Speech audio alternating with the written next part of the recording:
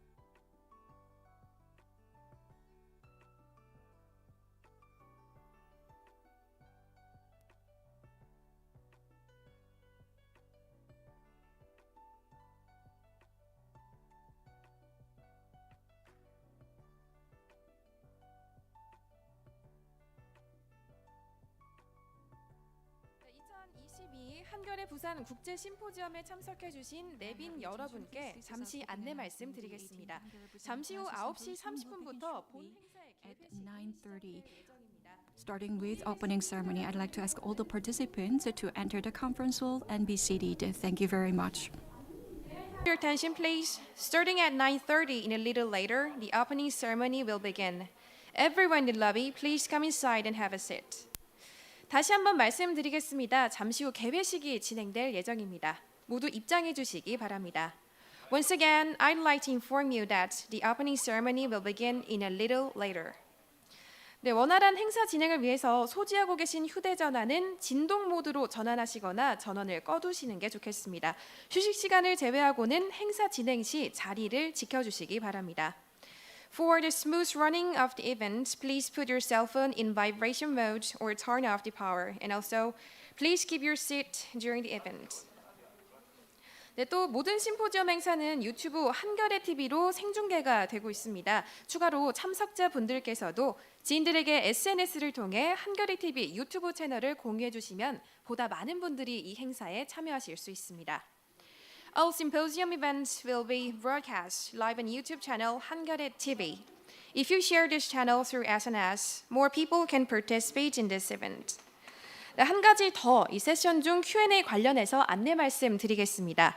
세션마다 여유 시간에 현장과 유튜브를 통해 질문을 받으려고 하는데요. 세션 진행 상황에 따라서 현장 질문 시간이 생략될 수도 있다는 점 미리 양해 말씀드립니다. And also, I'd like to inform you about Q&A during the session. In this session, we are going to get questions from the site and YouTube. Please note that the on-site questioning time may be omitted depending on the session situation. 네, 그럼 잠시 후 9시 30분부터 개회식을 시작하도록 하겠습니다. 자리에서 잠시만 기다려 주시기 바랍니다. 고맙습니다.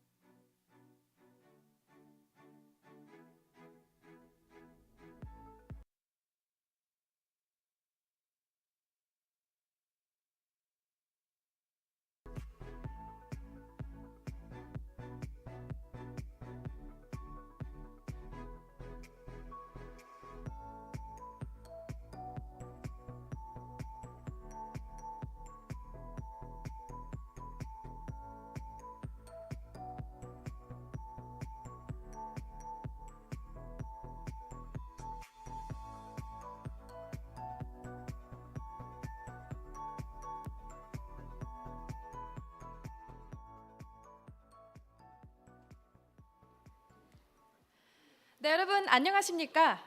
Good morning, ladies and gentlemen. We are now ready to start the 2020 Hankyoreh-Busan International Symposium. Thank you very much, and my name is Lee-jae. I will be the MC for the symposium today.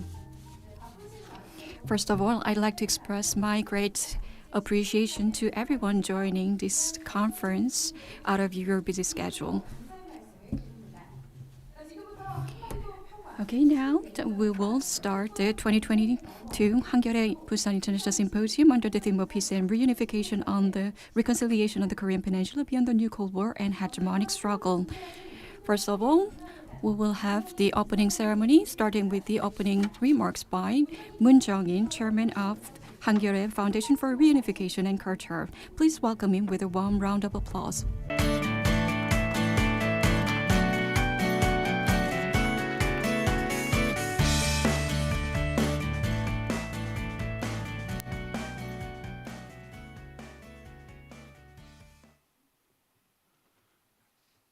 반갑습니다.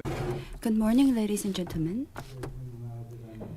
I am Chung-in, and I am heading up the Korea Hankyoreh Foundation for Reunification and Culture. It is my great pleasure to host this meaningful annual event together with the Busan Metropolitan City. I should begin by thanking those distinguished guests who have been supporting our 18-year-long journey for peace, including Mr. Byung-jin, the Vice Mayor of Busan Metropolitan City, and Mr. Hyun-dae, the President of Hankyoreh Media Group. And I'd like to also express my deepest gratitude to the citizens of Busan Metropolitan City and organizers from the city government and the Korea Maritime Institute for their support. My thanks go out to domestic and overseas guests participating in this event online and offline, which represents solidarity and dedication. The topic of this year's Hankyoreh-Busan International Symposium is Peace and Reconciliation on the Korean Peninsula beyond new Cold War and hegemonic struggle. With the Russia-Ukraine war breaking out this February being prolonged, Europe is now facing some of the worst of the geopolitical risks since the World War II, and the ripples are affecting the whole world. To make matters worse, the power struggle between the US and China, which are the most dominant economic and military powers, is becoming intense and creating an atmosphere of a new Cold War.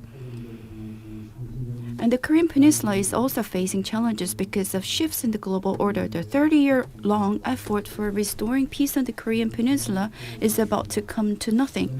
The confrontations between the two allied powers, the ROK and the US, and Japan and North Korea, China, and Russia have been intensified.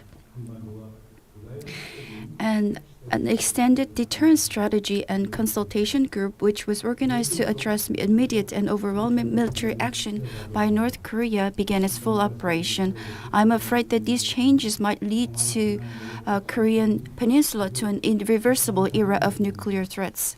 We need to work harder for this under these circumstances. These global crises that have destabilized the Korean Peninsula and the global order might have been caused by our insufficient efforts for peace. I am deeply hoping this event will lead us to come up with an opportunity to get motivated again. We are in Busan. It is Korea's capital of the maritime, and it is a link between the vast Eurasian continent and Indo-Pacific regions. However, the recent disruption of the global supply chain has made Busan find it hard to maintain its geo-economic advantages and achieve its vision of a global logistic hub.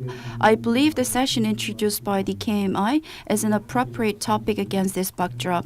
The youths and teenagers are the future of the world, including the Korean Peninsula. We want Generation MZ to share their ideas on peace, and that is why the Hankyoreh and Busan Metropolitan City co-hosted a peace essay competition under the theme of If I Meet with Him or Her. About 40 entered for this event, and we selected the prize winners through strict and impartial judging. I would like to once again thank all the participants online and offline, and most of all, I really hope that Busan will be successful in bidding for the World Expo 2030. Thank you. 네, 문정인 이사. That was Chairman Byung-jin. Thank you for your opening remarks. Following on, I'd like to invite Mr. Byung-jin, Vice Mayor of Busan Metropolitan City, who is the co-host of this event. Please welcome him with a big round of applause.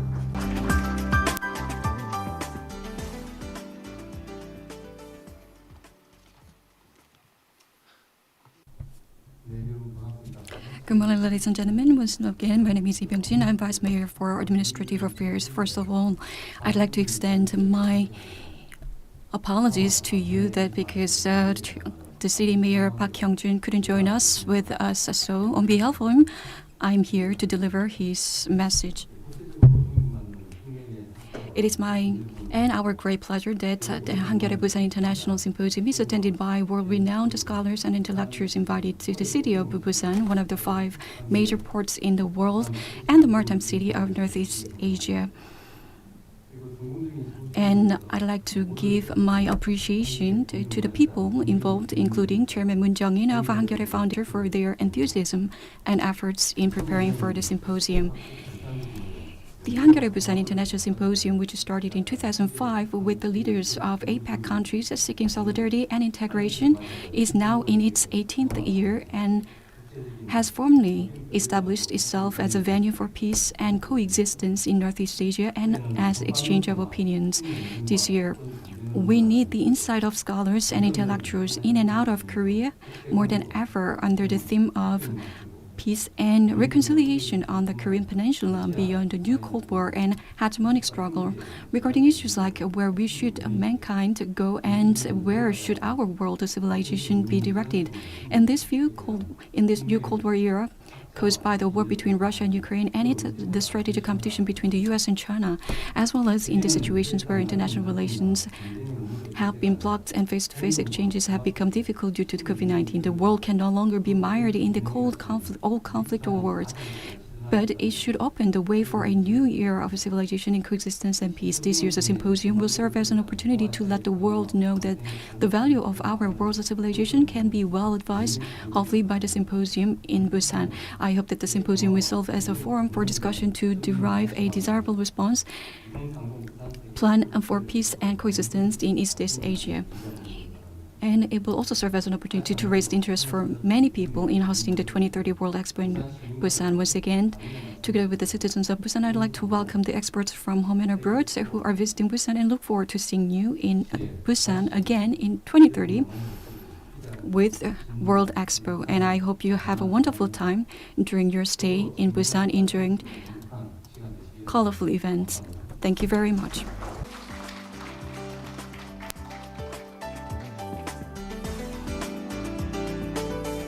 네, 이병진.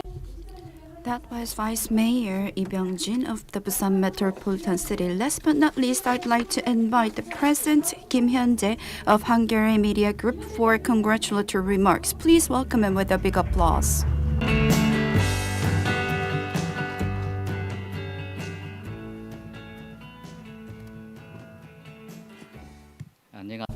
Good morning. Once again, my name is Kim Hyun-dae. I'm president of Hankyoreh Media Group, one of the representative trusted media. First of all, I'd like to express my appreciation to Chairman Chung-in of Hankyoreh Foundation for Reunification and Culture, and also to Vice Mayor Byung-jin, who's attending on behalf of Mayor Park. And also, I'd like to welcome everyone who newly joining the symposium this year. Thank you very much for joining this symposium. And also, I cannot forget to thank the shareholders and subscribers of Hankyoreh. As already introduced, the symposium was launched back in 2005, following up on the discussions and the result of Busan APEC Summit. And now we are celebrating the 18th year. In the meantime, we have been gathering our wisdom and capabilities to the door to peace on the Korean Peninsula and around the world. And every year, we tried very hard to send our messages to usher in peace all around the world. And I remember that last year, right at this podium, I told you that it is really, I can feel that, we all can feel that peace is not something we can easily earn. And this is the time we can feel that all the more compared to other periods, because maybe this is the most difficult time for us after the Korean War occurred. And I think to myself that when the darkness grows deeper, it ushers in the dawn. Therefore, with unwavering belief that we can certainly open the door to peace, we are gathered here today in order to share the insights, knowledge, capabilities, and experiences with experts and interest parties around the world. People around the world are suffering from the fear of war, and also their aspiration for peace is growing. Against this backdrop, I am certain that our efforts and dedication will certainly bear fruits. Hankyoreh Media Group was launched based on the great support of 70,000 public shareholders who desperately hope for peace and democratization on the Korean Peninsula and around the world. And beyond the political blocs of progressives and conservatives, our vision is to open a door to the world and that everyone can enjoy coexistence in peaceful manner. Therefore, it is all the meaningful that we are every year hosting this symposium together with the Busan City government. Once again, I'd like to thank everyone joining the symposium who will be who will play the key role to usher in the peace on the Korean Peninsula and around the world. Thank you very much.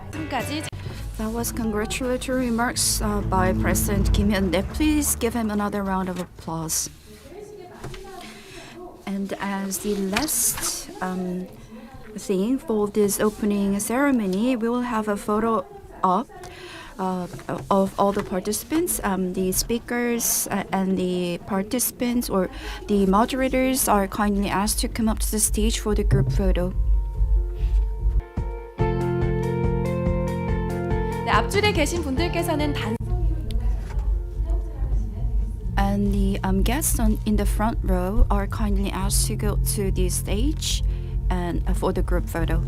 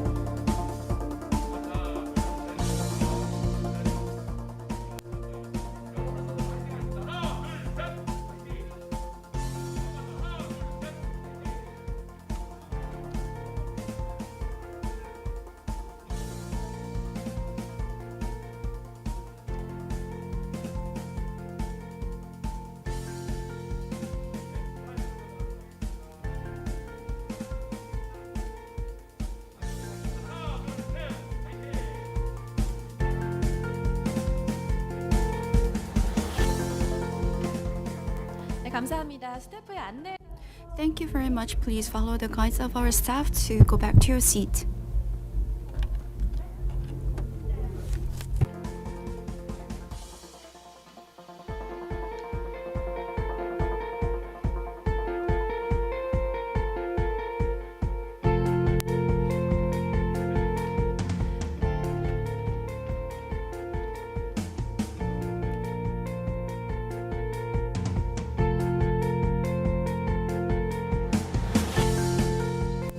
네, 그럼 이것으로 This brings us to the end of the opening ceremony of the Hankyoreh-Busan International Symposium 2022. Once again, let's give a big round of applause to all the speakers.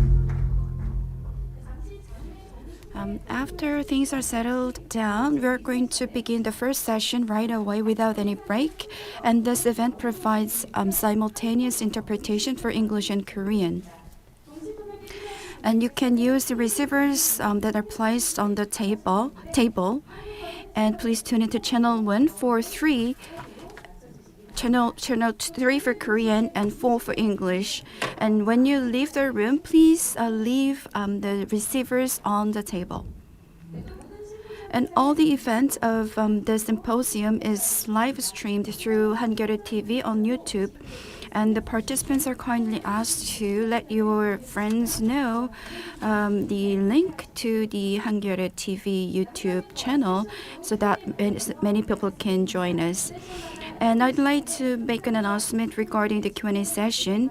And we're going to take questions. And if the schedule allows us, we can take the questions. If not, we will have to skip the Q&A session. I would like to ask your kind understanding. 네, 그럼 지금부터 Okay, now we are ready to the first session under the theme of the US-China power struggle and NATO's expansion and the future of international order. The moderator for the session 1 and the keynote presenter and discussants, I'd like to ask them to come up to the stage.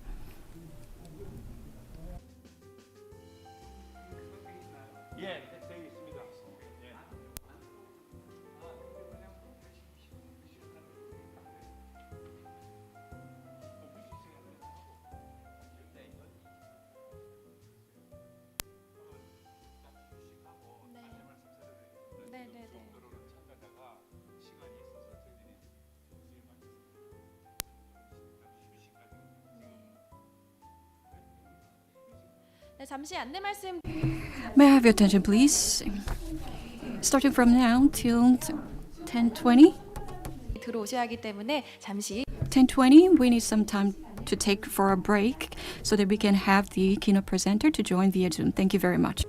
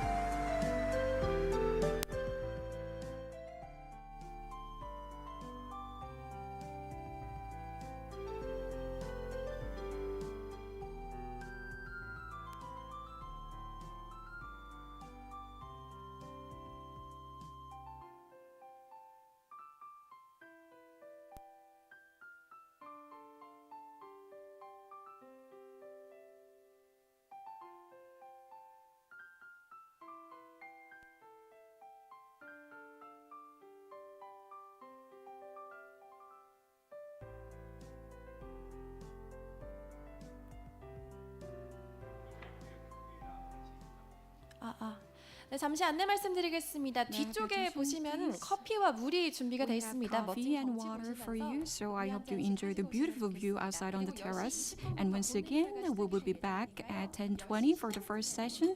So please make sure that you are back to your seat by 10:15. Thank you.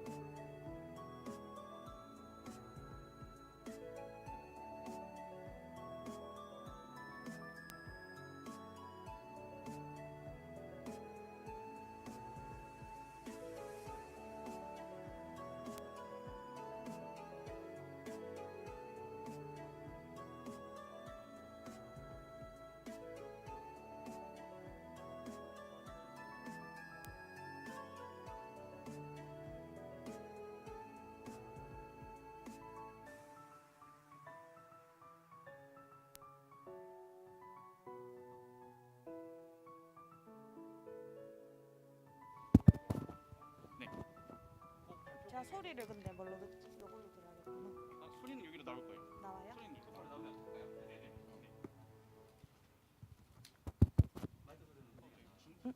Hello, Professor. Can you hear my voice?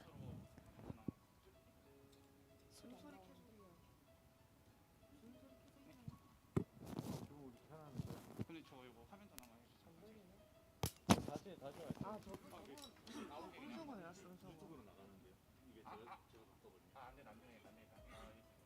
I can hear your voice.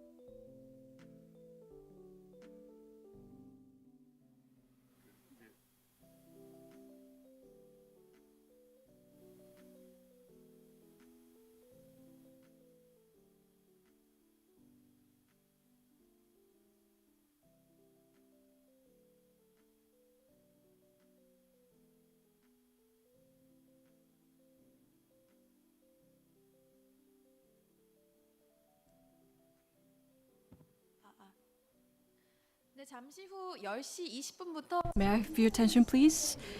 At 10:20, we will start the session 1. So I'd like to ask all the participants who are enjoying the view out at the terrace, please return to the conference hall and be seated. Once again, this is a housekeeping announcement. In 5 minutes at 10:20, we will start the session 1. Once again, please return to the conference hall and be seated. Thank you very much.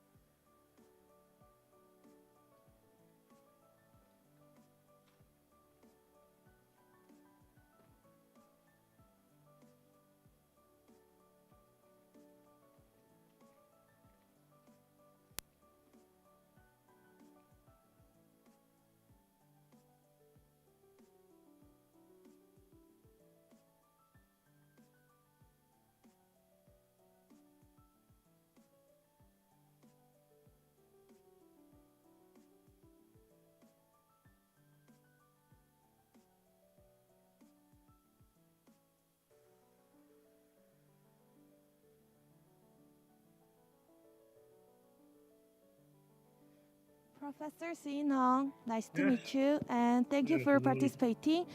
We are checking the technical rehearsal, and can you set your Zoom channel in English? Then you can hear the translated voice.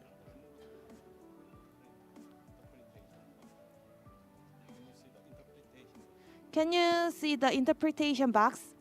It look like the Earth.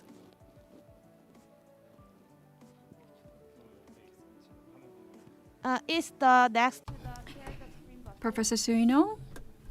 Professor Suino, this is Korean interpreter. If you can hear me, please respond. Once again, this is Korean interpreter to check the technical connection via Zoom. Professor Suino, if you can hear me, please respond. Once again, this is Korean interpreter. Professor Suino, can you hear me? Please respond.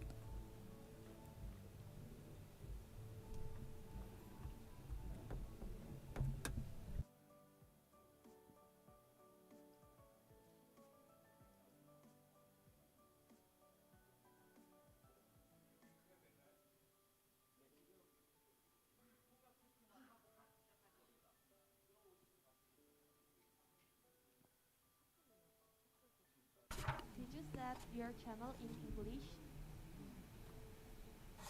Professor Shi? Professor Shi, can you hear the interpretation?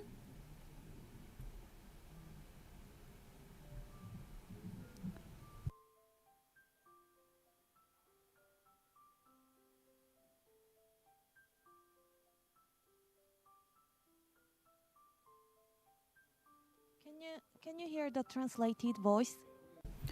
Professor Shi? Professor Shi, can you hear the interpretation?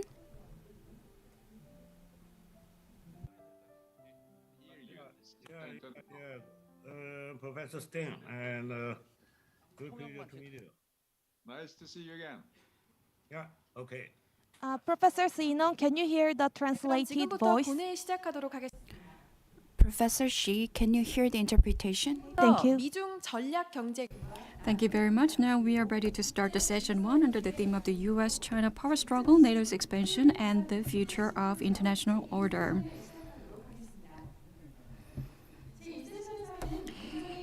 For the session 1, Chung-in, chairman of Hankyoreh Foundation for Reunification and Culture, will serve as a moderator.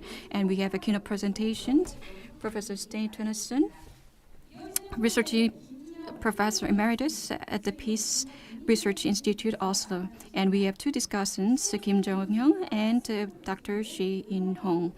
And Professor Shi is connected via online.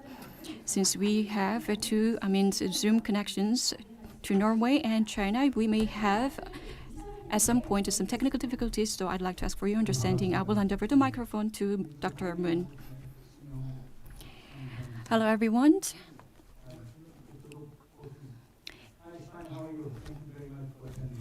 The conference. Great to see you. Thank you for inviting me. Okay. 원래는 그렇습니다. 우리 슈타인 테니슨. Well, actually, the Professor Stein Tønnesson was planning to join in person, but unfortunately he had some difficulty with his leg, health conditions, so he's joining us virtually. And Professor Shi,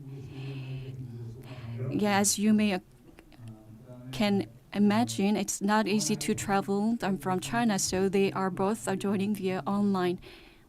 And for your information, Professor John Eikenberry was planning to join this symposium via online, but unfortunately, his father passed away recently, so he has a family funeral to prepare, so he couldn't join with us. But I will certainly take some time to deliver his message in consideration of the session 1. So once again, the topic for the session 1 is the U.S.-China power struggle and NATO's expansion and the future of international order. Before we begin,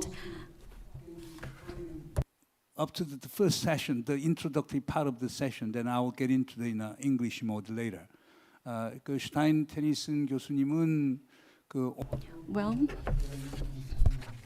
let me briefly introduce Dr. Stein Tønnesson. Dr. Tønnesson is a research professor emeritus at the Peace Research Institute, Oslo, associate editor for Asia in the Journal of Peace Research, and member of the editorial board of Global Asia.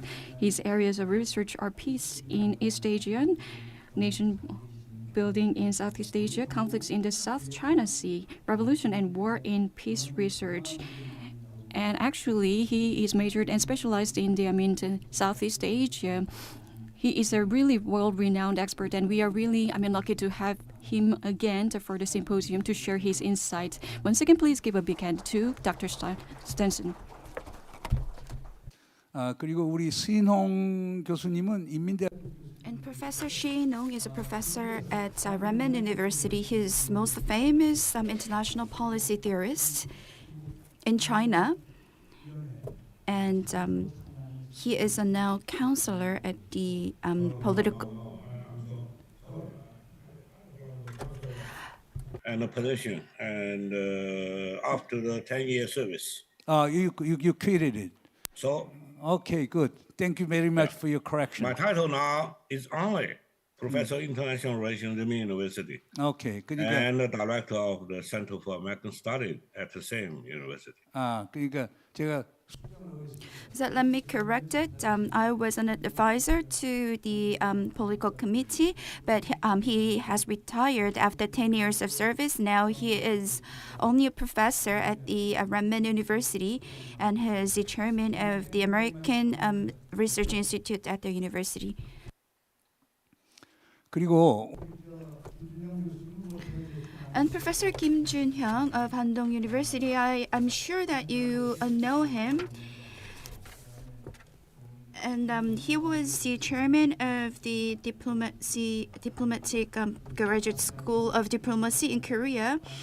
And he has been highlighted by the media with his theory, and he has his own views on the international affairs. So we will get a lot of insights from him. And Professor John Eikenberry, although he could not join us, he is a professor emeritus at Princeton University, and he has become famous with his view or theory of after victory. And he is the scholar with the knowledge on how the world has changed after the Second World War. and he's a liberal internationalist in the U.S. and he's the most famous liberal internationalist in the U.S. He could not join us today, but I have his discussion, so I'll read it. Okay, first, Stein, you give about the 30-minute presentation with your PPT materials, and that will be followed by 5 to 7 minute presentation by Professor Yinhong and Professor Joon-hyung. And also I will summarize John Eikenberry's discussion material, okay? And then we'll have about the 30-minute discussion among panelists, and that will be followed by questions and answer session with the flow. Okay, with this understanding, let me start with Stein Tønnesson. Stein, please go ahead. Thank you very much for inviting me. I will proceed directly to my main message. The increasing rivalry between China and the United States threatens all of us, all nations, regardless of whether we are neutrals, partners, or allies of one or the other.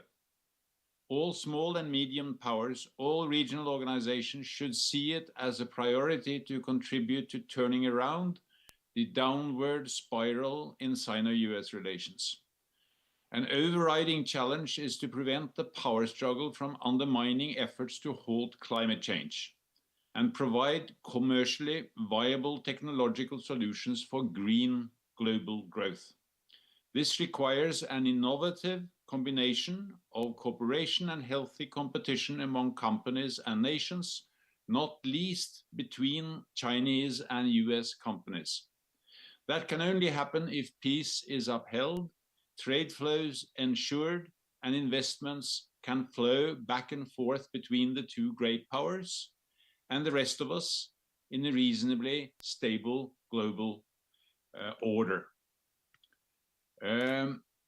I propose to you an inclusive we, encompassing all those of us who reject bipolarity. Asia benefited enormously from the rapprochement that took place 50 years ago between the United States and China. It paved the way for a long-lasting regional peace, allowing East Asia to eradicate poverty on a great scale and take over as the main center of global industrial growth. The Republic of Korea is right at the center of that happy story. A little more than 30 years ago, Europe benefited from the end of Soviet-US rivalry. It allowed the EU and NATO to expand and establish a new regional order encompassing West, Central, and parts of Eastern Europe. At one point, NATO set as its aim to develop a partnership for peace, meant to include Russia.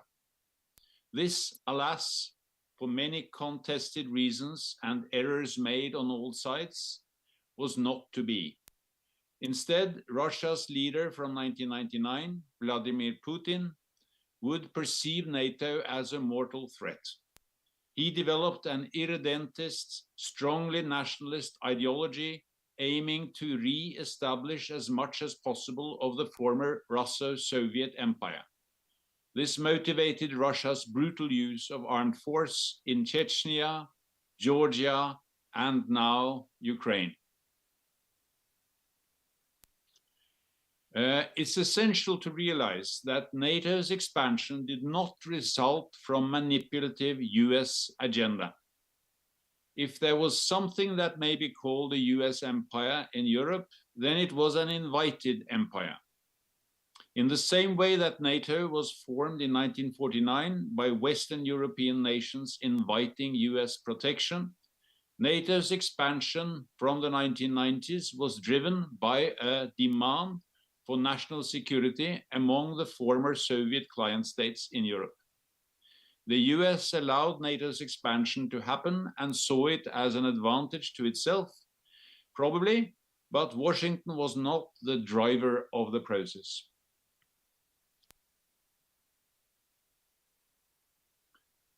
A huge task for the coming post-Putin era is to lay the foundation for including all of Eastern Europe, also Russia, in a secure European order, and match it peacefully with a Central Asian order based on the Sino-Russian cooperation.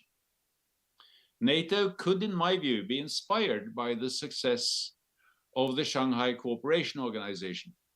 The Shanghai Cooperation Organization has allowed the two great powers in Central Asia and the nations between and around them to cooperate peacefully, quite similar to what was thought about the the shared peace in Europe.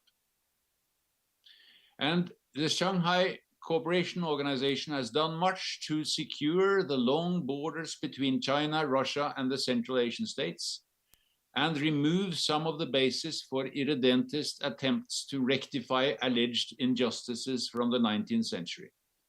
Wise Russian leaders would show a similar concern for open and secure borders in the West. The idea of a partnership for peace in Eastern Europe might receive another chance once Russians decide to rebuild and diversify their economy and foreign relations and recover from the misery created by Putin's mismanagement, military gambles, and war crimes. It was a telling experience to see Putin being lectured by the leaders of China and India at the Shanghai Cooperation meeting in Samarkand in September about the need to avoid war and provide positive energy in a world in turmoil.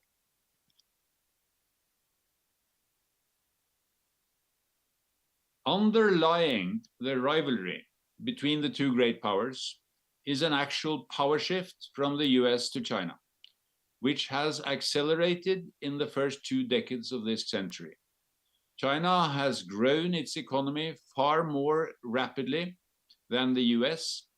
In terms of nominal GDP, it has bypassed all the world's nations, except so far the United States.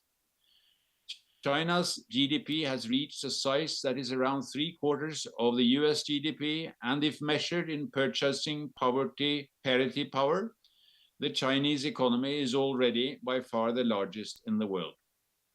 However, GDP per capita and productivity remain lower than in the US and many other countries.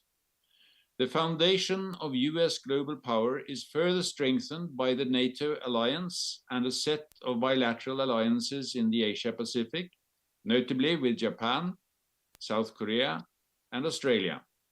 While the US has no reason to worry that China may match the US military strength anytime soon on the global level, it has more reason to fear that China may establish a regional hegemony in the Western Pacific. This would disrupt the US base and alliance system established in the aftermath of World War II. China has in the last couple of decades built formidable military forces with precision-guided land-based and sea-based missiles, a steady stream of new warships, submarines, fighter aircraft, and cyber capabilities. It also now produces its own aircraft carriers and modernizes its strategic nuclear missile forces. What China lacks so far is combat experience.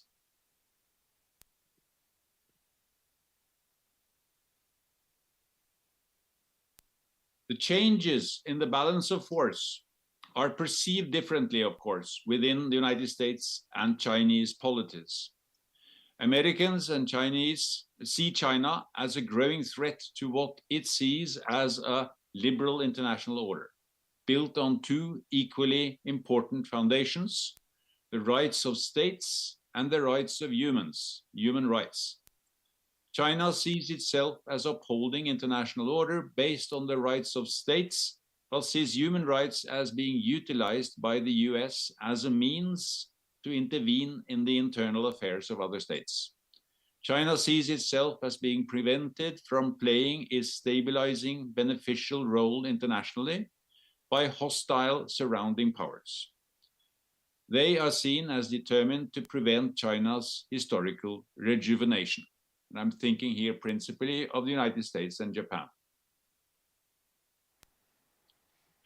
Among the most important drivers of the US-China power struggle are internal developments in each polity. Over the last decade, US political leaders from left to right have adopted a vastly more hostile attitude to China than before. While the US Cold War presidents could count on bipartisan support in Congress for their foreign and security policies, mostly, a deep divide has developed in recent years between the Republicans and Democrats. This sometimes prevents the US from upholding sensible, predictive foreign policies. In the last decade, the Republicans and Democrats have competed in their quest to counter China's growing power. China huggers may still be found in academia and among US business executives operating on the Chinese market, or relying on China-based industries, but not in US politics. A key indicator of the failure of the US political system was the 2000 election of an unqualified, irascible president in the person of Donald Trump. He did his best to extricate the US from its multilateral commitments.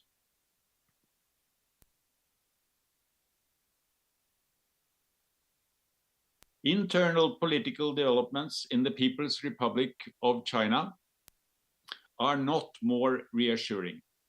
While in the era of Deng Xiaoping, Jiang Zemin, and Hu Jintao, there was a culture of collective decision-making within the Chinese Communist Party, it has in the last decade concentrated power in the hands of one man, the 69-year-old Xi Jinping. By contrast to his predecessors, he does not seem to have done anything to enable his succession. Xi Jinping took full control of the 20th Party Congress and has obtained a mandate to complete a third term as leader of the party and the Chinese state. There is now a feeling that he will stay on as long as he can. He has vastly strengthened the role of the party, not only in the state and government, but also in China's business sector. He has subjected the Chinese society to an unprecedented degree of digital control. Ethnic minorities are systematically repressed for the purpose of assimilation. No dissent is tolerated. At the same time, Xi has failed to carry out reforms that are likely to be needed to keep up China's economic momentum. He has furthermore enforced extremely rigid policies to suppress the COVID-19 pandemic. These policies must be silently resented by many people in China itself, and they create fears of Chinese power abroad.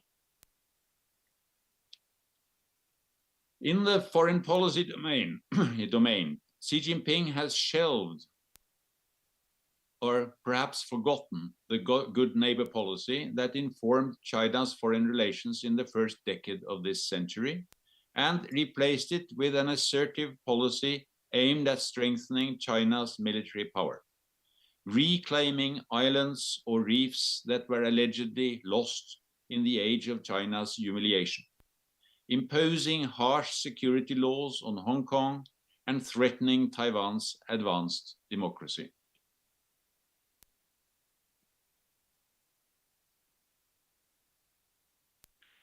Xi Jinping's ideology is purportedly Marxist, but in fact mainly nationalist.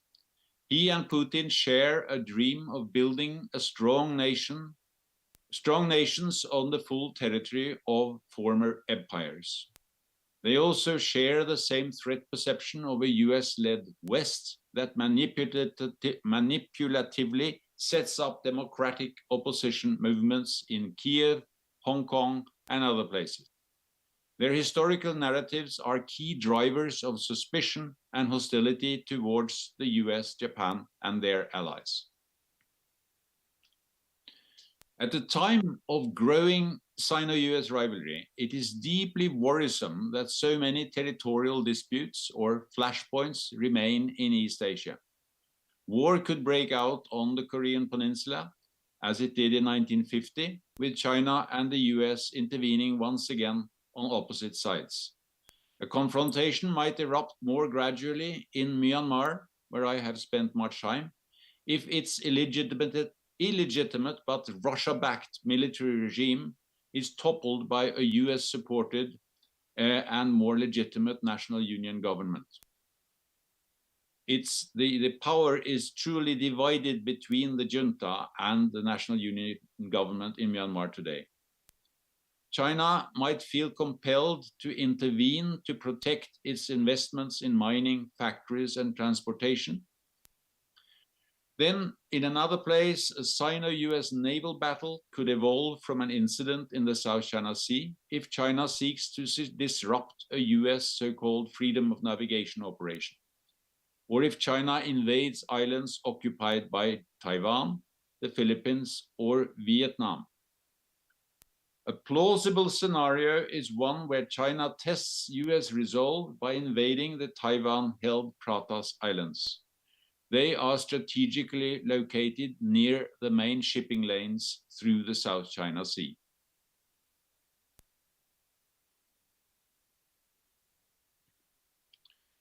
The most acute danger zone is probably the Taiwan Strait. Events during 2022 have increased the risk of a Sino-US war over Taiwan. In my opinion, China's national interests are best served by letting Taiwan gain independence with full membership in the United Nations. China would be wise to do this voluntarily out of its own realist volition. Until that happens, Taiwan will remain China's Achilles heel. The Chinese People's Congress adopted a law in 2005 that obliges the People's Republic of China to use force if Taiwan declares itself independent. The aim was, of course, to deter Taiwan from going independent. At the same time, however, the law obliges China to use force even in a situation where it might be defeated. This violates Sun Tzu's key principle of making sure of winning a battle before it begins. It is clear today that a huge majority of the Taiwanese do not want to be ruled from Beijing. If occupied, Taiwan could become a new Xinjiang with hundreds of thousands of people in concentration camps. Let me add, since I realize that no Chinese leader anytime soon will dare to let Taiwan be independent, that the best for everyone is to preserve status quo. Preserve status quo. Status quo has allowed Taiwan to develop a strong economy, a state that respects the rule of law, and a vibrant democracy. It has also allowed huge Taiwanese investments in mainland China. Taiwan has not enjoyed membership in international organizations or been able to establish embassies in other countries, yet Taiwan's experience has proven that de jure independence and UN membership are not necessary prerequisites for national happiness.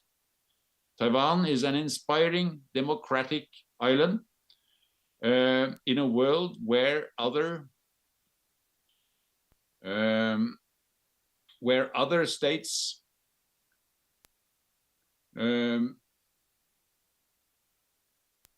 other countries have become more and more authoritarian. This leads me to the irresponsible actions undertaken by the US and China this fall regarding Taiwan. First, the Speaker of the House of Representatives, Nancy Pelosi, made a high-profile visit to Taipei. She made the mistake of letting her sympathy for Taiwan's democracy affect her action in a matter of utmost strategic importance. This gave Xi Jinping an excuse for launching a totally disproportionate campaign to intimidate Taiwan, with missiles flying over the island and naval exercises being conducted all around it. Xi also suspended low and medium-level US-Chinese military-to-military talks on conflict prevention and bilateral cooperation on countering climate change. Now it was Joe Biden's turn. Predictably, he launched huge new sales of weapons to Taiwan and reiterated something he had said before in an interview with CBS on 19 September before leaving for Queen Elizabeth's funeral. He said that the US would defend Taiwan militarily if it came under I quote, unprecedented attack, unquote. This was not, however, the most irresponsible statement he made that day. The worst was something he said twice in the same sentence. I quote, Taiwan makes their own judgments about their independence. We are not moving, we are not encouraging their being independent. We are not, that's their decision. I quote him precisely here because he mumbled, but he said that's their decision. Well knowing that the Taiwanese government and most of its people will want de jure independence, well knowing that this would lead to war with China, Biden stated that the Taiwanese themselves shall make the decision. This goes against established US policy as defined on the State Department's website.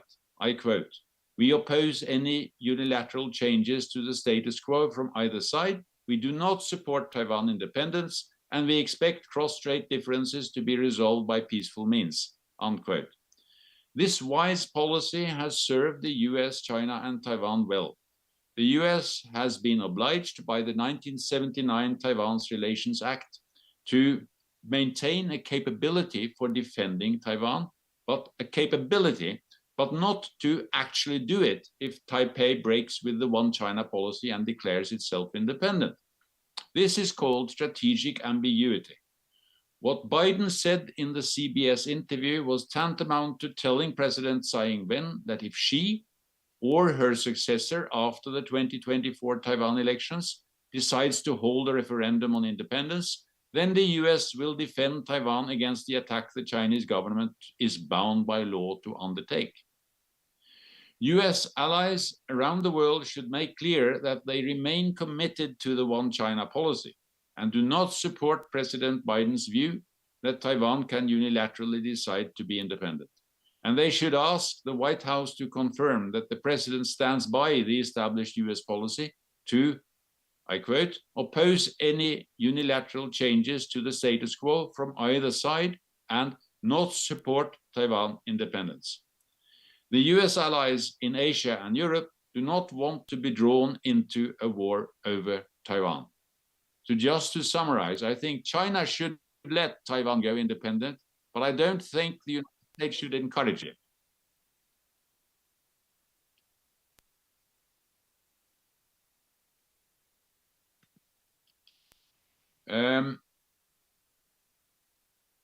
Now I shall be very short. You Koreans know this better than me. But let me just say that the one thing President Trump did that I appreciated was his attempt to cut the Korean Gordian knot by meeting Kim Jong-un. The Kim regime is now more isolated than ever, mainly because of its own decisions.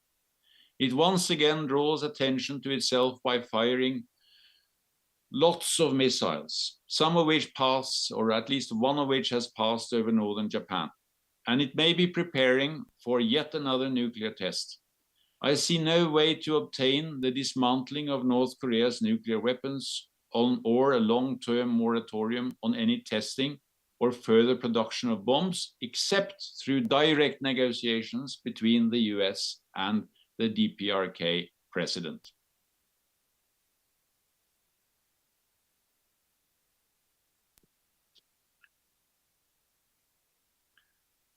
So then, what is to be done?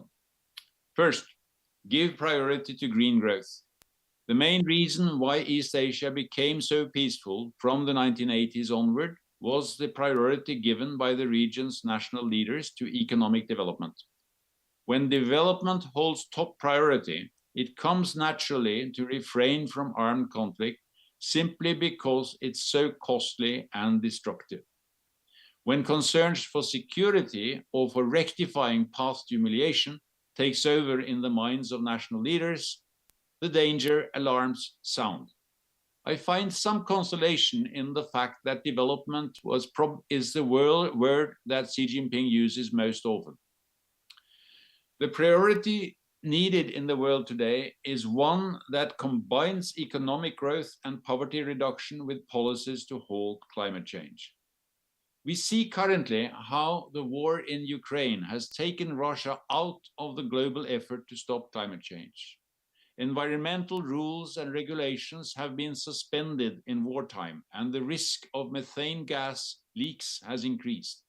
We've also seen China suspend the confident cooperation obtained by China's climate change envoy Xi Jinping and his US counterpart John Kerry, which led to a constructive, really inspiring joint statement at the summit in Glasgow last year. There is now an acute risk that China and the US will have nothing to present together at the coming summit in Egypt. Then there is a need to protect the integrated global economy, which in the event of war could be split into separate blocks. Decoupling. So far, we can sigh with relief that despite all talk, trade war and decoupling, the global flows of trade and finance have continued.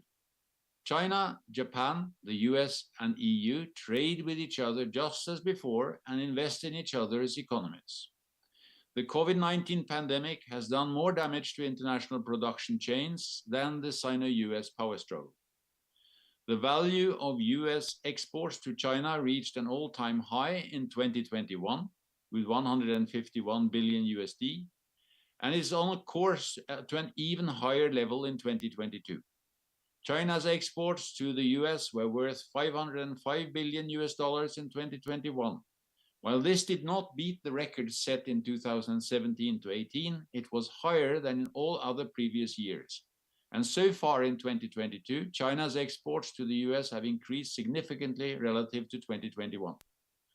The tariffs established by Trump, which Biden has so far preserved, do not seem to have had any noticeable impact on overall trade.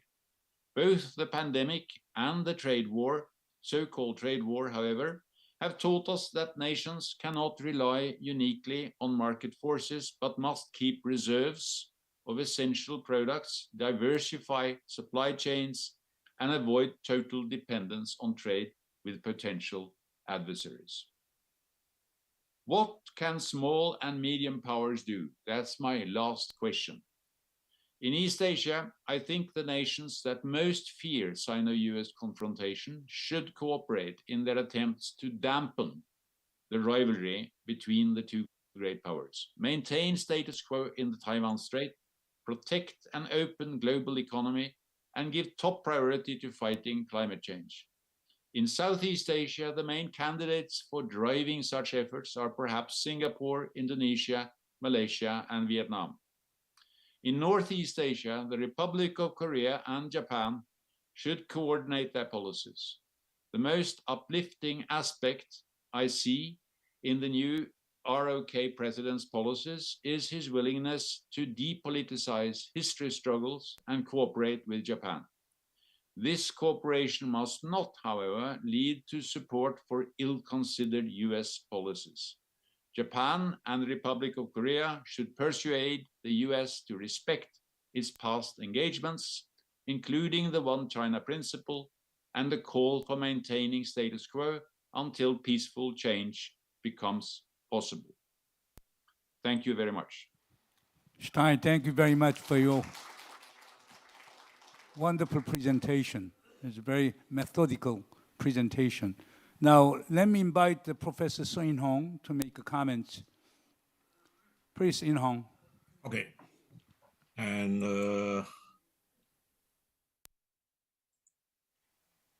can you allow me to have, okay. And it's my great chance to be here to discuss with distinguished scholars and other people, and for which I would like to pay my deep gratitude to all the organizers of this significant discussion. And I would like to focus on Indo-Pacific Coalition and 4 former members, but increasingly expanding and in a flexible way. So I would like to title my presentation as Indo-Pacific Coalition, increasingly dynamic, flexible, and potent. And the first part, previously, as to strategic military, besides its own armed forces in the United States, rely on several individual bilateral military alliances between itself and its allies in a very broad region now called Indo-Pacific, and assisted by a few underdeveloped bilateral military partnerships. Such a framework had its strategic drawbacks, relative narrowness in its geographical coverage, the lower degree of coordination among areas covered, and the singleness and the lack of institutional arrangement between or among its allies in the region. While there was benefit, the benefit of such a framework was at large only that the strategic affairs of the alliances were mostly decided by Washington alone, therefore relatively simpler and quicker. As you all know, in recent years, to deal with the drastic military buildup of China and rapid expansion of the extent of China's strategic activity, the United States and its critical allies, first of all Japan and Australia, have made major adjustments in the structure of alliances and coalition to strive for substantially mitigating the above drawbacks, or even gradually eliminating them. The cost of doing so, of course, is to make policy making multilateral in a large extent, resulting in more troubles and relative slowness in this respect. As a coalition with remarkably less military integration than alliance, Quad has much broader geographical coverage, while the military cooperations among its member states can be much denser. Quad could be said as creating such a framework for war preparation against China that is led by the United States, but multidimensional and flexible to be expansible. Part 2. Besides the recently May 24th launched Indo-Pacific Partnership for Maritime Domain Awareness, which is the first military collaboration project joined by all 4 Quad members. The framework mentioned above consists of the following 2 major aspects. The first, military bilateral or trilateral cooperation against China among the 4 members of Quad, which are becoming increasingly prominent, wide, and concrete. The aggregated military cooperation between the United States and Japan constitutes Quad's primary beam as it were, besides the American Indo-Pacific forces. But Japan and Australia are quite actively setting up its auxiliary beam, the Japan-Australian military cooperation. Second, Quad has expanded itself in military flexibility by a quick speed with effectiveness, aiming at directly or indirectly, including Britain, which is particularly important in its role, and together with major EU powers and a NATO connection. The South Korean Yoon administration's participation in condemning China in its behavior in Western Pacific has come so rapidly. Defense chiefs from ROK, Japan, and the United States on June 11th in a joint statement highlighted the importance of peace and stability in Taiwan Strait. And they are, quote, strong opposition to any unilateral actions that seek to alter the status quo and increase tension in the Indo-Pacific, a veiled criticism of China. Similarly, Russia's war in Europe and Tae-gyun's taking power in ROK have launched a strategic connection for the first time between NATO and Quad's flexible regional expansion framework. That means ROK, Japan, Australia, and New Zealand held a summit on the fringes of NATO summiting majority in the last week of June. It is seen by the four nations as an attempt to keep assertive China in check in Indo-Pacific after Russia's invasion of Ukraine, hidden the concerns about the implication for the region where Beijing has been expanding its influence, as the Western media rightly observed. Third, beyond the strategic high-tech collaboration agreement between the United States and Japan in Code framework, Code expansion has been aided a dimension of economy and technology. Remarkably strategic and quite flexible to be expandable, since the Republic of Korea partially joined in Code in early summer of last year.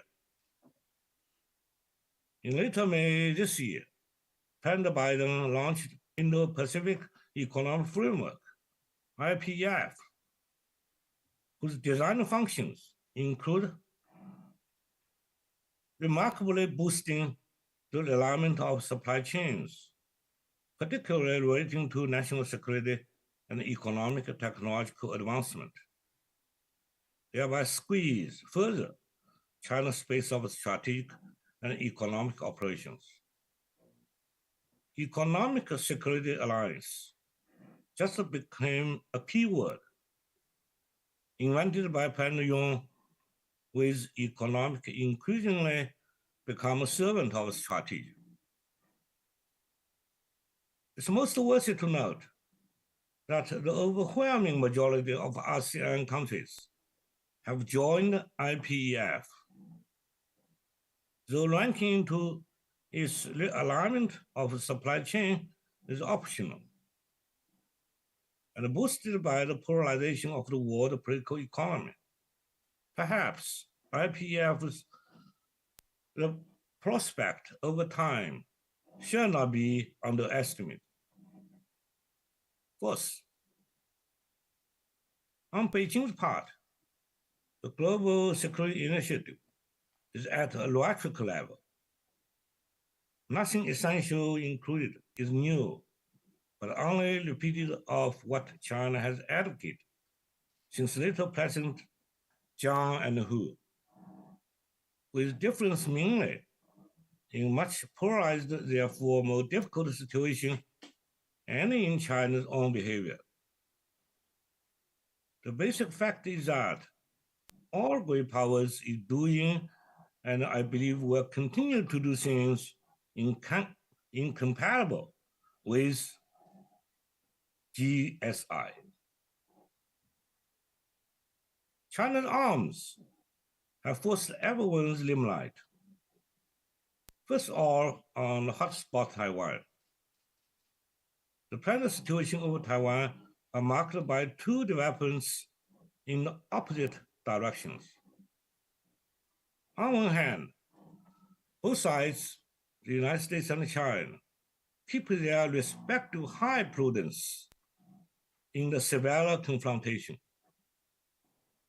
But on the other hand, while China's military often holds the liquefied drills in the straits and the surrounding seas, this time it encircled Taiwan and targets areas within its territory, sea, and airspace.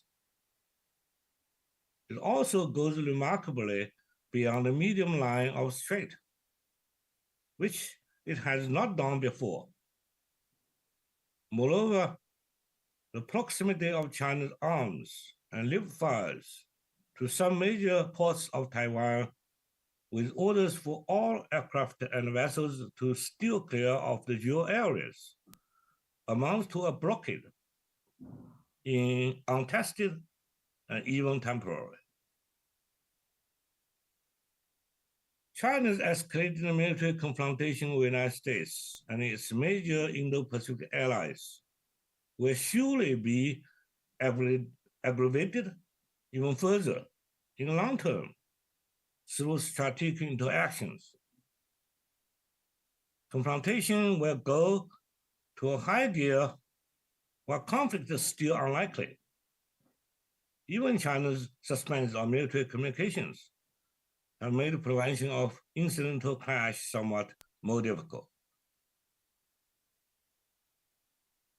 especially because of the hotspot Taiwan, as well as other spots in the region. What Indo-Pacific Coalition is characterized in the title of this presentation should be changed, therefore, as increasingly dynamic, flexible, potent, and dangerous. Thanks for your attention. Thank you. Very much. Thank you very much for your wonderful presentation. Now let us turn to Professor Joon-hyung Kim. 네, 안녕하십니까. 네, Good morning. 저는 한국말로 하겠습니다. Let me speak in Korean. Well, I believe we have excellent interpreters for the symposium, so I think it's okay for me to speak in Korean. Well, first of all, it's my great honor to join this symposium, sharing insights and learning from the world-renowned experts. Well, I really appreciate it and found very interesting the presentation, keynote presentation, and the ideas from Professor Shi. I have a bit of a different opinion, so let me share what I think about the current situation and on the topic for the session 1. Well, for the last 3 years, we call the period, post-Cold era. 30 years, it's for one generation to come into the scene and then to move back to the, stage. Now we have this serious conflict between, triggered by Russia, and I believe there is still really active signs which can trigger a new Cold War. Well, there are different terms used, Fox America and rule-based international orders, and there are different terms to refer to the current situation and developments, like global governance and integration, and the atmosphere for cooperation. Yes, that's all true in the past, but the rapidly changing developments around the world somewhat make us feel that, well, the past 30 years were really good time for us, but I believe we should not be fooled. So-called a new Cold War era may have, a lot of, difficulties and downsides as well, and really, dark clouds casted over our future. Yes, in Europe, in the past, they were really eager to integrate the continent, but now, it's almost like, fragmented world. Each country would like to pursue their own future to actually be self-sufficient. The nationalism, strong reliance, and a lot of geopolitical tensions are actually driving these trends. But what's important, I believe, is that we need to learn from the previous world order, and we need to actually devise solutions and have a clear direction to move forward. We are now living in the world of confusion. Yes, it is also true that only the downsides are highlighted. Yes, now we are heading toward so-called multipolar world or world order. Obviously, it's not in line with harmonization we have pursued so far. So I am quite worried because this multipolarization is intensifying. Yes, there is a strategic competition or struggle between the superpowers, and it is also worrisome that this impacts also the Korean Peninsula. Yes, China is strongly pursuing its the Road and Belt Initiative, and the U.S. is doing almost everything they can to have China in check and contain their rising influence across the world.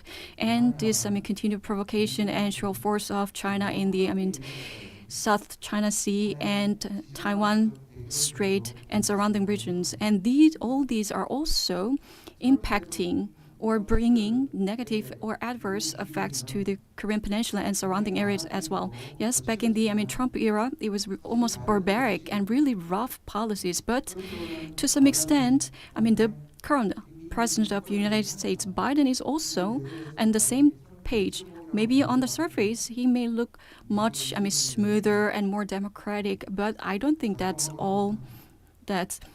America first, this selfish nationalism of the America is still in play. And also there's possibility some people talk about militarization of the Korean Peninsula, meaning both Koreas are beefing up their military force. So not only, having discourse or communications, it's already really heightened the tension in terms of a military conflict on the Korean Peninsula. But again, U.S. is pushing its allies to restructure global supply chains. This is also it's part of effort to contain rising power of China, taking their enlarging their share of pies, and so-called BBC bio battery and semiconductors. In those sectors, what the U.S. wants from Korea is that using a new or restructure the supply chain and help U.S. build their own, domestic industries. So it's quite ironic because U.S. was in the forefront establishing the free trade order, and this is strongly or strictly going against the principles of WTO. So still they think they are upholding liberalism and democratic market economy, but I do not believe that U.S. has the capability to trigger or usher in a new cold era. Roughly 25% of U.S. is no longer taking more than 25% of the world GDP. China is fastly growing, and there are other emerging countries. And Russia's invasion of Ukraine, yes, there are a lot of difficulties, but there are India, Russia, and so-called BRICS nations are still, putting their efforts together. So all these are blocking U.S.'s efforts to actually take back their hegemony. So as Dr. Tønnesson mentioned, in 2022, we had a lot of incidents around the world. If you look at the numbers of the trade between the two countries, they are having this really intensifying power struggle, but still they are having this really inseparable trade relations between the two countries. So almost the $400 billion of trade deficit with the trade with China. So I don't think whether it's really possible to have the full decoupling between the U.S. and China. So it's really complicated. So if U.S. forces to do that, artificially, I think it will certainly have a devastating effect around the world as well, not just between the two countries. So U.S. also have a strategic interest on the Korean Peninsula. One is, quote, so what U.S. wants is to have a stronger grip on the Korean Peninsula and more broadly on the Pacific area. In the Pacific area, it was already highlighted by the discussant Professor Shi as well. So let me to present a couple of suggestions where we should go. So yes, now we are talking about a new Cold War, but there are a lot of flexible variables. It can be better than before. It can be worse than before, but I believe there are three scenarios that cannot be materialized in the next 30 years. One is that U.S. cannot be fully contain China, and two, China cannot outpace U.S. indefinitely, and the struggle between U.S. and China will be a kind of a war of attrition in the long-term perspectives. So that is the reason why we cannot jump to a conclusion picking one side. No. Just picking one side will make us more uncomfortable and put us in a more difficult situation. So we shouldn't limit ourselves or contain our capabilities within this geopolitical, framework. So yes, we have this, extended or enlarged joint military drills with the U.S. and even involving Japan. But it's not just, military, front. We have economic and social geopolitical influences or impact as well. So yes, value diplomacy is important, but how it is utilized recently is that it's just excluding other countries that do not serve our own interest or one's interests. So this shouldn't be the way we pursue. Rather, ethically good countries or bad countries, morally good countries or bad countries. All these are just, diplomatic rhetorics. Those are not concepts that we can rely on. Because, it's really subjective, concept or definition by each country.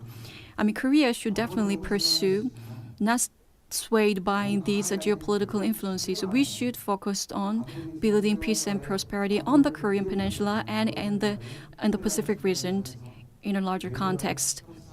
So, in our diplomacy, peace should be our top priority. Yes, we need to have negotiations. We should not isolate ourselves or contain ourselves to one side or limited bloc. Yes, even if, every country around the world want to live by themselves or be fully self-sufficient, but that's not possible. And there are countries who can help us and for whom we can provide our assistance. So I believe maybe this is time for Korea to take the lead in actually promoting dialogue and discussions on peace. This is where I fully agree with, Professor Tønnesson. Rather than picking sides, we should focus on solidarity. As mentioned by the keynote presenter, yes, SCO, India clearly pointed out that, to the Putin, you should stop the war. It was really, very kind of shocking to me. It happened in those, international arena. So this is, this happened within the same bloc. So if we do not have enough, power as a country, we have EU, Australia, and ASEAN countries. Maybe we can establish a so-called third bloc, third zone, or a buffer zone, so that we can actually alleviate or reduce the tensions or conflict between U.S. and China. And we have other, players in the, South America.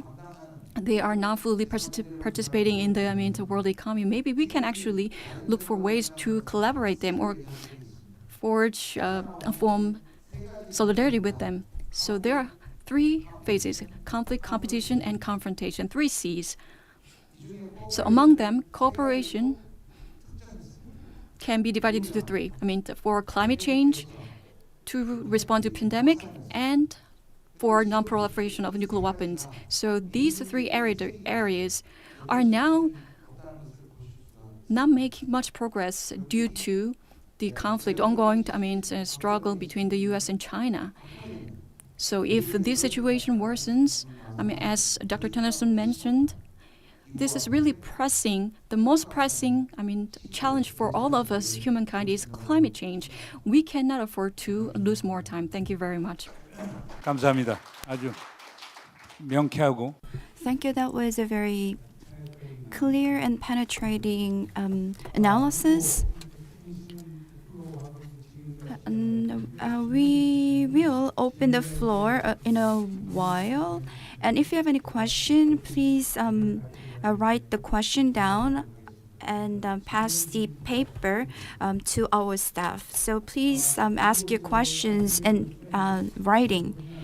And Professor Eikenberry could not be with us today. He said is that with the Trump administration, the liberalist world order has been disrupted, and the Trump withdrew from the party convention and other conventions, and with the Biden administration, the U.S.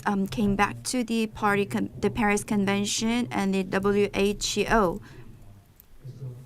As such, the Biden administration pursues multilateralism and seeks to restore America's hegemony. That's what he says.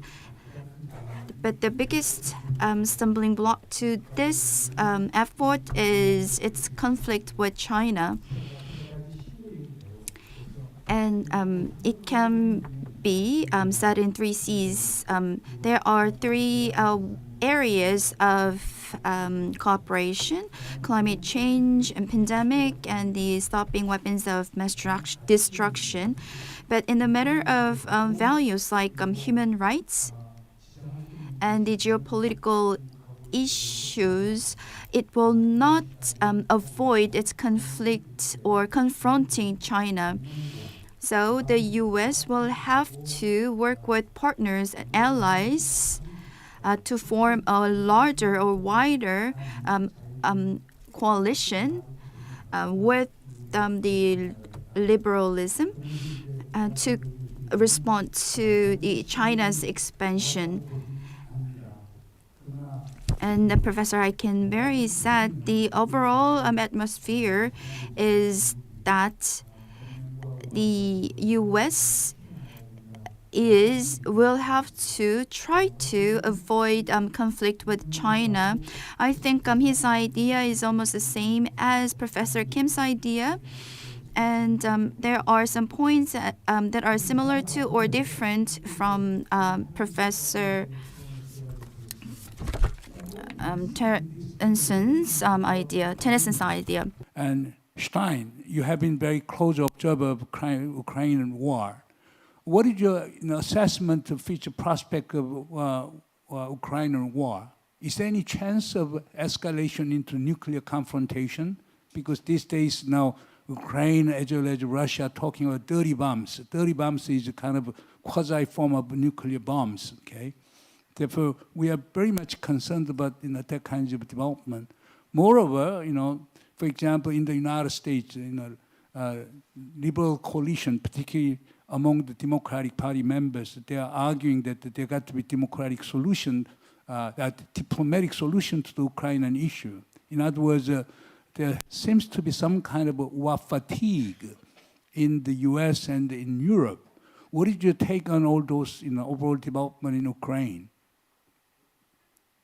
This is the big unknown factor when it comes to the whole global power play, what is going to happen to Russia and Ukraine. I see that the most surprising developments of the last few months is that the Russian performance is so extremely miserable. The conditions within the Russian armed forces are really at a very low point, with low morale and with also spending the weapons so that they don't have modern weapons to supply. So I see militarily two likely scenarios. One is that the battlefront simply will be stalemated for the winter, and there will be, I don't think Russia has the capacity to launch any large-scale offensive. The other possibility is that you simply have an erosion or total loss of morality on the Russian side, and with internal infighting on the Russian side, and the Ukrainian victory, because the Ukrainian performance in the conflict has been truly impressive, with a high morale and also with the flow of weapons from other countries into Ukraine, where the Ukrainians have been able to learn how to use them very quickly. Now there is a fight against drones. Russia bought drones from Iran, but the Ukrainians are learning how to shoot them down. So these are my two scenarios. One is a stalemate, and the other one is a Ukrainian victory. And that could have unforeseen consequences in Russia. I have some difficulty in a way understanding how these various scenarios could play out globally, because for the United States, China is definitely the main threat. and to concentrate its effort on Russia is a detour. On the other hand, the Americans also think that a defeat for Russia may be a kind of lesson for China, that China will see that something similarly disastrous could happen if China were to occupy or invade or attack Taiwan. But on the other hand, the United States European allies in NATO are now getting totally absorbed by the situation in Europe, where the struggle is to prepare for a cold winter, where you may also see some European governments of the more extreme right having sympathies for Russia and being unwilling to join in the kind of economic struggle that the whole of Europe is involved in. And if that happens, then NATO's new interest in China, which was mainly motivated by the need to keep the United States committed to Europe, that will lose importance because Europe becomes consumed by Russia. Then perhaps you may see now a situation where NATO will be Europeanized. And the US willingness to take part in all the problems of Europe will diminish, and NATO becomes a truly European organization, where with a lot of armaments now in the various European countries, we are spending more and more on arms now, of course. And then on the other hand, you have the developments that Yinhong described very precisely about the alliance building in East Asia, where the United States no longer can just play the various bilateral allies, but needs the Asian allies to take more responsibility, and therefore also tries to build more cooperation. And that gives Japan and South Korea and Australia a stronger role in this, and as Yinhong said, complicates decision-making. It's a very complex international game, and where if the scenario of a Russian implosion occurs, then we really don't know what's going to happen. And there might be trouble in Central Asia as well. But Stein, you don't see any chance of an escalation into some kinds of a nuclear war in Ukraine? That is our primary concern. We had a big discussion here in Oslo about that yesterday at a meeting, where we went through all the threats that Russia has come forward with. They seem to be bluffs. One of the threats said that Russia will use all means at its disposal if Russian territory comes under attack. But then Russia had then just annexed the eastern parts of Ukraine, where attacks are already ongoing. So that means that Russia is obliged through that statement to already now have used nuclear weapons. So it doesn't make sense. The threats that have come forward are vague or, when precise, unrealistic. And we have not seen any concrete measures being undertaken on the ground. If Russia wants to use tactical nuclear weapons in Ukraine, they would have to move them out of their storages. And if they move the tactical arms out of their bombs out of their storages, that will be observed by intelligence.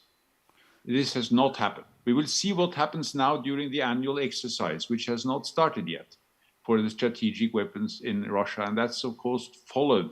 But also, it doesn't make sense to use tactical nuclear weapons in Ukraine. It would harm Russia's own forces. You don't have you can use tactical weapons if you are attacked by a huge army concentrated huge army, then you can destroy it with a tactical nuclear weapon. But you can not use tactical nuclear weapons against scattered smaller groups that attack you from various directions. And also psychologically, for Russia itself to use nuclear weapons against a people whom Putin claims to be Russian. It doesn't, and so the alternative, of course, to use strategic weapons, that's insane.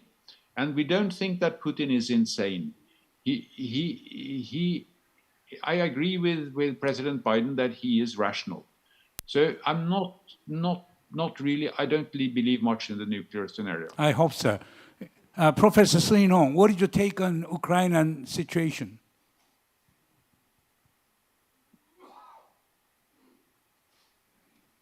If you look at the so-called third campaign and from the end of August, and I think that especially in the early and the middle and even in the later September, and there was a very clear and a strategic initiative on the part of Ukraine armed forces, and they also have quite, you can say, the offensive mobility. But after that, in the past 3 or 4 weeks, I think that there had been a clear reduction of strategic initiative and offensive mobility on the part of Ukraine armed forces. And except for and still quite intensive offensive against Kherson, generally, whole of the fight front has become something just like a lower intensity and stalemate. And this means that I guess the President Zelensky have some worry that if offensive on the Ukraine part are still very intensive, Putin will do some desperate action against Kyiv, against other parts which and previously still and kept its defensive calms. And also, I think that the manpower has near to exhausted on the Ukraine part, and high spirit and cannot replace anything. And also, I think that the United States and NATO, although still keep in their own domestic economic difficulties, keep quite a strong support the approach and to Ukraine resistance. But they have a very strict limitation on their own behavior that they don't want and Putin to be forced into a desperate situation and then take a very dangerous escalation of war itself. So I think that the winter is nearing to come, and the Russian is and disadvantages in the battlefield, but the things the strategic superiority on the part of Ukraine and the things and toward the end of August has remarkably reduced. So it will be stalemate. Stalemate. Okay, now Professor Kim, no, let us forget about Ukraine. Let me ask this question. You argue that if you look at the overall power configuration, okay, United States account for 25% of global GDP, while China accounts for 20% of GDP. If you look at the kind of power configuration, it is totally inconceivable to expect the advent of a new Cold War, okay? But it's just the power configuration is the only determinant of a new Cold War? And how would you define the new Cold War? 예, 저는 Well, when we talk about new Cold War, the term itself, it originated from Cold War, of course, but the Cold War we know is between the US and Soviet Union. But that one is exclusively, set the two separate blocks. But on the other end, a new Cold War, it's way more messy. That's what I envision. I mean, there are different values involved, the different blocks, several blocks, not just two. A lot of geopolitical, interests all intertwined. So it's almost like, you have this thick book and you are trying to tear it apart. So in the past, previous Cold War, it's just, this one or that one. But now a new Cold War is not that. Talked about the so-called value issues, and as an important, barrier for, China-U.S., cooperation. But I see, some interesting pattern. John Eikenberry argued that we can cooperate in climate change, pandemic, and proliferation of, weapons of mass destruction, etc. But at the same time, United States pounding on violation of human rights in Xinjiang and democracy in Hong Kong and Taiwan and etc. But China would consider those kinds of things internal matters and also matters belonging to, territoriality and sovereignty of China. While the U.S. touching on or pressing core values of China, can the U.S. expect to have a cooperation in other areas?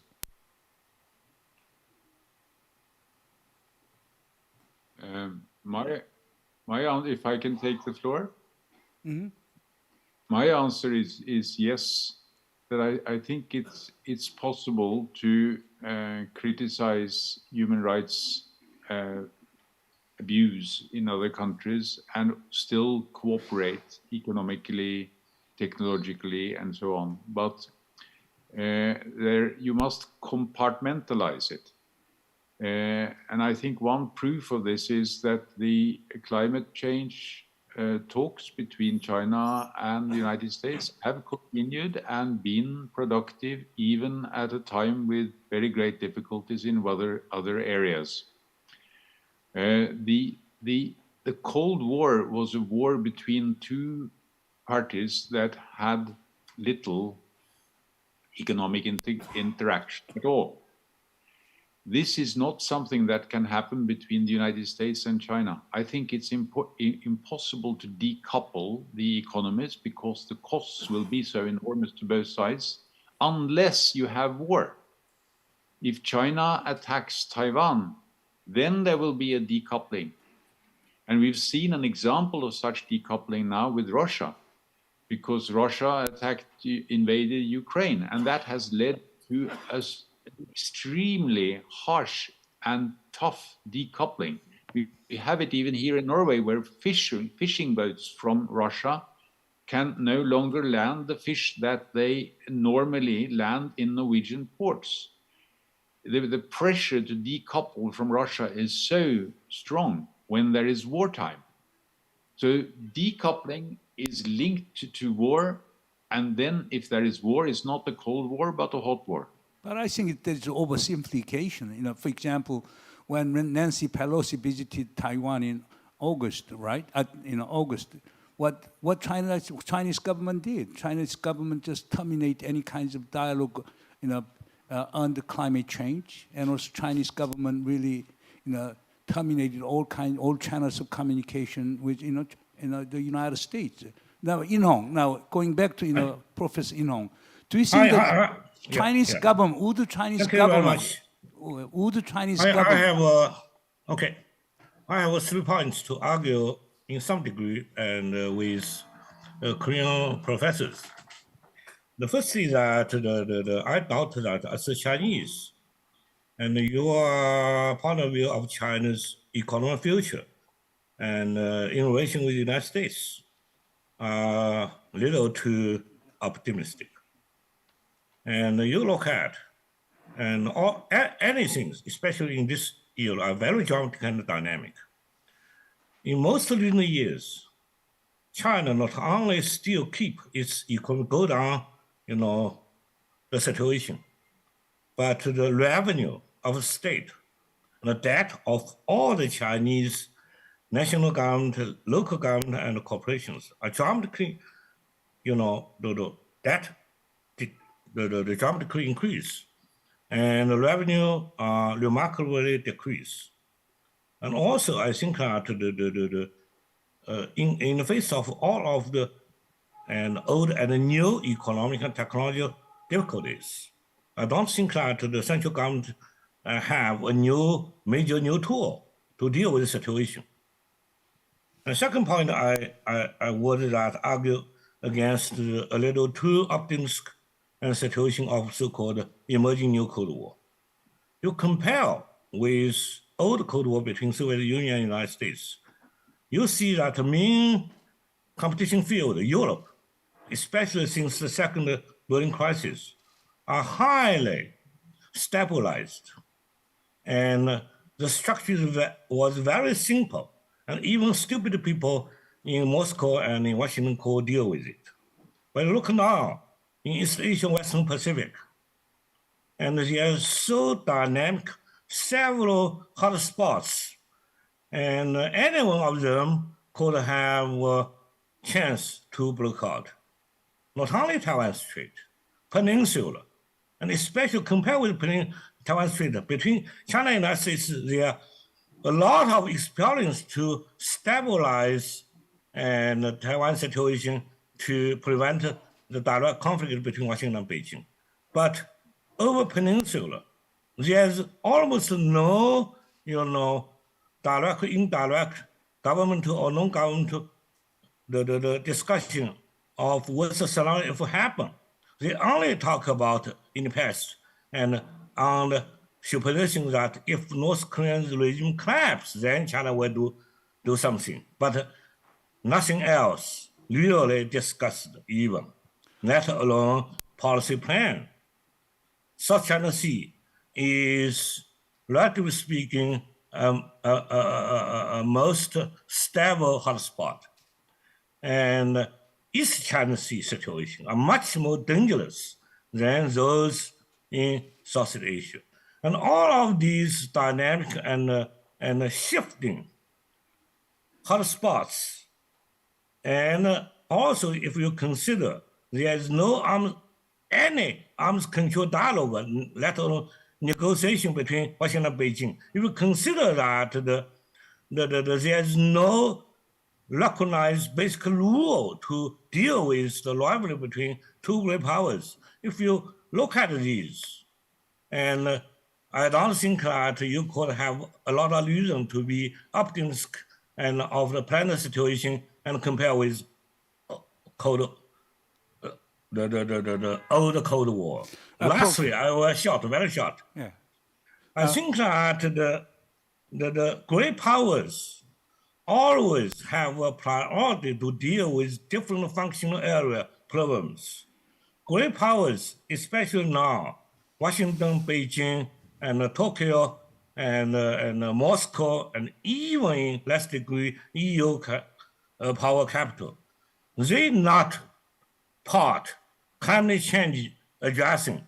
They not part some cooperation on global governance area for the priority. They all part on so-called national and international security on the top level. And so in the past years, so many people are repeated generally a liberal point of view to deal with the new situation. But why the new situation not only improved, but even deteriorated in some degree? We should take a more realistic approach to first to clarify vital interests, then to make some, although very difficult, but still possible trade-off to respect each other's vital interests. Okay, now let's turn to the issue of NATO, okay?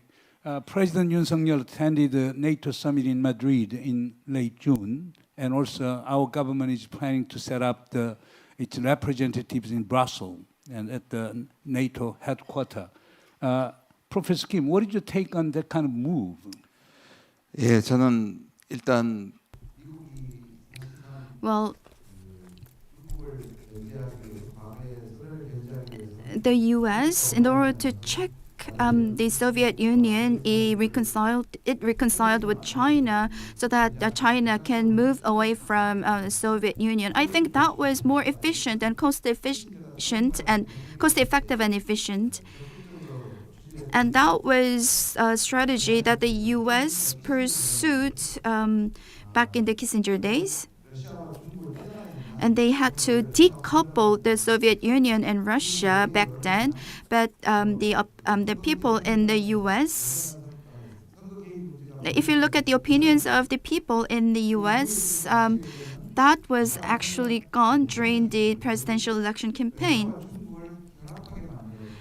And instead, it ended up in coupling Russia and China. So the current method is to use or connect the network that you already have.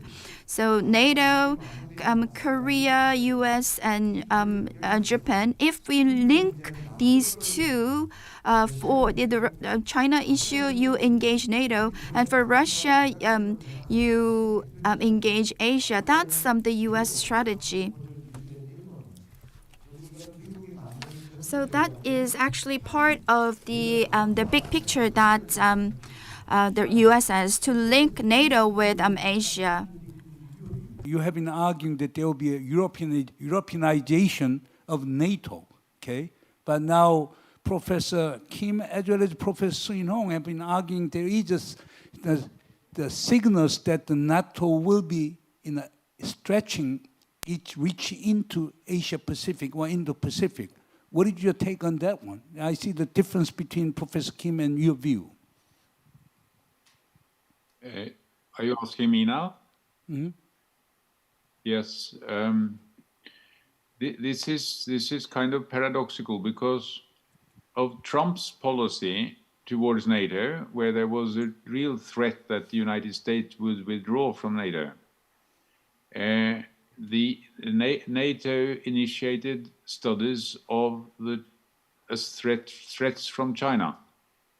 And this was mainly because they wanted to keep the United States committed to NATO by showing solidarity in some way with the US concern about China. So this has developed then in NATO into a China policy. But this is countered by the current developments with the war in Ukraine, which really forces NATO to concentrate completely on Russia. So I see a kind of rhetorical move in NATO towards Asia, trying to show the Americans that we are also interested in your concern. But on the other hand, the main real change is a full NATO concentration on Europe, with perhaps again a risk that the United States will not be committed, so that Europe has to replace the American role in Europe with armed forces and strategic policies of their own. This is a big challenge for the NATO countries in Europe and also for the EU. Professor Yinhong, Professor Stein Tønnesson raised a very interesting idea. Kim Jong-un, Yoon Suk-yeol, and Biden should meet together, and they got to be trilateral summit sooner or later. Do you buy that argument? And is there any possibility? I'm sorry that I do not buy these ideas because, and Kim Jong-il have had some summit with U.S. president during Trump years, and have a lot of summit, and with the Wen-in, but summit is not so important. Summit is so often could become a part of strategy or even tactic. What is Kim Jong-il's fundamental objective? And I think that if you take this objective according to many years observation, and everyone could agree that to have and combative nuclear missile capability, and not necessarily an intercontinental capability. Intercontinental capability could become a bargaining chip in the best bargaining situation defined by Jin-dong himself. But he will not, and he will not agree, and even publicly, even as a trick, and in any degree to the denuclearization of his regime. Okay, He Professor. only want arms race, arms control, and a negotiation with an ROK and the United States. But Okay. ROK and the United States even have best intentions still insist on the useless final objective of denuclearizing on North Korea. Okay, now, And Pyongyang will never accept. okay, Professor Kim Joon-hyung, what is your take on the Yinhong's argument? Okay, it is impossible to have a trilateral summit, okay, and the whole this denuclearization idea is totally useless idea. What is your take on that one? 저도 뭐 보시나요? Well, in realistically, really feasible options either. 지금의 상황에서 well, considering the current situation, well, there are two different conflicts between U.S. and China and between U.S. and North Korea, Russia. But, I mean, so therefore, I mean, I don't think at the moment U.S. has not the willingness to deal with, I mean, North Korean issue or the issue on the Korean Peninsula as a top priority. strategic patience. Okay, Stein, what is your response to Professor Yinhong's pessimism, and also,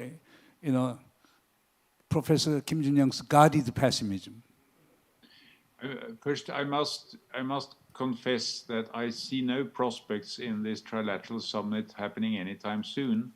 But this is also because I don't think that this is the intention of either President Yoon or President Biden.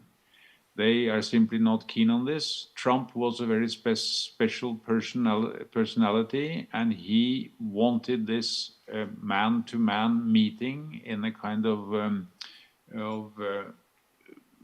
individualistic drive, and he pushed this through against his main advisors.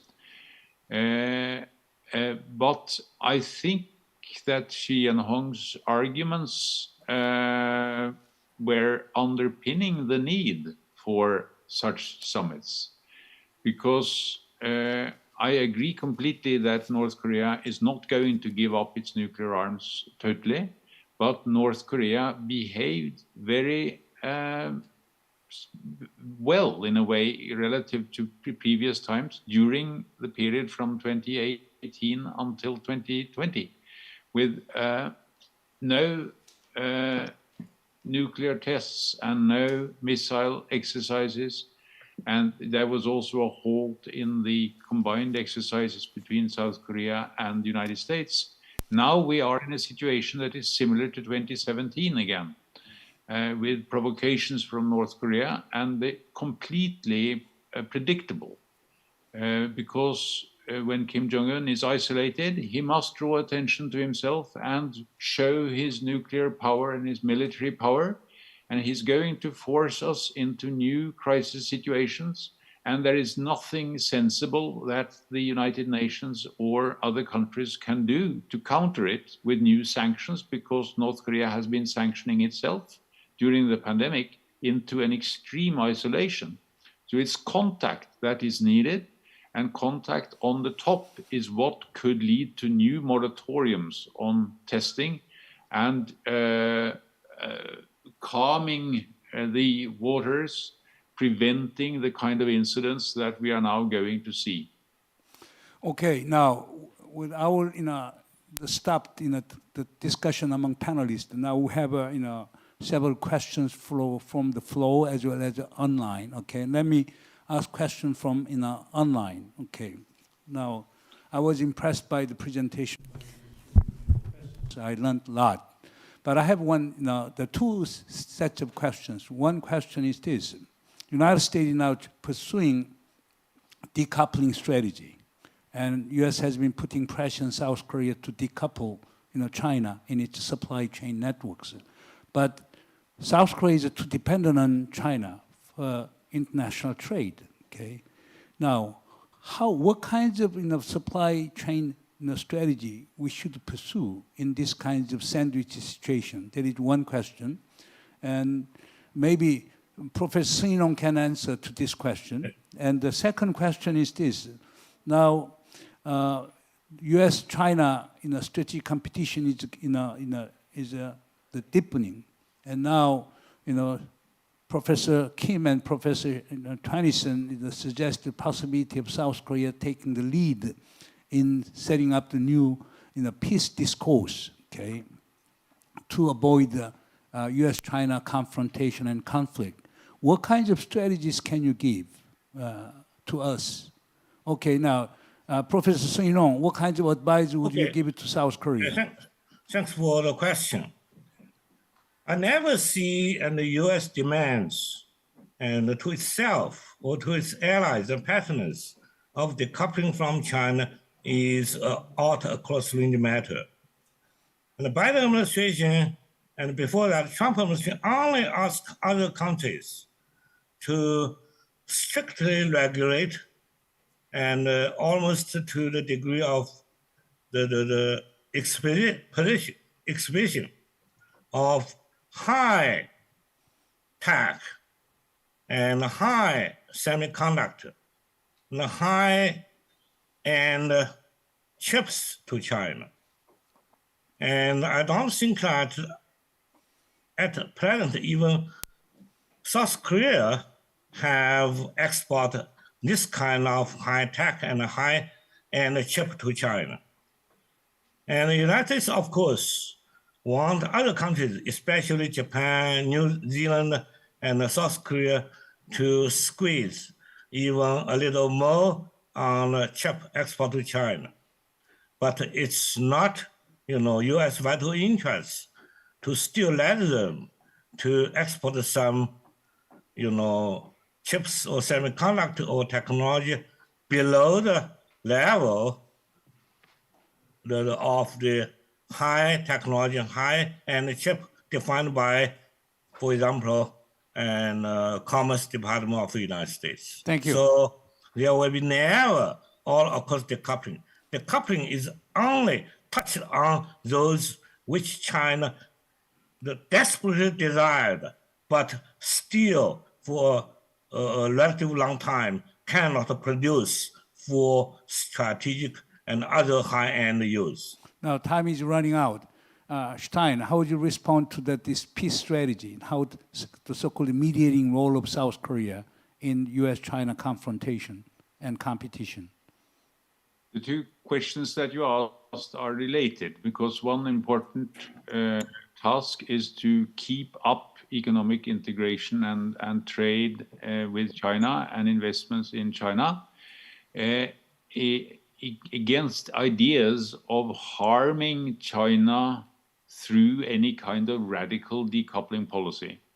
But on the other hand, all countries should also recognize that there is a need to prevent the world from depending on the production of certain items in just one country. We've seen this now in Europe with the gas. The gas dependence on Russia is a big liability. So here we have a kind of proof to show that we must not depend on just one item. Therefore, it's also, I have sympathy for initiatives to prevent the dependence on rare earth from China by making sure that we can produce rare earth other places as well. So these kinds of itemized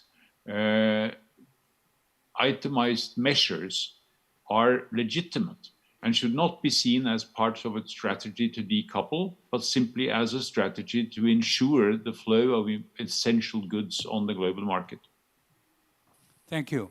Now, Professor Kim, let me just combine another question from the floor. India and Malaysia have shown very smart diplomacy between U.S.-China confrontation and the Ukrainian situation.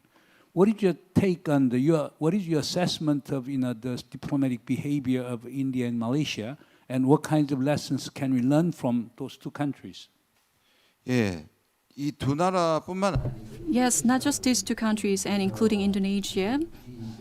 They are also not well, hearing what the U.S. says, and the same goes for, Saudi Arabia. They are following their own directions, and they are now enjoying some kind of, reflected interest. So, if you look at India, not just between U.S. and Russia struggle, India is one of the place in the world that can replace the roles played by China. In terms of the number of population, but so far it has not moved that much. If you look at I think ASEAN is the same. Free and open. That always comes in front of. When you talk about ASEAN and IPF. That also comes after free and open. So that clearly shows that the U.S. is afraid of being these, the collaborations or coalitions being exclusive and isolated. So, okay. We have one more question from the floor. Who will be the winner of the Ukraine war? The war is still ongoing, so we don't know who will win. We don't have the winner yet. But, how the Ukrainian war will end, this was briefly touched upon by Dr. Tønnesson. I think this is a really interesting question. Okay. From floor, why didn't U.S. intervene to mediate or prevent the Ukrainian war? It is very interesting to observe that neither United Nations nor United States played a role in preventing the war in Ukraine. Why was that one? The United States tried to prevent it by telling the whole world secret intelligence about the movement of troops from Russia to the border. And that was a clear warning, both to Ukraine to prepare itself and for Russia to desist from its intention to invade. The rest of the world, including myself, did not believe the American warnings. I simply did not fancy that Putin would launch an invasion like that. So maybe there has been also among others who do not trust the U.S. intelligence, but the U.S. really did its best, I think, to try to deter it. 마산에 계신 우리 오길석 선생님 질문 있으세요? Okay, so we have one question from Mr. Oh from Masan. Question from the floor is addressed to Professor Stein Tønnesson. If you look at the case of the Korean War in 1950, even in Ukrainian war, I believe that there is some kinds of conspiracy on the part of a military-industrial complex. They want war so that they can dispose of all the weapons they produce, so that they can get the economic benefit. Do you buy that argument? No. Why? No, I don't think the arms industry is at the table when you take those decisions. It's mostly either because you have a kind of revanchist or expansionist leader coming to power or being in power, or it's simply because of human errors in conflict management. Professor Yinhong, the last question to you. Now, President Xi Jinping now elected third term. Is it good for world peace or bad for world peace? Is there any good chance that the President Xi Jinping has a grand bargaining with President Biden? Oh, this is a very sensitive question, and to anyone in China's political culture. I can only say that the 20-party Congress endorsed all the major elements in China's foreign policy in the past years. First, and most important elements in China's foreign policy in the future will continue to be first, strategic build-up. Second, extension of strategic activity of China. Third, prepare for war in a worst scenario against the United States and its co-allies, especially Japan, force do China's utmost efforts to prevent such a conflict. And you see, and these four elements, the first of three are in one direction, and the last, and not least important, is in another direction. And how to deal with and strike a balance among these elements is, of course, very challenging. And even more challenging is China's domestic basis. How to achieve China's protracted economic stability at home and to dramatically increase China's high-tech self-development and escalation.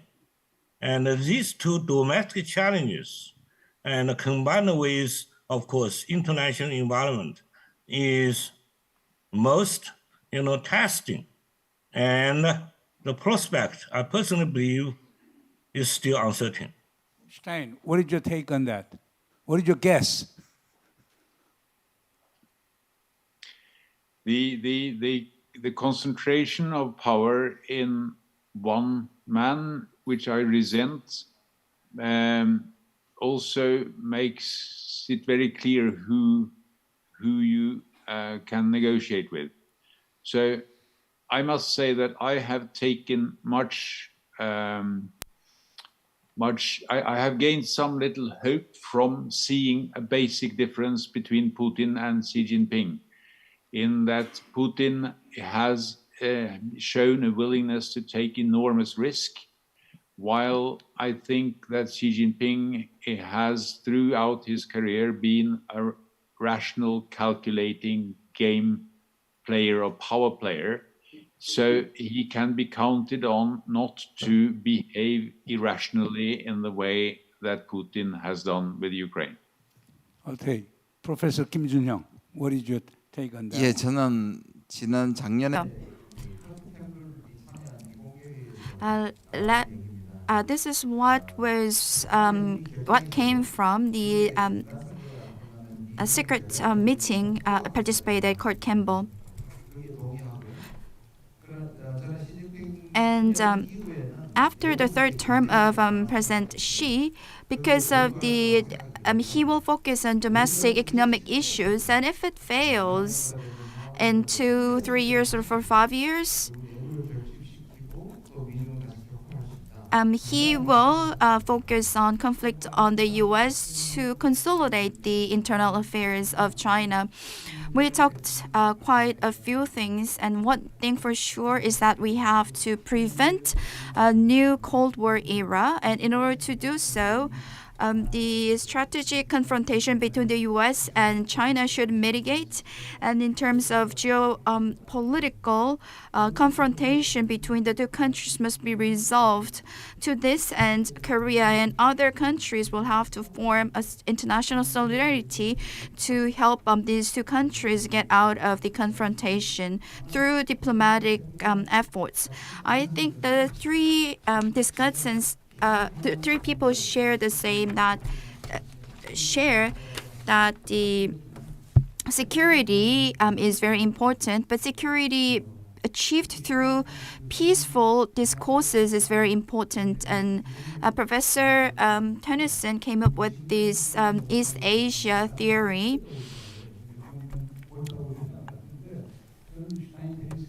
And I agree to East Asian economic theory of Professor Tønnesson.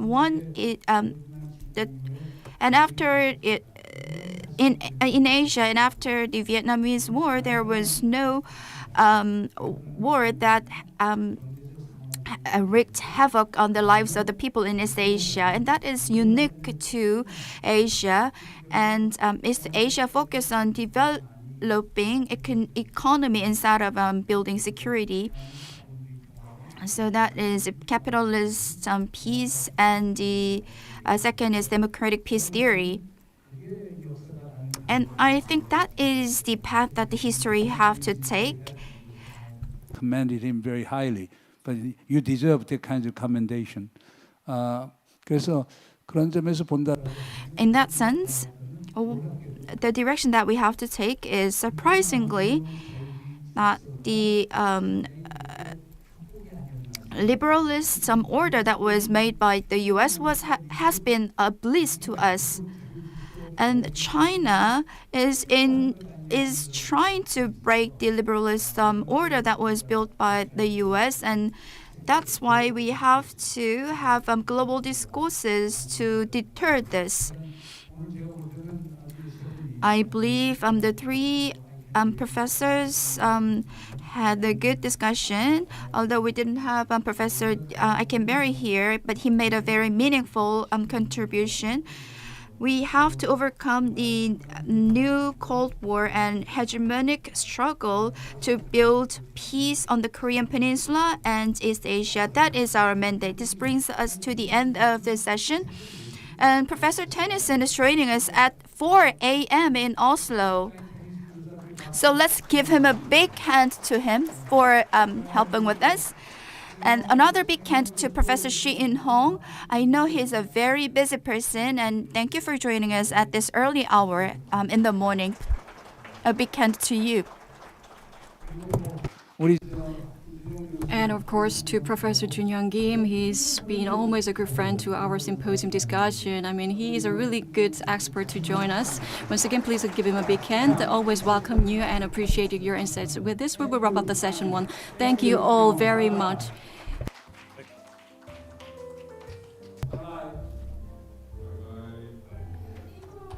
Well, it was a really interesting session. Once again, please give a big hand to the keynote presenter and the discussants. Thank you for their insights.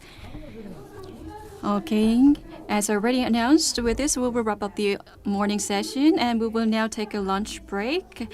At the registration desk, we have a lunch coupon ready for you, and a map to guide you to the to venue. We will be back at 1:30. For session 2, please make sure that you're back to the conference hall by 1:20. I hope you enjoy your meal. Thank you.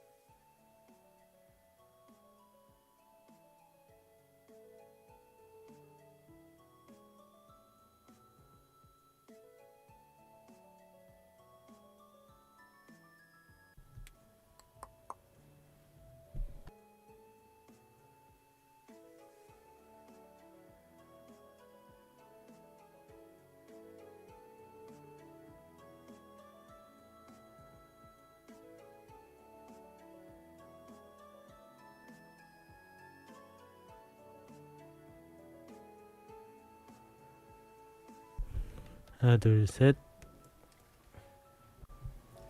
하나 둘.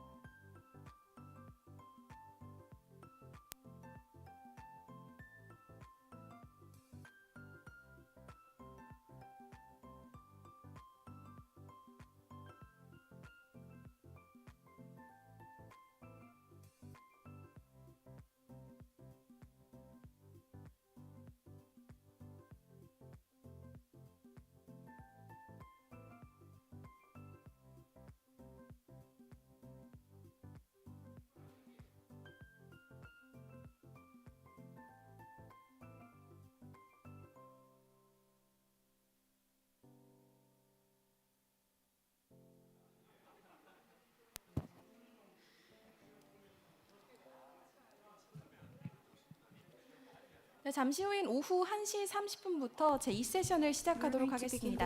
밖에 나가 계신 분들 그리고 로비에 계신 분들은 착석해 주시기 바랍니다. 다시 한번 안내 말씀드립니다. 잠시 후인 오후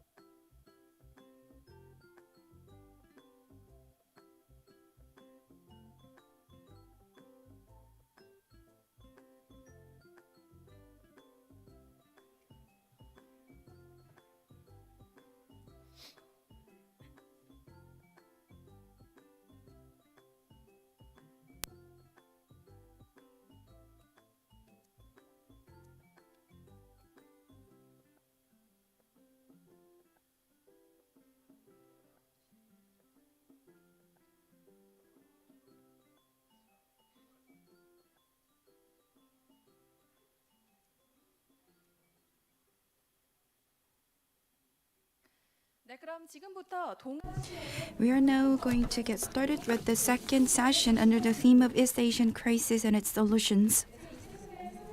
And the moderator and the presenters of the session are kindly asked to come up to the stage and take a seat on the stage.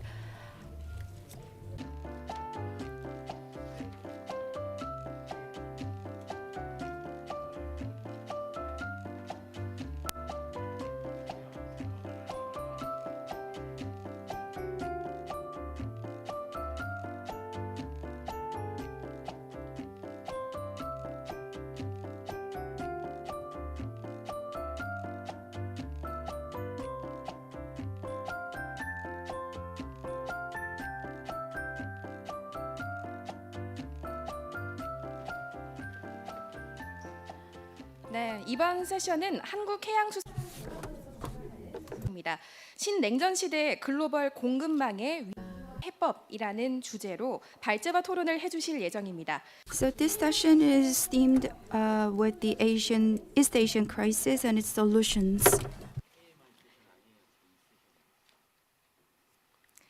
네, 정정드리겠습니다. 지금 제2세션 사회는 박태균 서울대 The moderator of this session is Professor Park Tae-gyun, Professor of Graduate School of International Studies of Seoul National University, Professor Lee Sam-sung of Hallym University, and Professor Choi Doon-jae of the National Chung-in University.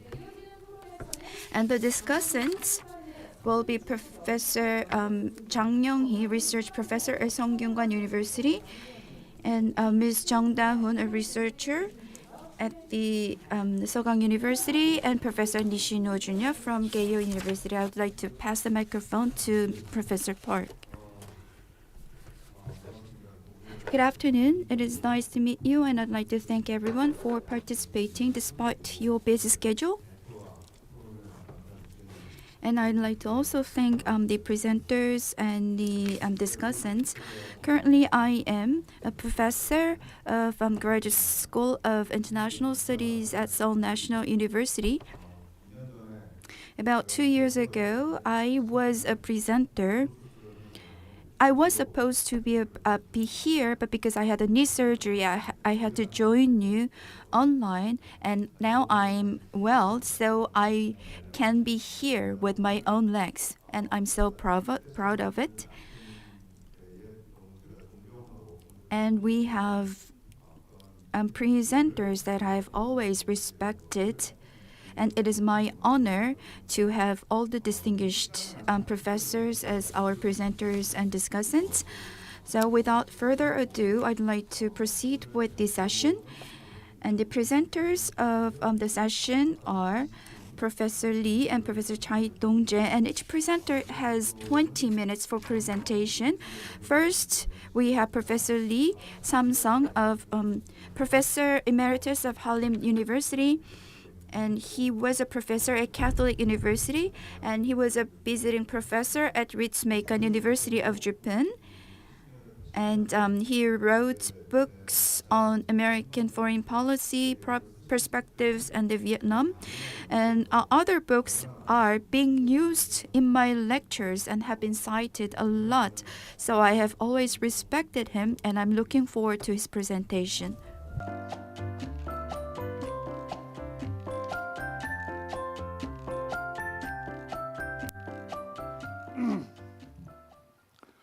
네, 소개받아. Okay, hello everyone. My name is once again Lee Sam-sung. I am really honored to be part of the second session of this symposium. And every time I come to Busan, there's a famous song in Korea that says, come back to Busan port. Yes, I am back here again, and I'm really delighted. So now that we are starting the second session under the theme of East Asian crisis and its solutions. So and what kind of solutions we have to overcome this crisis? This is the main topic I'd like to discuss with you today. Well, here, I'd like to introduce the Great Division in my presentation today. This is the term I use quite often. And after the post-war world, things have really changed in the East Asia or not? That's the big question I posed to for my studies and discussions. How can we explain the developments in East Asia in comparison with the developments in Europe and other parts of the world? And to that end, I did a lot of studies and researches. So in this context, this concept, the Great Division, I believe maybe you already heard, I explained, because due to time constraint, I couldn't actually contain all the stories and explanations I'd like to share with you in this presentations, but I fully understand that we have a really, tight schedule, so I'd like to ask for your understanding. Maybe this is just a really simple or, general explanation to help you better understand in a broad sense. So one of the characteristics that differentiate in East Asia compared to other parts of the world, after the Cold War or the World Wars, but in East Asia, the main pillar of the regional relations were the relation between the U.S. and China. So yes, there was a Cold War triggered by the tension between the U.S. and Soviet Union, but what directly affected our daily lives, those are two powers, namely the U.S. and China. So based on their relationships, the countries in the region also had a great influence as well. There are also differences, how the Cold War played roles in Europe and East Asia. In Europe, the Cold War was a device that healed the wounds of the war and also, promoted integration of adversaries. On the other hand, in East Asia, the wounds of the war, those were actually frozen and amplified. the main pillar of the Great Division in East Asia. So once again, then that's based on the conflicts between the U.S. and China. That is a partly the reflection of the tension between U.S. and Soviet Union. But what's important here is that the main pillar of the the Great Division, post-war Cold War, and there are subdivisions in Vietnam and in Taiwan and other parts of the regions, but these were all interconnected, intertwined, at some point amplifying, at some point alleviating the tensions. So there are key features that cannot be seen, that couldn't be seen in Europe. So we have a quite unique system in this region. That's one point I'd like to underline here. So what actually triggered and gave a birth to the Great Division in East Asia? That's this great rivalry between China versus the alliance of the U.S. and Japan. So yes, the post-Cold War means that there's no more Cold War in Europe, but in East Asia, it wasn't the end of Cold War. So we still had some, remnants of Cold War after, or in the period of so-called, post-Cold War era. So the tensions are constantly recharged and resurfaced. So in the face of post-Cold War, how did it evolve? That's what I'd like to look into further in detail. There are several phases. In the first phase is the period between 1990 and 2010. Back then, China was for the first time integrated into the global capitalistic economy. So the economic interests were shared, and in this period, that's in the beginning of the 21st century, drove the advanced or upgraded the 21st century arms race, including missile defense. And in response, Russia and China, in particular China, actually achieved great economic growth, and based on that, they build up their capabilities and competence to compete with the U.S. as a global hegemony. And the second phase is the period between early and mid-2010s. During this period, the alliance between the U.S. and Japan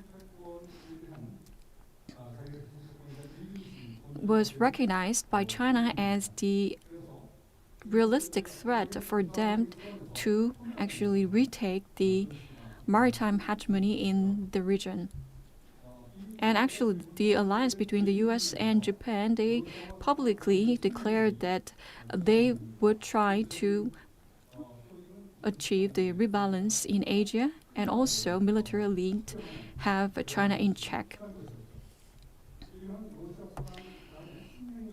And there is a new Cold era, the Cold War between the Western world and Russia.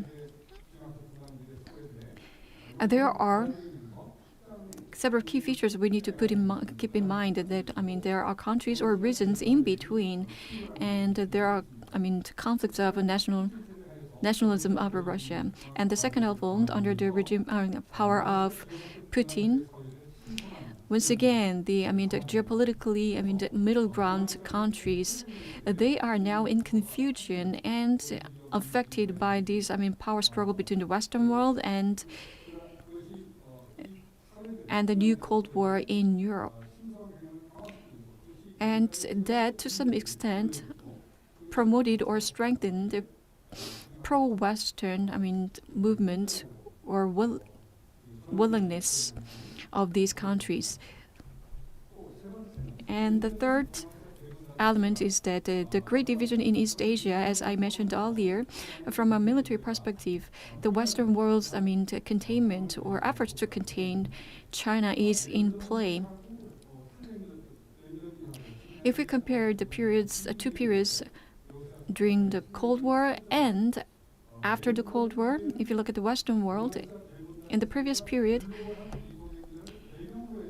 the Great Division developed or evolved on the back of the global Cold War system. But in the 21st century, this new Cold War we are witnessing between the Western world and against Russia, now the great division in this region is dependent on that structure. Now, the great division is coming into the third phase, and this is the period between 2010 and up until now. This is a period that we need to look into the evolved relationship between the U.S. and China, and also involving Russia, as I mentioned earlier. Up until the second phase, the U.S. tried to have China in check or contain China from an economic and military perspectives, but now it's taking a different perspective from geo-economic. Containment is in play. This is a difference between what has happened in the past. So for the last 30 years, the social economic changes within the U.S. also played a role as well. Within the U.S., there were a lot of changes due to polarization that obviously triggered bipolarization in terms of the social and economic perspectives amongst Americans, and that also gave a great division in the nation as well. And obviously we cannot miss out on the developments triggered by the Trump administration. As you already well know, the U.S.-driven democracy is now facing threats. And the Democratic parties and President Biden's response was almost like an anti-globalization and also anti-immigration populism. And what's quite surprising is that all those actions actually worked for the ruling power to gain support from the public. This is threatening the very democracy of the nation as well.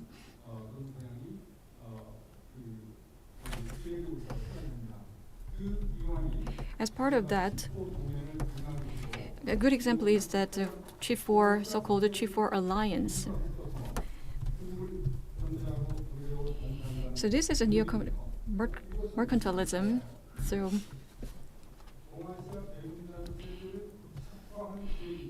And if there's any plan to solidify or make the great division in the region permanent, this is part of the players. And some say the Chinese economies now can be called as market Leninism combined by national capitalism. So now we are now approaching a stage of a kind of a vicious circle. And this new Cold War is now kind of a symbiosis. So February this year, Russia invaded Ukraine, and that's based on three conditions. First one, the regressing role of the United States in the global arena. So yes, to some extent, we feel that U.S., at least, Biden administration is trying hard to play a bigger role in East Asia. But if you look at the Afghanistan, the war in Afghanistan, Syria, and the weakened alliance and protectionism of the United States still continued by the Biden administration, all these signal that the big roles played by U.S. is retreating. And also, in China, the authoritarianism is strengthening. So the conflict between Russia and Ukraine, the key, or maybe the most important element, is that now the Great Division system in East Asia is now intensifying, and the rigidity of the system is once again increasing. So with the help of China, so GDP of Russia in 2022, it's less than 1/10. A little bit lower than that of Korea, but with the support, so without having support from China,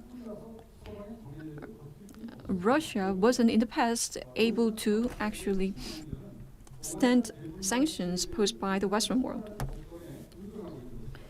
So actually, Russia is dependent on this great division system established in East Asia. And in the past, by announcing joint statement,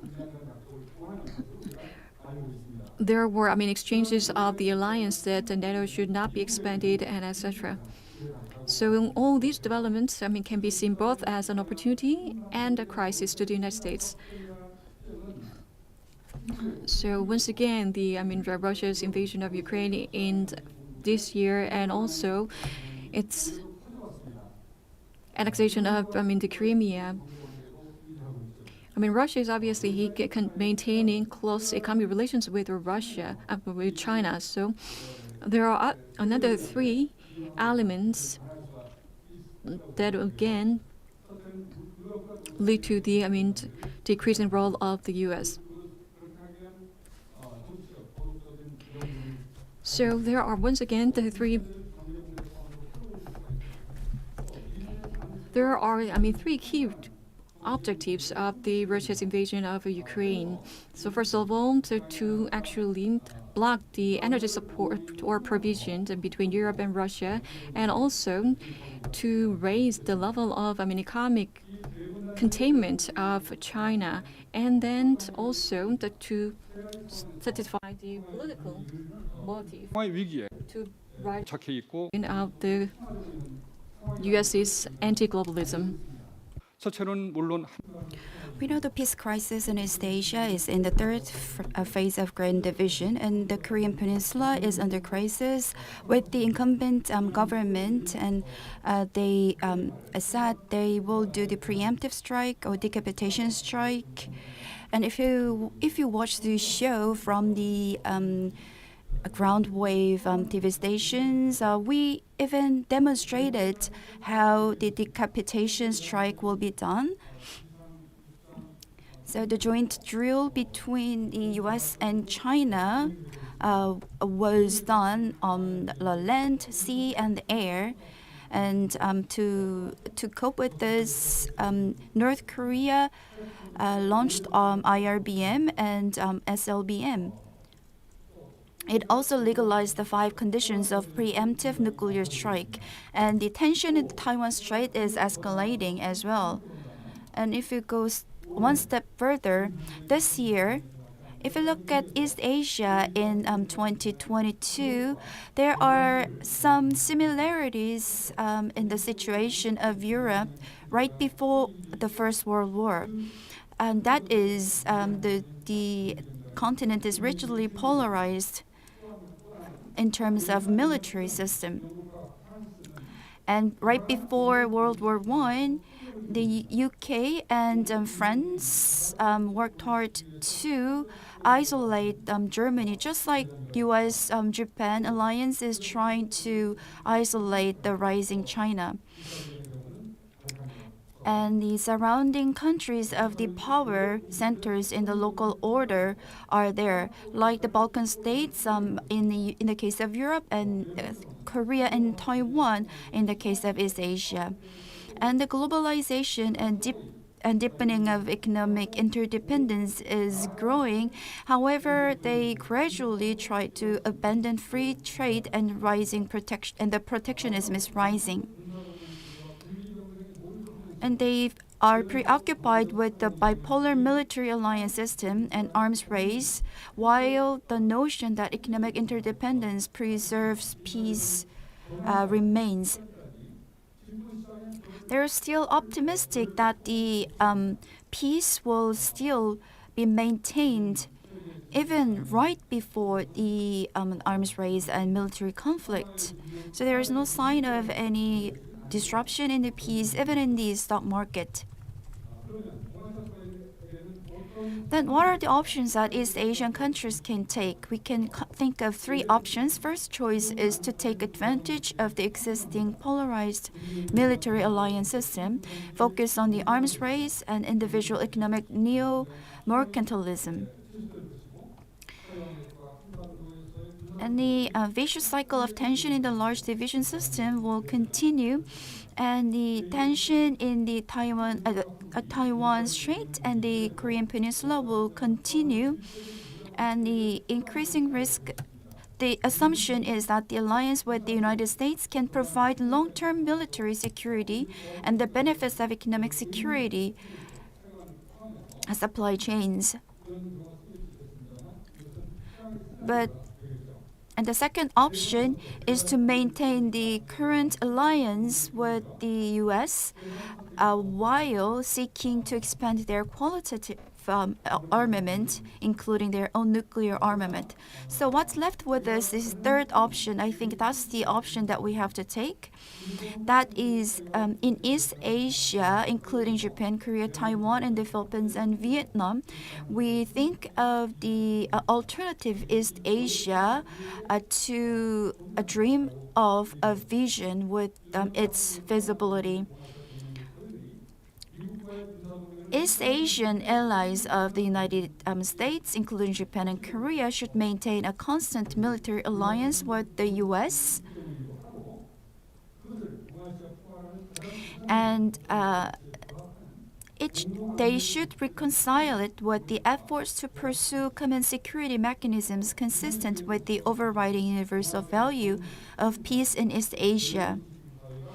And the efforts to form an alternative culture that dreams of common security in East Asia, in which East Asian governments, civil society, academia, and the intellectual community of East Asia value, ensure the value and the vision of balanced diplomacy.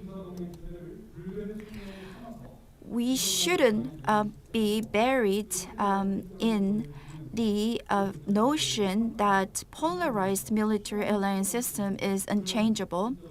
We have to maintain a certain distance from that system, objectively evaluate and criticize it. East Asian countries, including Japan and Korea, should not stay at the outposts or rear wheels of the alliance. Rather, they should be the steering wheels of the alliance system and to actively change the geopolitical vision. Diplomats, academics, journalists, and soldiers are the natural roles of our security and diplomacy, and that should be the view that we should hold. It's a difficult task, but that's the only option that is left with us to begin overcoming the grand division in East Asia. So what is the first assignment that we have to tackle towards option 3? Excuse me, please wrap up your presentation. Let me conclude my presentation. So, in the peace regime on the Korean Peninsula, please refer to the book. But I think you have to have some concluding remarks for your presentation. I wanted to say, in my conclusion,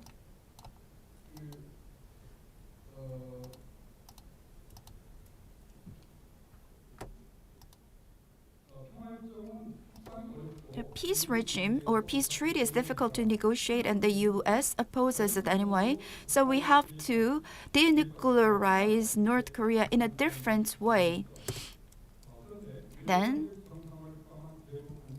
the measures for security measures against North Korea, or the device through which North Korea can safely engage in denuclearization. If we think we can change North Korea without any measures of this, I think that's a great illusion. And that illusion will pressure North Korea for implosion, then I think that will just usher in the nuclear disaster on the Korean Peninsula. That's what I believe. That concludes my presentation. Thank you for listening. Thank you for your presentation. I'm sorry that I had to stop you in the middle. I think you ran 2 minutes 35 seconds later more than your presentation, given the presentation time. I think you brought a very important points, and my major is history. And I really like the part that you compared Europe before World War I and your current East Asia. It was a pity that we couldn't fully look your concluding part, so I'd like to ask you to supplement it in your Q&A session. Next presenter is Professor Tae-gyun, connected via Zoom from Taiwan. I think he's been waiting for quite some time.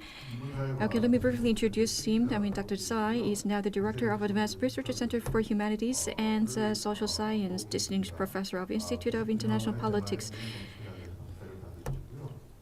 So Dr. Tsai has gotten his PhD degree from Taiwan's National Chung-in University in 1999 and been the visiting scholar in Japan's Okayama University and South Korea's Korea University and Hankyoreh University. He has been written over 15 books, so he's been an active participant in various international conferences both home and abroad. So I'd like to invite Dr. Tsai for 20 minutes for his presentation.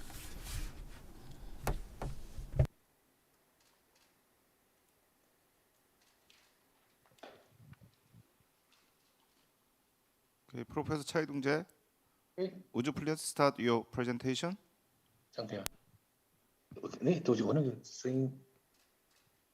could you hear me? Okay, yeah, we can see, and please make your presentation in 20 minutes, please.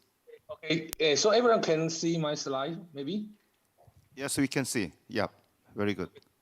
Thank you very much. Okay, also I'm Tsai from Taiwan and the Chung-in University, and I'm very glad to invited to join this conference. And actually, I've been to Seoul every year before the pandemics, but I never been to the Busan. Yeah, so I'm sorry that, but I know that Busan is a very beautiful city, and I hope maybe the next time I can visit and so this city. Okay, so I will try my hard to finish my presentation in 20 minutes. Okay, so actually I very agree to the Professor Lee their presentations about the grant division in the East Asia international relations. Okay. And also, I share my conclusion first, maybe. Okay, so I think that since the Cold War eras, okay, the East Asia international structures, the U.S. is the creators, and they maybe still till now through the post-Cold War period, the U.S. is still the leaders of these structures. But we know the international. The regional structures in East Asia, since the Cold War may be stable, but still a little bit dynamics. Sometimes it will change, but not so much. But every time the structures the changes, and they will invite some different event to more or something both we can observe the change of the structures.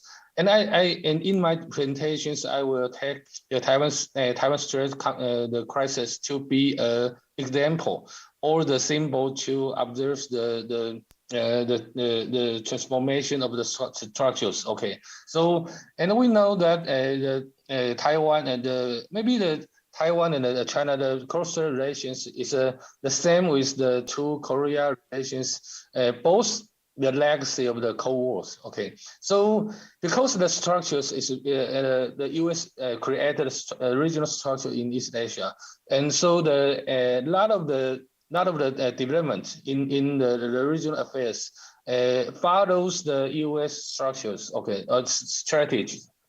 So when U.S. can decide some things maybe he want to do and want to get the interest in the regional affairs. So sometimes he will invite the change in the regionals. Okay. So here I will trace back to the histories to introduce the 4 times crisis in the Taiwan Strait, okay, between the China and the Taiwan's. Maybe everyone knows the China and the Taiwan divided because of the unfinished civil wars since the 1949, and after that, okay, in my definitions, so there have been to 4 times of the crisis, okay, but my definition a little bit different with the traditional definitions, okay. So according to the traditional the definitions, they have 3 times before, including the 1949 1954 and 1958 and the 1995, 3 times. But in my definitions, okay, so we have still the other one crisis in the 1970s, and also including the right now, okay, maybe around the 2022, okay. So we have 4 times of the crisis in the history and including the right now the situations, okay. So I will maybe introduce very briefly case by case, okay. So I try to combine the first the traditional first crisis and the second crisis. The first crisis is in the 1949, okay.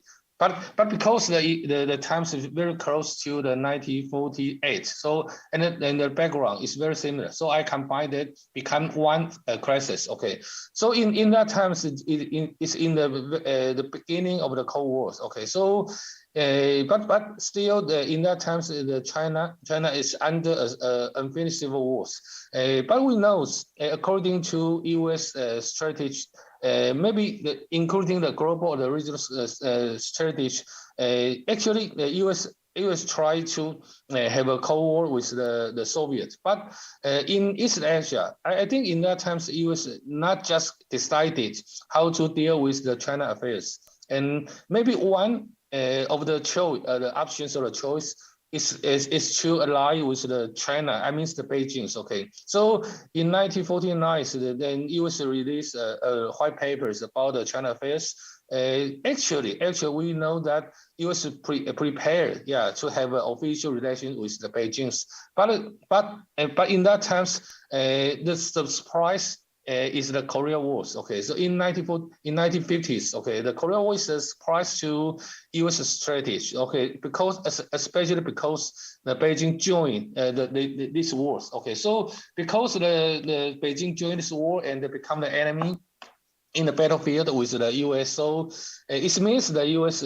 could not, it's impossible for U.S. to have an official relationship with the Beijing immediately. Okay, so for U.S. it's the puzzles, okay, or the dilemmas how to deal with the relation with Beijing, before and after the Korea War. So in that times in the 1955, the U.S. tried to rebuild the relation with the Taipei first, and to maybe just to look and wait the next situations. But for the Beijing's, okay, so Beijing also knows because the U.S. still have a talk with the Beijing's, okay. So U.S. decide to have to rebuild the relation with the Taipei's, but for Beijing's, he still try to test maybe the rely or what the U.S. really want to do. So the 1945, okay, so we can see the happens of the first Kinmen crisis, okay. So the Beijing, they launched a mini wars in the Kinmen Islands, okay. So we call that the first Kinmen crisis or the first Taiwan Strait crisis. It's a very short times, okay. So after that, so we can see that it's the first Taiwan Strait crisis, okay. So but it not continue so long times, just maybe just a couple months, and after that in 1955, okay. So the U.S. try have a two-hand policies, okay. So in one hand, yes, the U.S. still maintains the official relation with Taipei, and the other hands, okay, so they reopen talks in Warsaw in Europe with the Beijing. Okay, so they actually we can find that so the U.S. Still regard the Beijing as maybe a potential partners. Okay, in the early Cold War eras. Okay, but when U.S. focus in the East Asia situations, so and other things happens in the Europe or maybe the Middle East, and then Eisenhower the administration decided to maybe continue to look. Okay, so in the 1948, U.S. came the Eisenhower the administrations they declare the non-recognition policy to the mainland China. Okay, it means the U.S. try to keep their support to Taipei. So it's another time. So the Beijing's want to know, what do you want to do really? Okay, so they also launched a mini war in the Kinmen. So we call that so-called the second Kinmen crisis or the second Taiwan Strait crisis. Okay, but after that, okay, so U.S. in the 1958 they also reopened and continued the Warsaw talk with the China, and so it's the first time we talked about the first the crisis in Taiwan Strait. Okay, so it's after the crisis, the U.S. maybe they everyone knows that U.S. try to use the island chain strategy to maintain the stability in the East Asia affairs. So you can see since that times they have two island chains, but actually the U.S. just focus on the first island chains. So in this maps we can see the first island chains, including from the peninsula and including the Japans and the Taiwans and to the Philippines. Okay, so Taiwan is located on the front lines of the strategy. Okay, so this is the background of the first times. Okay, but however, I say that U.S. still try to find the possibility to deal with the relation with the Beijing. Okay, so actually we know that the Cold Wars they created a special phenomenon that we call that divided nations. Yeah, actually the Korea and the Taiwan, the Taiwan is also the case of the divided nations. Okay, so the divided nations means that the competitions between the two regimes, maybe not military, but also the diplomacies. Okay, so here I offers numbers. Okay, so in 1959, the numbers of the countries to maintain the official relation with the Taipei and versus the Beijing is 45 to the 32, and even in the 1969, okay, it's 55 to the 65. So Beijing a little bit take an advantage. Okay, so in the 1971, because in that times Taipei is being kicked out from the UN. So we can see that it's a turning point for in the diplomatic wars between the Taipei and the Beijing, and especially in the late 1978 after the US break to stop their official relation with the Taipei.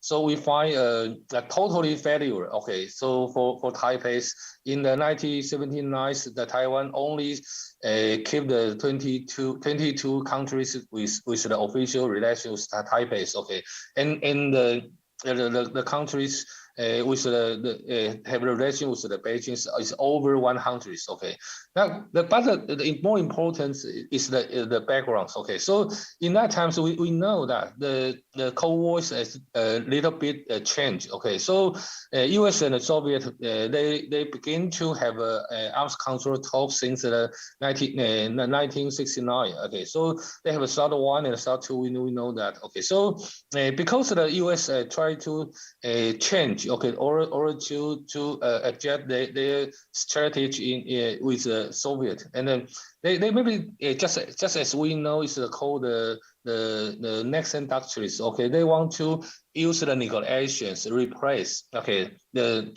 fight directly. Okay, so because the U.S. try to change its strategy. Okay, so this means that they more want the China can stand with the U.S. They call that so-called the Beijing card. Okay, so when U.S. Try to use the Beijing card in their interaction with the Soviets, so that's why the Taipei or the Taiwan may become a sacrifice. So we know the 1971 the U.S. General Assembly they pass resolutions, and they want to choose the China replace the Taiwan. And next year, President Nixon they visit Beijing and meet with the Mao Zedong. So suddenly maybe something changed. Okay, so and after that. The U.S. They keep their talks with the Soviets, and then the U.S. try to have a normalization with the relation with China. Okay, so finally, okay, so actually in this period in 1970s, okay, so because the Cold War maybe they entering into the next stage. Okay, so the environment have something changed. Okay, so in this time, so the U.S. maybe they regard the Beijing as their strategic partners. Okay, because they want to together to contend the Soviets. So the Taiwan become the sacrifice, and so we face a very serious crisis in our foreign relations. Okay, so Professor Tai, okay. I'm very sorry. Let you know that you have 5 minutes. Oh, 5 minutes. Okay. Yeah. Okay. So, Please. Yep. Okay. So we can see that it show the and then we then is the third crisis about in the 1995 to the 1996. Okay, so in that times, okay, so we can find U.S. have something. They changed their view to the China. So we know that around the 1995. Okay, it's the first time emerging the so-called the theory of the China threat. Okay, so it means that in that times, when the U.S. tried to regard the China as a potential competitor, so that is the background of the third crisis. Okay, so it's we want to show that. Okay, so in the same times, the Taiwan we have to have a new democracy. So it's something different in the domestically affairs in Taiwan. Okay, so then after that we have the fourth crisis in these years. So we know that maybe it's because we know that the Pelosi, the Mass Pelosi to visit Taiwan. So it's the direct backgrounds, but actually, okay, the crisis have a more macro background because the China and the U.S. relations, just as the Professor Lee said that. Okay, so they are in the direct competitions in these years. So we find U.S. people to adjust, and in the same times, China try to go outside and more the obviously. So it's a new situation. So it's what we can see that in the recent the regional affairs. Okay, so because of the time limitation, so I just go to the conclusions. Okay, so if we compare the 4 times, okay, of the crisis in the Taiwan Strait. Okay, so if we use so far the variable to compare the 4 times of the crisis, we can see something different. Okay, so the first time is the systemic stabilities. Okay, so and then the second variable is referred to the gaps, the power gap between the U.S. and China. And the third variable to see that if the U.S. and China share, if they share the overlapping interest. Okay, so the more interest they overlapping, so maybe the not so tricky. Okay, and then the fourth variable is about if the U.S. or the China they want to maintain the status quo or not. If they both of them want to maintain the status quo, of course the crisis will not so serious. Okay. Finally, yeah. If the U.S. support Taiwan, okay, so the crisis is under control. But if the U.S. is not really want to support Taiwan, okay, so the situation will different. Okay, so in these figures, if we see that if more the plus, okay, no more the plus, it means even we look at the crisis is really happens, but it's not a really big problem. Okay. But relatively, okay. So if we see the more the minus, okay, it means okay. So the crisis is more unstable, and maybe there will something will happen in the future. So just a lot of people to see that. Okay, so in the recently, okay, we see actually not just in these years. Okay, in past few years and in the foreseeable the recent the some years after that. Okay, so we can see the possibility, yeah, to happen some kind of the war. Is really rise. Okay, so in the futures, okay, I think it's not just the situation in Taiwan Strait or in the crisis in the cross-strait relations, and also we can see in the same times, okay, the situation in Korean Peninsula is also not so unstable. Okay, so it's because that we the Taiwan case and the Korea case, we share the same background and the same structures. So maybe the situation in interaction or inter the connections, we can focus more the concern about that. Okay, so I'm sorry to say too much because but I will just try to stop here, and maybe we can have time to discuss with everyone. Thank you very much. Thank you. Thank you very much, Professor Cha. And also, I'd like to appreciate you finished your presentation on time, just 30 seconds over, but it's okay. And it is great, impressive to me. You mentioned about the history of the Taiwan Strait crisis from the early 1950s. So it was, I think, that the experience to give us some lessons about these days the Taiwan Strait crisis, but still. I think that there's some the differences and the commonality between the historical experience and nowadays the crisis. I think that we can discuss about them more during the discussion session, as you mentioned. Thank you very much. 예, 다음에는 Next, we are going to have discussion. Our first discussant will be Professor Jang Young-hee, research professor at Sungkyunkwan Institute for China Studies at Sungkyunkwan University. I think his research institute comes up with the latest and most accurate news on China, and Sungkyun China Brief I use a lot. And he is now chief editor of the magazine, so I'm really looking forward to his discussion. He had authored some books and papers, and currently he wrote an article on U.S.-China strategic competition and changes in cross-strait relations. Okay, 5 minutes, I got it. Thank you very much. Well,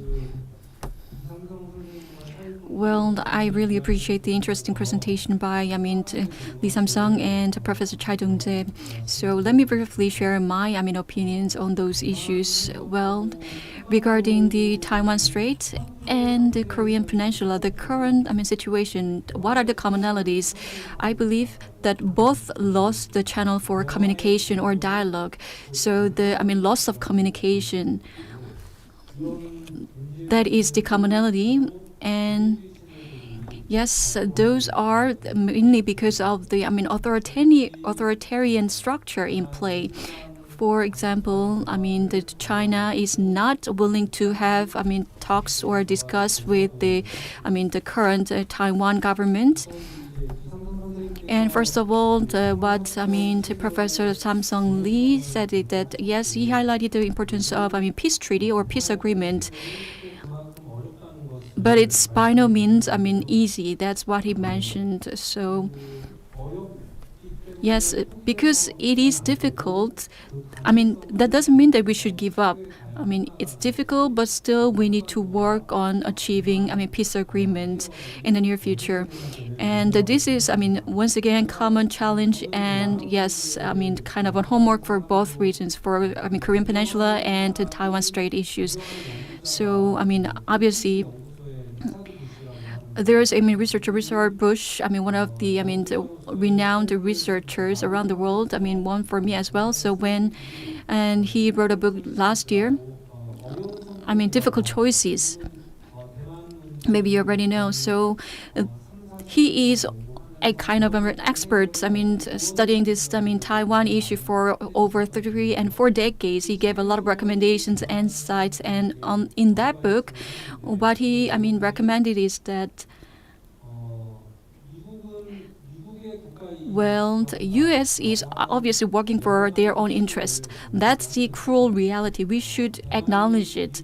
So if Taiwan overly depends on the U.S., it will not certainly help. So Taiwan should look for measures by themselves. So I think this is in line with what Professor Lee Sam-sung said, that we should actually strike a peace agreement between the struggling powers. So what Dr. Tsai said is that there have been 4 crises in the Taiwan Strait, and on the basis that there are the struggle between U.S. and China. Yes, maybe it's already well known, but still very important to highlight. So, just last week, President Xi Jinping now secured his 3rd term. So, and there was a really important statement he made that he will certainly make Taiwan reunified with Beijing, even if necessary by force. So President Xi once again showed his very hawkish stance in terms of the issues surrounding Taiwan. So against this backdrop, I think it's really important for Taiwan to secure really good and active channel for communication and dialogue, because I do not have a lot of time given for my discussion. So there are key 2 messages what I had in mind. The first one is that on the Korean Peninsula, being it Taiwan Strait being where it is, if there is a kind of conflict of military forces, yes, at one point, there may be some, national interest we may lose, but that shouldn't be the only focus we have. There may be tremendous, ripple effects in terms of social, economic, and international perspectives. So we shouldn't be solely focused on sovereignty, perspectives. So in China, when they see the Taiwan issue, yes, they think this is solely their sovereignty issue. So nobody else should actually tell them what to do. But President Xi Jinping, as he highlighted several times that the humanity is one, big community. We are one. So what happens between China and Taiwan will certainly have implications on other parts of the world.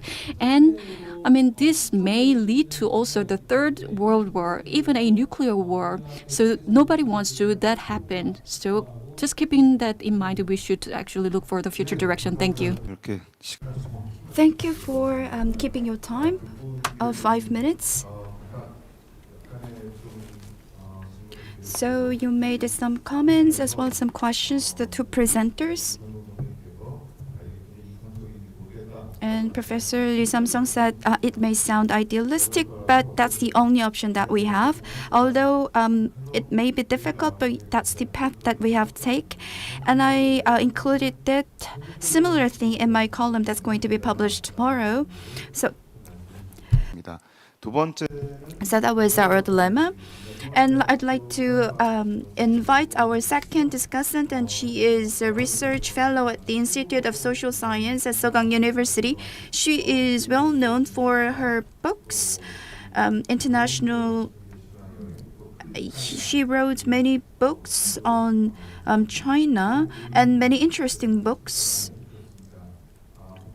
China Studies in Big Data Era, and she earned her doctoral degree at Peking University.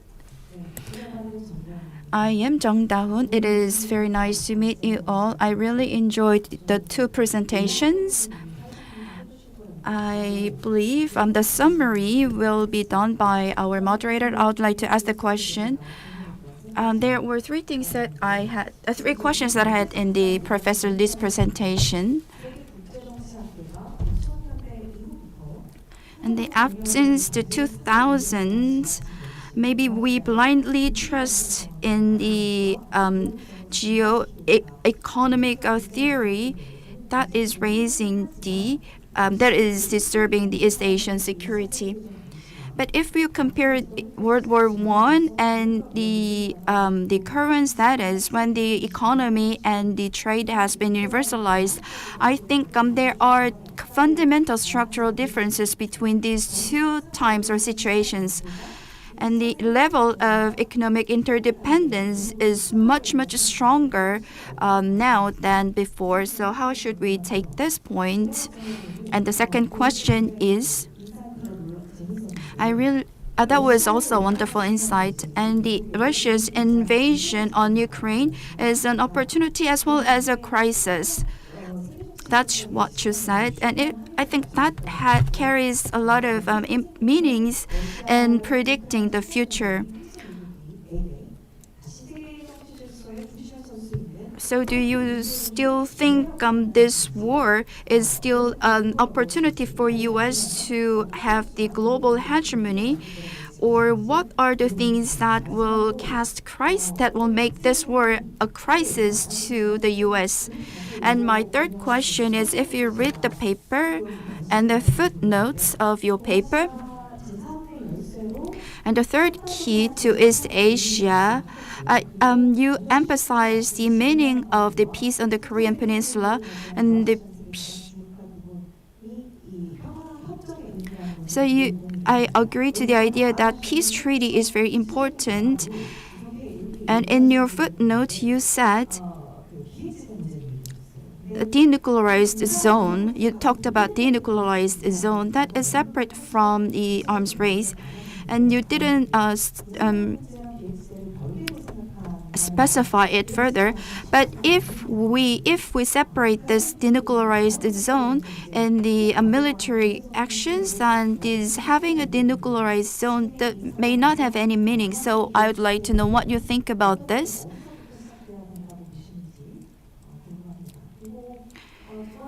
And for the second presentation by Professor Chai, well, I have only one question about your presentation.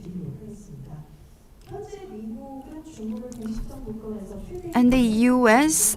defines China as the largest competitor, but the U.S. is not sure if the U.S. is defining China as the biggest threat to the world, like it does with Iran or other countries. How should we deal with the crisis and cross-strait area?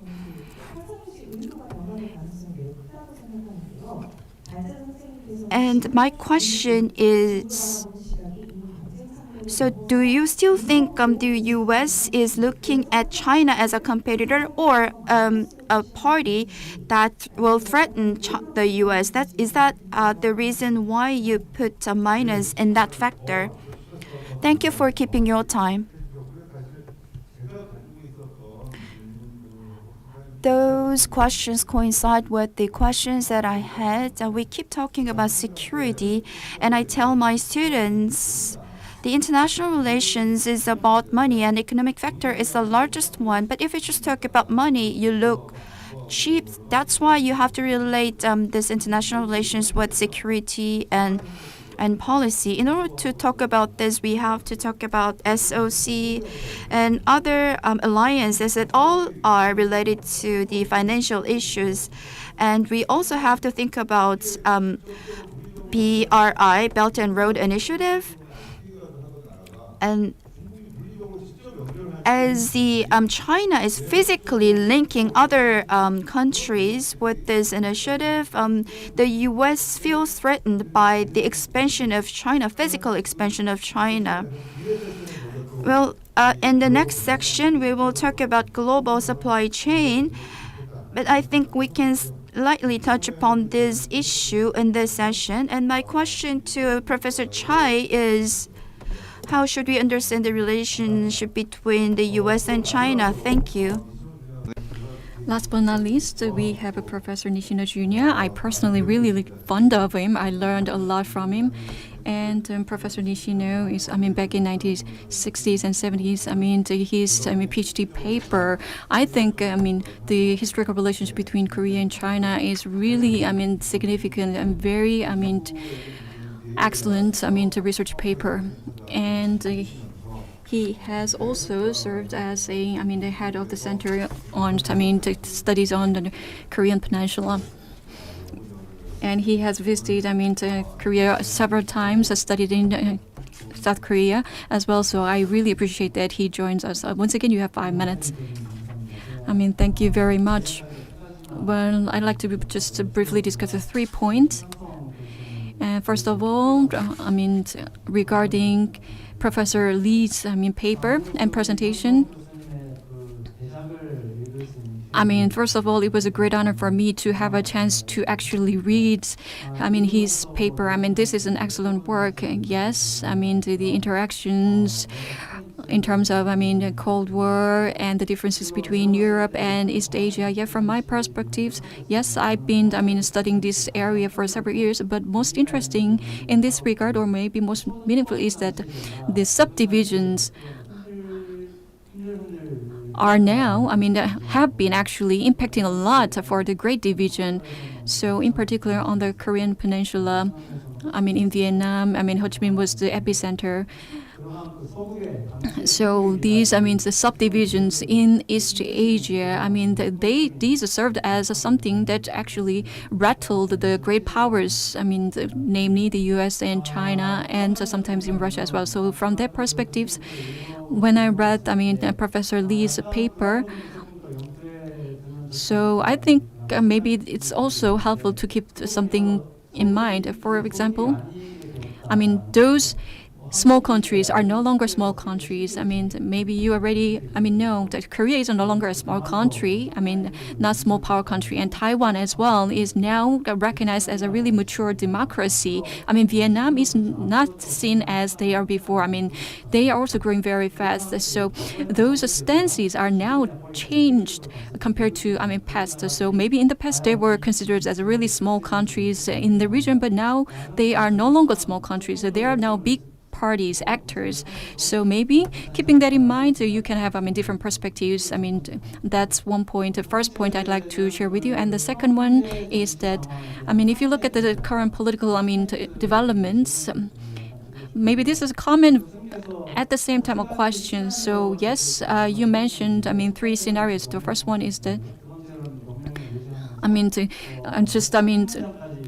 destructing or destroying, abandoning the alliance, or the second one is keeping it, and third one, maybe the most advisable one, keeping the alliance, and at the same time the regions in countries in the region are actually putting efforts together to actually form a bigger alliance, maybe more solid one. So but if you look at the current situation in China, if you look at Japan and Korea, yes, they seem like something in between the second and third. So they are not officially, raising their armed forces, but they are kind of, having concerns. Which one should we choose? Can we just maintain this status quo? Is it really right way to go? Or should we beef up our, military forces and try to enhance our influences? So there are a lot of, very complex, realistic, concerns for these, countries involved in the region. Or from a long-term perspective, yes, in the long-term perspectives, it's the right way to pursue the third scenario. But maybe short-term perspectives, maybe something in between should be the, road. I'd like to, hear more from, Professor Lee. And the third point is that, yes, he talked about the peace regime on the Korean Peninsula. As one of the scholars, I have a great interest in that issue as well. And in the previous Moon-jae administration, the peace process was, I feel very unfortunate that it didn't really succeed. But when I read your paper, yes, taking the initiative to actually have a peace treaty. Maybe there were some, mistakes made by the previous Moon-jae administration. Yes, to some extent, I agree with you. But this peace treaty should be the starting point for this new peace order. Yes, I agree with you in principle, but on the other hand, such efforts, there have been a lot of, attempts and, efforts back in 2005. There were joint declarations and roadmaps were introduced. There were a lot of, several attempts, but at the end of the day, it didn't work. The North Korea walked away or turned their back against these, efforts to actually bear fruits in terms of peace treaty. So it was really difficult to get North Korea, go till the end of the, journey. So from what I see, maybe it's the reason why this is still too idealistic. And if you look at the current or recent behaviors of North Korea, maybe it's really difficult for us to have that dream, materialized in the near future. And at this point in particular, maybe the response of South Korea may be too lax, too unresponsive. To some extent, that's how I feel. Maybe that is the reason why the current, Yoon administration, yes, it's conservative, stance. But he said, well, I have an audacious initiative, but what is it exactly? How are you going to actually pursue it? There should be kind of a good mixture between progressive approach and conservative approach. Of course, it's really not easy, but it should be the balanced approach, step-by-step, gradual approach. That's, I personally feel, at least, on the Korean Peninsula. And we should have a clear roadmap, a correct one. There should be the right, guidance for us.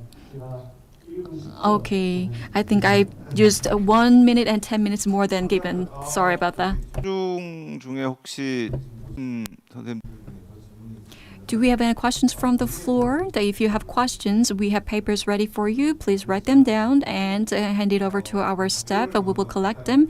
Okay, we will take a couple of moments to take, the answers from, two presenters. First, Professor Lee and Professor Jai. 1 minute each, okay? Thank you for your points and discussions. I'd like to answer the questions raised by Professor Nishino Jr. You asked about the phased approach, and I am not dividing.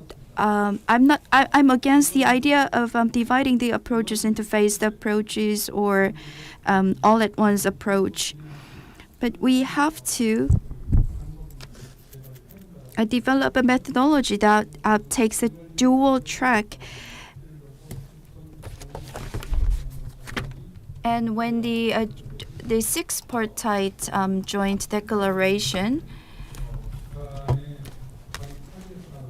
failed, and that you said it was failed because North Korea walked away, but I have a slightly different idea. In 2005, in September, the Bush administration's State Secretary Rice pushed ahead with this joint declaration, and the Defense Secretary and the President Bush also agreed to that idea, and their intention was to melt North Korea. So this blanket approach and the phased approach, I mean, they thought the blanket approach was the answer to change North Korea, and even before right after the joint declaration was signed, Banco Delta Asia crisis erupted.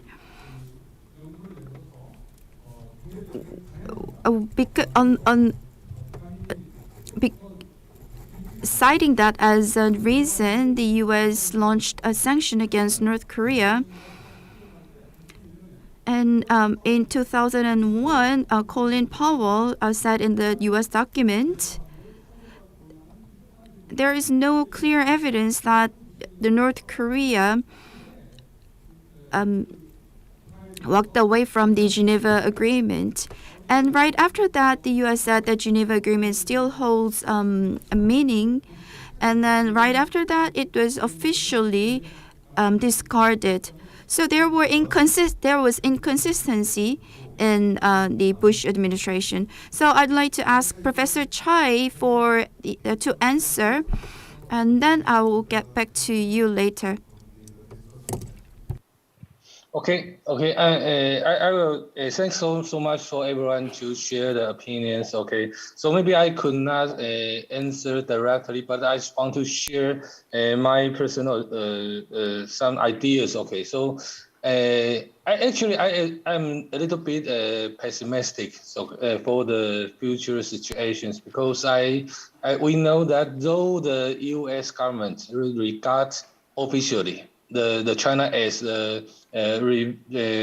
revisionist. Okay, so but we also know the U.S. also try to revise the status quo. Okay, so everyone knows that because the American first. Okay, so in the futures. Okay, so I think the Taiwan Strait crisis is a simple to help us to look at. Okay, so even the structure.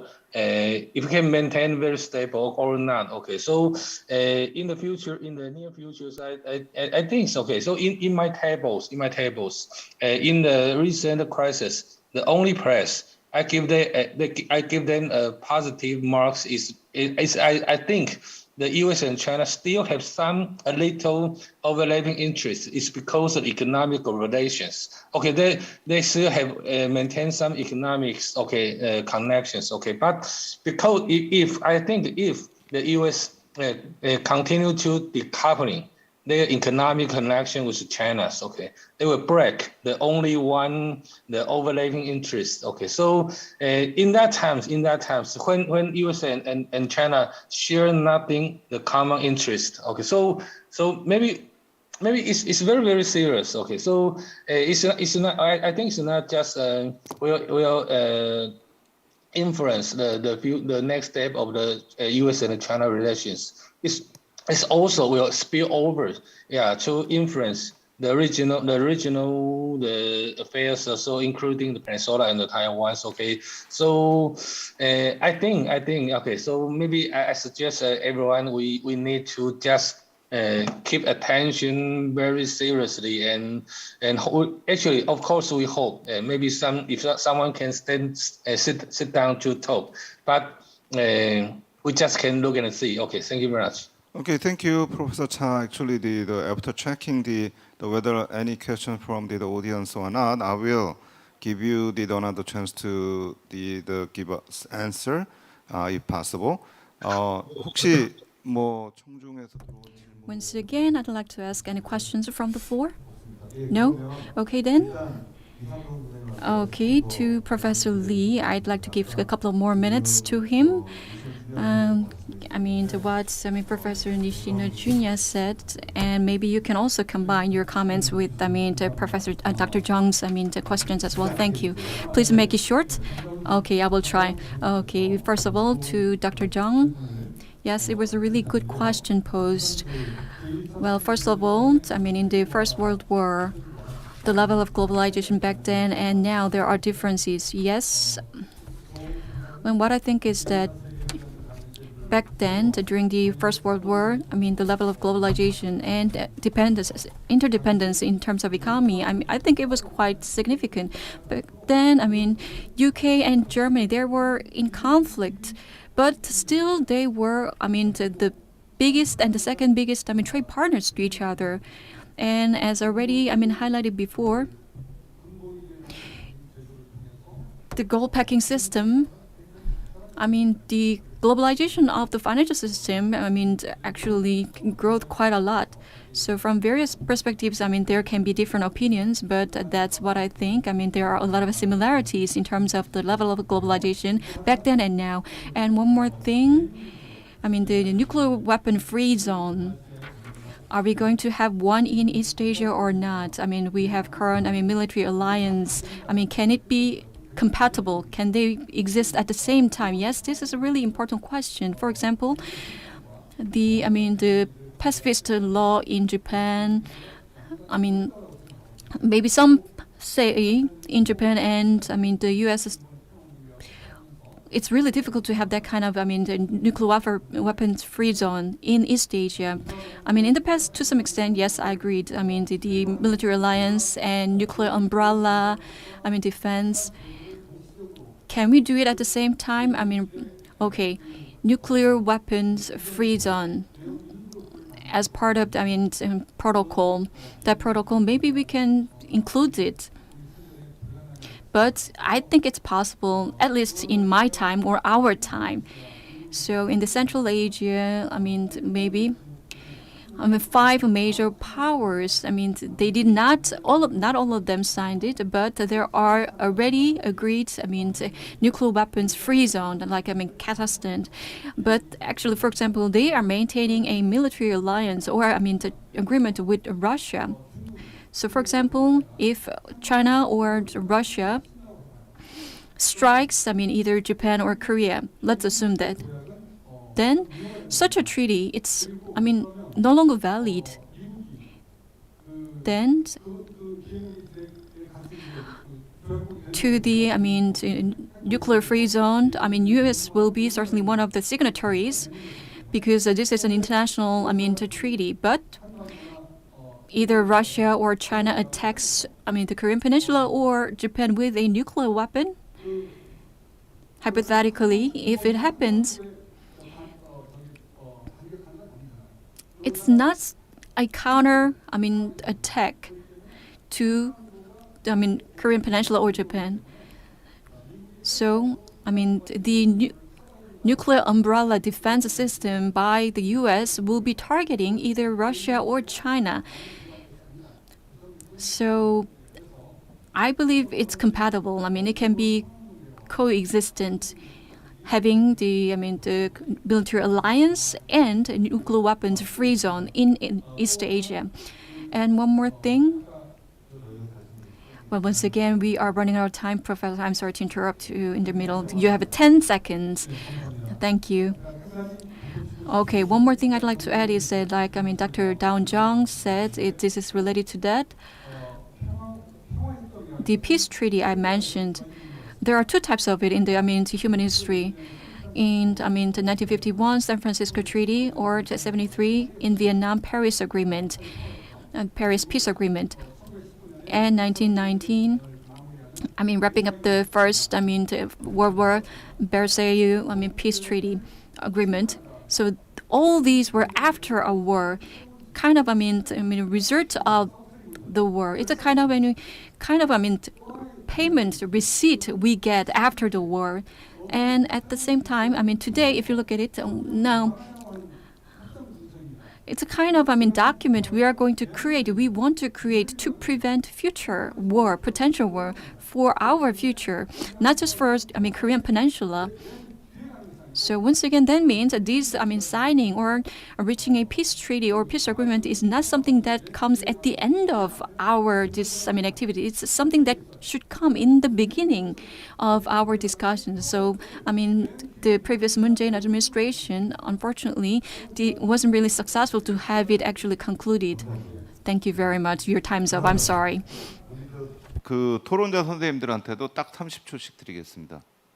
혹시 I'll give each discussant for their final comment for 30 seconds. If not, can you have any close remark? No, nothing to say now. It's okay. Okay, thank you. 예, 굉장히 사실은 well, I'm really sorry that I had to keep time. If I just let you talk, we could spend the entire day.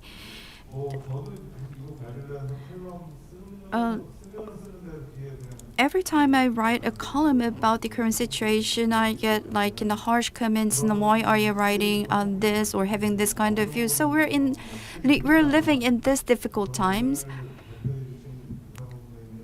And I'd like to thank Professor Lee and Professor Chai and all the discussants for their enthusiastic inputs. We are in a dilemma that we have to push ahead with the idealistic plan, and we are in the situation that we have to do that. And the second point I'd like to raise is that whenever I talk to the specialists on the German issues, they tell us, don't prepare anything. And if you prepared enough, but on the day comes and you have prepared nothing. So even if there may be no solutions, but in order for us to be well prepared, we have to prepare ourselves for the time. And in the next section, we're going to talk about the crisis in the global supply chain. And I think the U.S. is trying to break down the global supply chain that is led by China, and that involves lots of political factors. And I believe in the next session, this will be talked about and discussed. Thank you very much. Thank you, everyone. And please bear with my impoliteness that I had to cut you in the middle way. Thank you.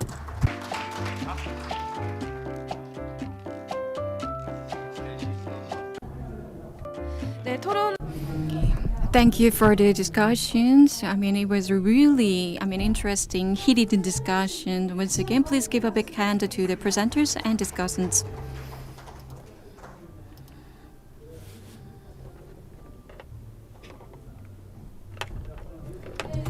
Now, with this, we will conclude the second session, and the next session is prepared by KMI, and we will start the KMI session at 3 p.m.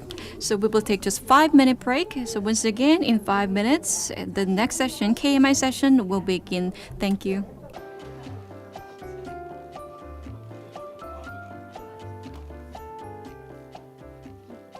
Professor Cesar, can you hear my voice?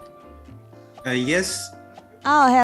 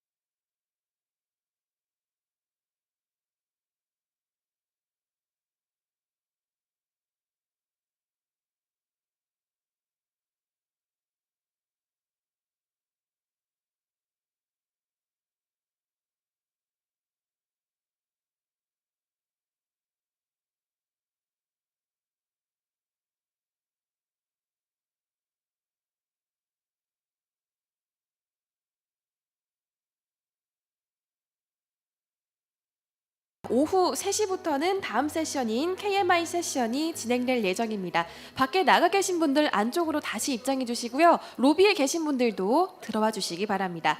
다시 한번 안내 말씀드립니다. 잠시 후인 오후 3시부터는 KMI 세션이 진행될 예정입니다. 착석 부탁드립니다. 고맙습니다.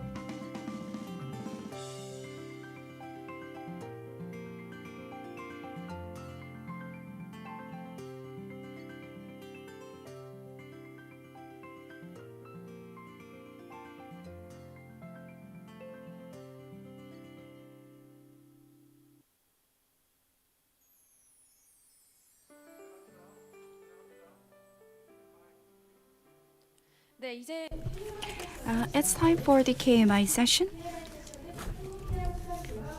It is organized by the Korea Maritime Institute, and the session will be themed the global supply chain crisis and its solution in new Cold War era. And the moderator and the presenters and discussants, please come up to the stage.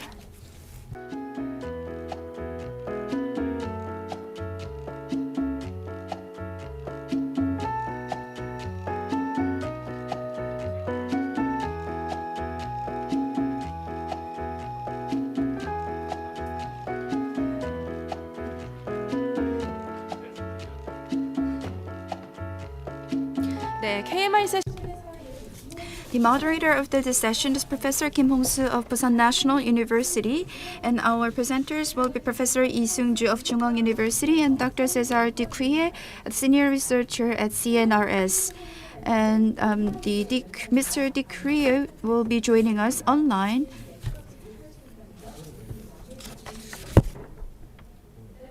And for the discussions, we have Mr. Lee Seung-woo, Chief of Regional Cooperation Committee at KMI, and Mr. Jung Kyu-cha, Director of Office of Macroeconomic Analysis and Forecasting at KDI, and Professor Lee Eun-gyu of New Jersey City University. Now I'd like to pass the microphone to the moderator, Professor Kim. My name is Kim Hong-soo. I'll be moderating the session. It is very nice to meet you. In 2005, this Nurimaru was built, and after that, once every year, people gather here to talk about the peace on the Korean Peninsula. That's this symposium is held once every year to talk about the peace on the Korean Peninsula. And I was an advisor to the APEC summit in 2005, and I think I am attending the symposium about every 5 years. It is very nice to see all the faces that I know. And Professor Lee Sam-sung may not remember me, but I remember you. And we have a lot of people from Busan. Thank you for being here with us. And Hankyoreh in International Symposium is sponsored by the one session of the symposium is sponsored by KMI, and I think they joined about 2 years later the first symposium. We really thank you for your support. In that sense, I would like to invite President Kim Jong-duk of KMI for his congratulatory remarks.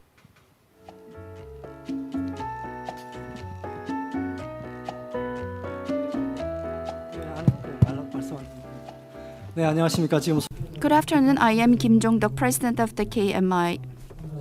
I'd like to thank everyone for being here with us, and I welcome all of you. This session will be presented under the topic of the global supply chain crisis and its solution in new Cold War era. And the Korean peninsula since the late 19th century has serving as the roads for the logistics.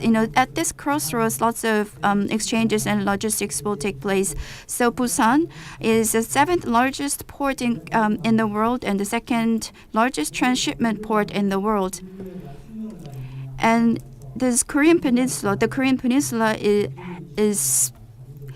has its fate as the big port, and it has a good possibility of expanding its role.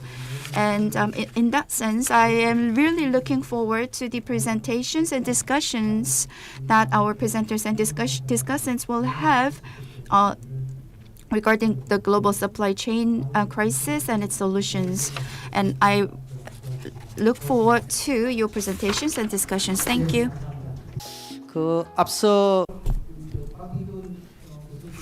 And in the previous session, Professor Park said that he is looking forward to the KMI session that may come up with some concrete solutions.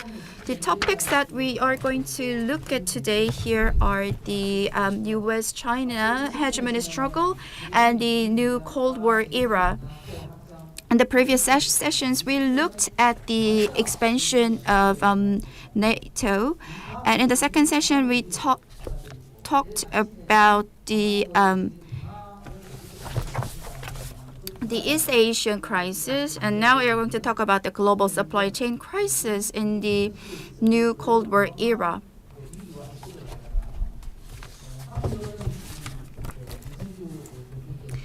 And Professor Lee Seung-ju will present us on the global supply chain crisis from the international politics.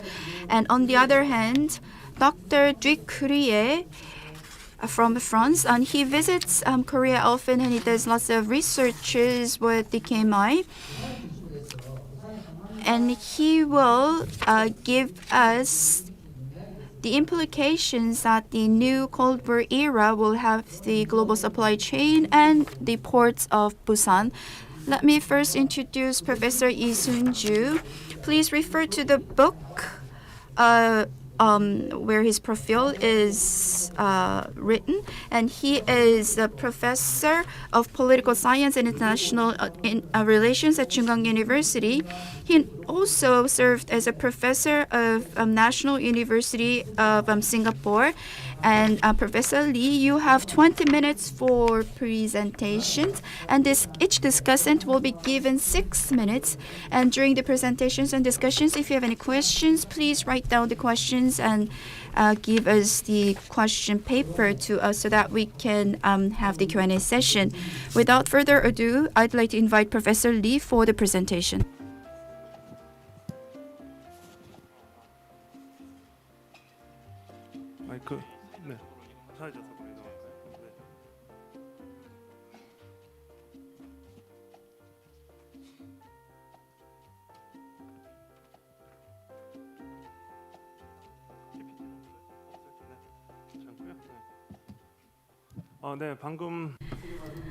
Once again, I'd like to introduce myself. I'm Lee Seung-ju from Chung-in University. Well, it is my great honor to have an opportunity to deliver a presentation in front of this distinguished guest, including, prominent experts.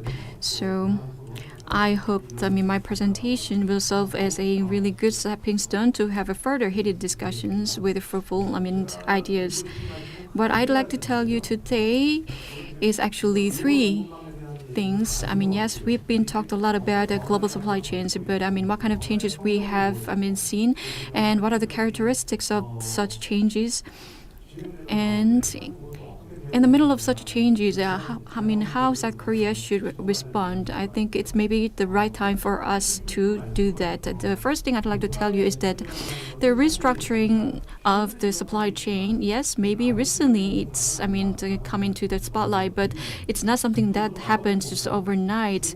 Well, this is, together with the rising, economic prowess of, China, it has been some time that the global supply chain has really been restructuring. Obviously the economic rise of China, it's well known, but in the 2000s it was quite visible, and beyond that, it was quite, highlighted several times because it was really prominent, sometimes posing threats, sometimes, giving opportunities. But in more detail, for the last 2 decades, together with the rising, Chinese economy, what kind of changes we experienced? The first one is that in Asia and East Asia, the supply chain has been continuously expanding geographically. That's one thing I'd like to highlight. What it means is that, as Chinese economy grew, their economic structure has been upgraded from low value, ones to high value added ones. And as a result, geographically, the supply chain, at least in East Asia, has been expanding as well. So for the last 20 years, following up on the, evolution of global supply chain, restructuring, many players are newly joined in this, changing structure. What kind of results it created? The first one is the global imbalance. Well, in fact, back in 2019, when there was a U.S.-China trade war started, there were some people just still thinking that's just between the two countries. But if you look more in detail, there were quite serious structural, element that is closely related to the global supply chain. Simply put, China imported, a lot of parts and materials, raw materials from other countries in the region, and then they exported, finished goods to other countries around the world, including the U.S. and Europe. And in this process, the so-called trade imbalance was, brought to the scene. And obviously, this was, again, not something that was, hidden or not happened before. But it was there for quite a long time. But it was actually obviously viewed, on the surface. Yes, maybe on the surface, it's just between the two, U.S. and China, their trade one. But directly and indirectly, especially Asian countries, many Asian countries are involved as well. And second point I'd like to tell you is that at the end of the day, China, within the supply chain in the region, they again constantly upgraded themselves. So they are now, serving as a hub. So it's no longer just China problem. The true nature of the supply chain in the region has changed as well. So simply put, the hierarchy of the global supply chain is now more rigid than before, or it has become more, vertical. So, yes, people often say China is the, factory of the world. But in the process, it has built hierarchical, trade relationships with many countries around the world, and it has been expanding and it's been intensifying. And what kind of consequences it has generated? Yes, there are, geopolitical issues in play as well. Well, most of the, East Asian countries are so-called, having difficulty, so-called asymmetrical, in trade issues. It's not a problem for just a single country. Many countries are having the same issue, especially in the region. So, delivering this concern, China is actually building its power. So back in 2016, maybe you already know, in Korea, back then, the previous government, decided to install that, defense system. So it's kind of, the official, unofficial, coercion. So, of course, there are many different, elements in play, but this, shouldn't have happened if we did not have that kind of this asymmetrical, trade relationship with China. So this is kind of, asymmetrical trade or economic dependency on China has been one of our disadvantages. So, for example, rare earth materials. China at one point stopped exporting rare earth materials to its partner countries or trade partners, including South Korea. This obviously dealt a blow as well. And one more thing I'd like to add is that, but at the end of the day, yes, at the moment we are faced with this difficult challenge of asymmetric trade imbalance with China, but this is not the only relationship we have. In some other industries, we have a really good reciprocal trade relations. For example, the semiconductor industry. So if you look at them as a kind of a total volume perspective, there are several challenges, but there are other solutions already there that we can actually tap into. And this is also recognized by China recently as well. So they are taking more cautious steps compared to what they have done before in the past. So again, for some industries and for some technology sectors, there are kind of a two-way collaborative trade relationships. But what I'd like to tell you is that, together with the rising economic power of China, the supply chain in East Asia has gone through a significant structure change, and that also affected social and political conditions as well. And next, I'd like to move on. There are a couple of elements. The impact of COVID-19 pandemic that I cannot leave out. What kind of changes did it bring? For example, so far when you talk about supply chain, it was almost always about designing it to maximize efficiency. But with the COVID pandemic rapidly sweeping through the world, everyone suffered at the same time the supply chain disruption.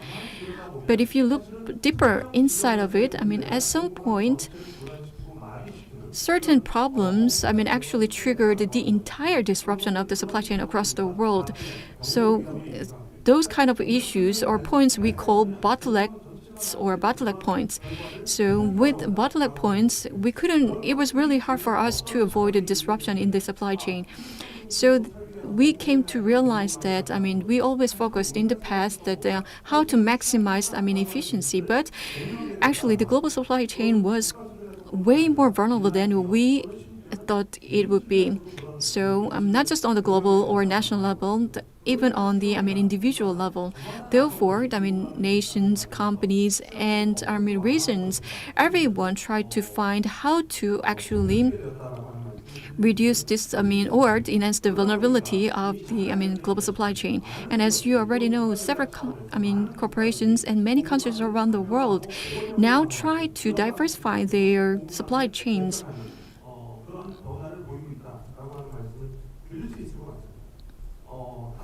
But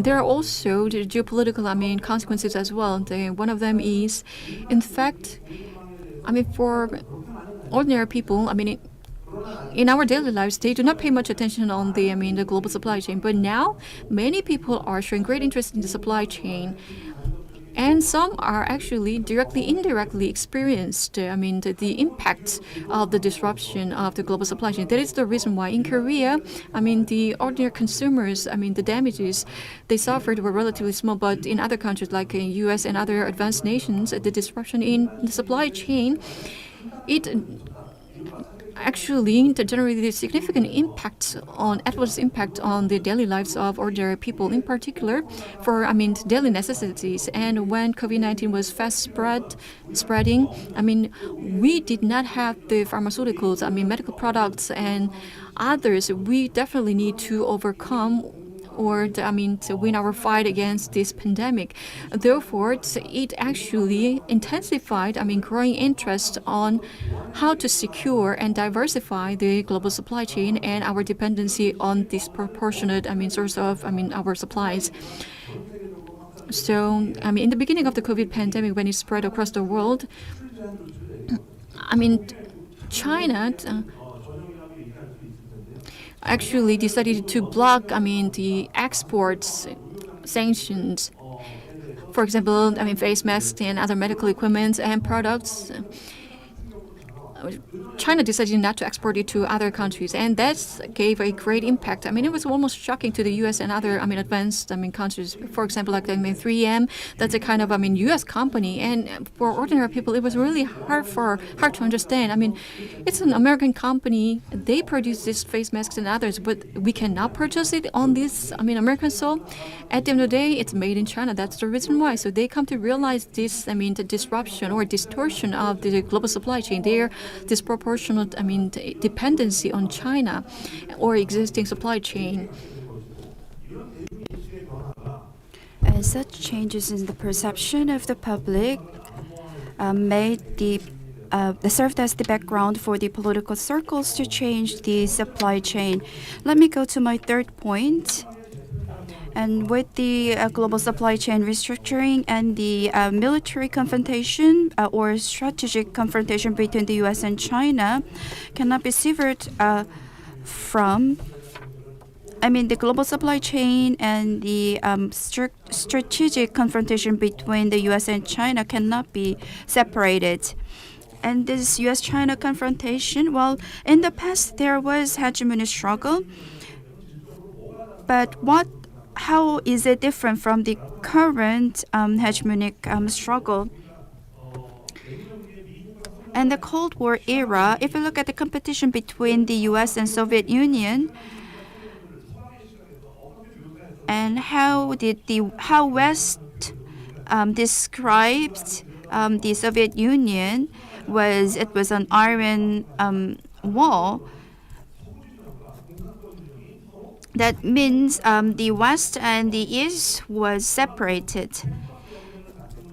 So the two countries that are struggling over the hegemony do not dependent on each other. That was the norm that was shown in the Cold War era. It was divided so that they can compete with each other. But in the case of U.S. and China, it is different.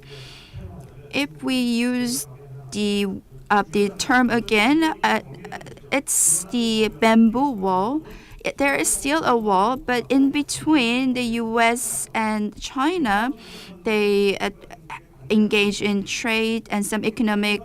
They forged economic relations. In that sense, the two countries are pursuing strategic competition on the basis of interdependence. So that's the new characteristics of the power struggle between these two countries.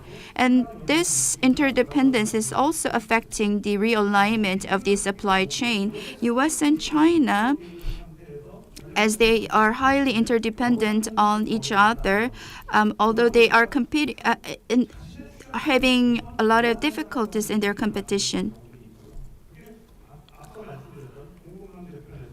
And realignment of the global supply chain requires strengthening resilience and mitigating the weaknesses. So the global supply chain had to go through a securitization process after the pandemic. The prime example is the Trump administration's reshoring policy that was also succeeded by the Biden administration. Reshoring is a typical example of securitization of global supply chain.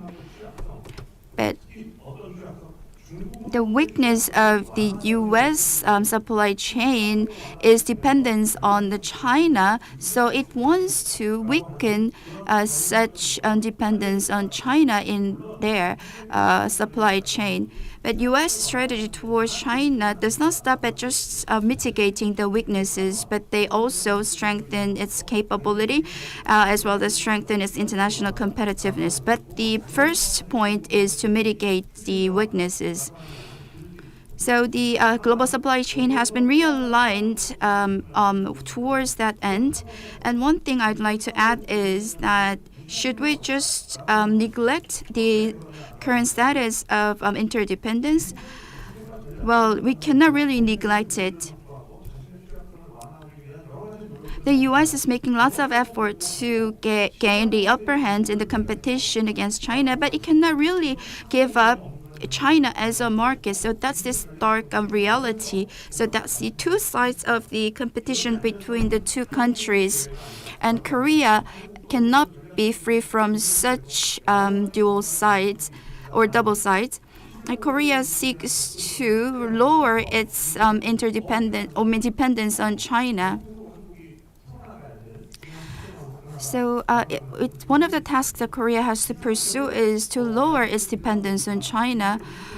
Then, the U.S.'s reshoring policy is kind of a symbol of the securitization of supply chain.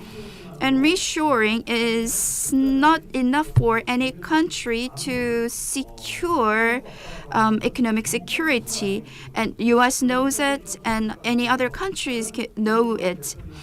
So they should pursue other strategies as well. They focus on friendshoring or ally shoring along with reshoring. So that appear in the process of securitization of global supply chain. I think such changes will only get stronger going forward. And now I'd like to talk about what should Korea do in these circumstances. First is Korea has to have a grand goal that we have to share, and one of them is to pursue inclusive economic autonomy. And the pandemic is still with us, and the strategic competition is getting fiercer and throwing lots of uncertainties. And one of the rational choices that we can make is that we have to take care of ourselves first. And that will take in the form of my country first or mercantilism. But no matter how big the impact may be, the protectionism and the My Korea First policy cannot solve all the problems. It is all the more so for Korea, which is very much dependent on the global economy. So we have to secure economic autonomy, and at the same time, we have to also pursue inclusiveness and openness at the same time. And inclusiveness and securing autonomy may not go hand in hand. You may think so, and you may be right. But in the times of uncertainty and changes, so we can say we are in an abnormal times, such policies should be harmonized to build the capability of the country and of the people. And most of the countries around the world are moving towards this direction. And the second strategy that Korea has to pursue in terms of the global supply chain is we have to diversify. And we have very mixed views on diversification of the global supply chain. Can it really help Korea, or we wanted to diversify the supply chain to move away from Japan, and people say, was it successful? Well, diversifying or moving away from China may be more difficult. But if you look at the economic relationship between the two countries, between Korea and China, will not stop at this phase. The rising labor costs in China and industrial upgrades, or converting to domestic economy first.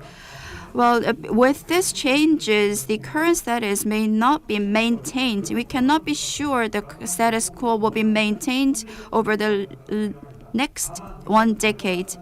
But when we diversify, we can take many measures, but we have to be cautious that it's not breaking away from China. We should not send a signal to China that we are severing ties with China. So in that sense, we have to pursue diversify based on the universal values. And there are other countries that share same concerns, like like-minded country. we have to forge cooperation with such countries. Korea is mid-class country, but a country like this cannot make changes alone. But we can lead the changes along with our friends. And we also have to reform institutional framework. And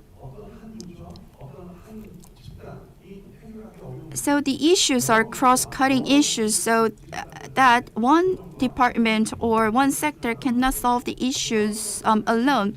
This requires cooperation, and this requires reform in the institutional framework. Thank you.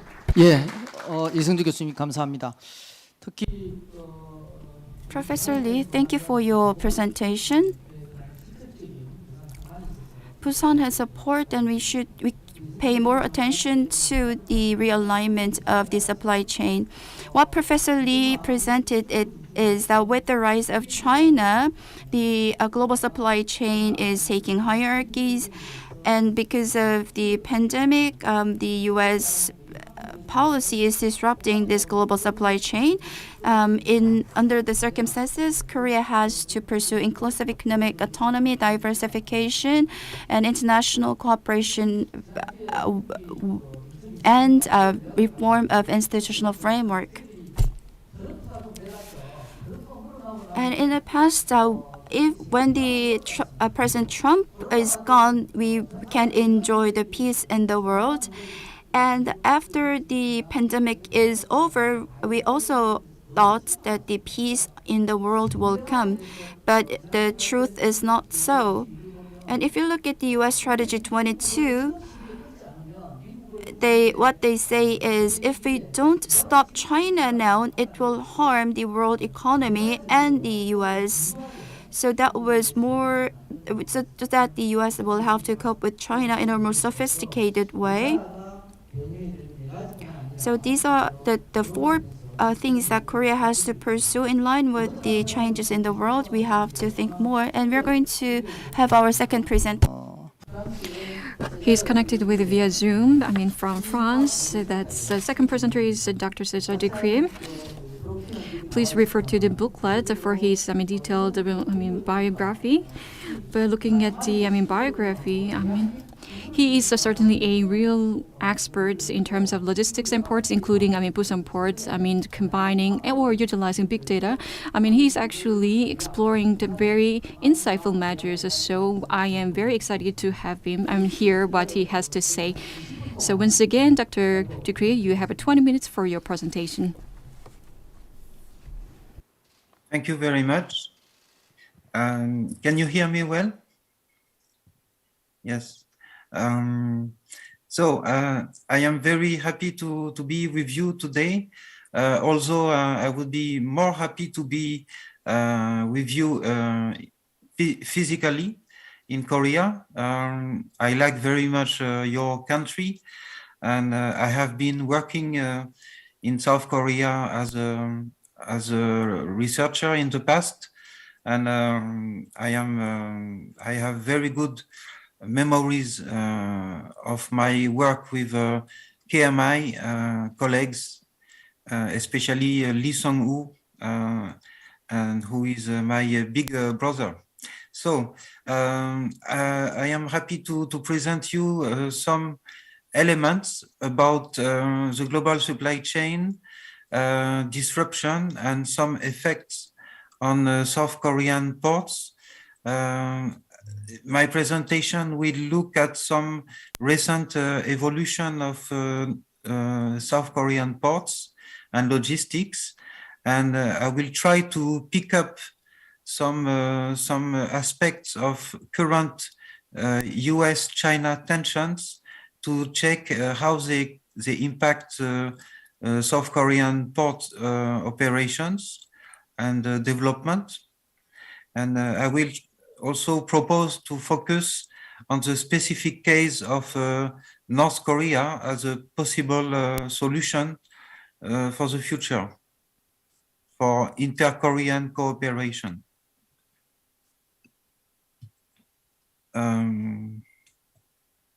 So as you can see on the map, South Korea has a very unique position or situation in Northeast Asia. It is connecting global shipping lines mainly through the ports of Busan and Gwangyang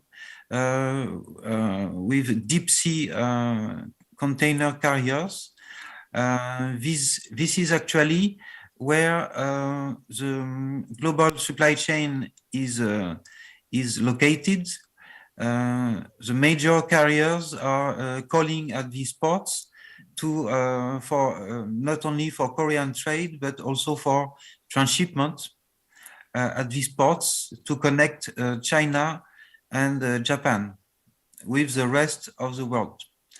But something also important is that you also have local or short sea shipping connections within Northeast Asia, which are also important, with Far East Russia or North China between smaller ports. And I will go back to this later, as this is also an important aspect of the supply chain. Is not only about global shipping, but also about regional shipping. So this position of South Korea has many implications, and it is accentuated by the fact that South Korea is also squeezed between China and the US for a long time.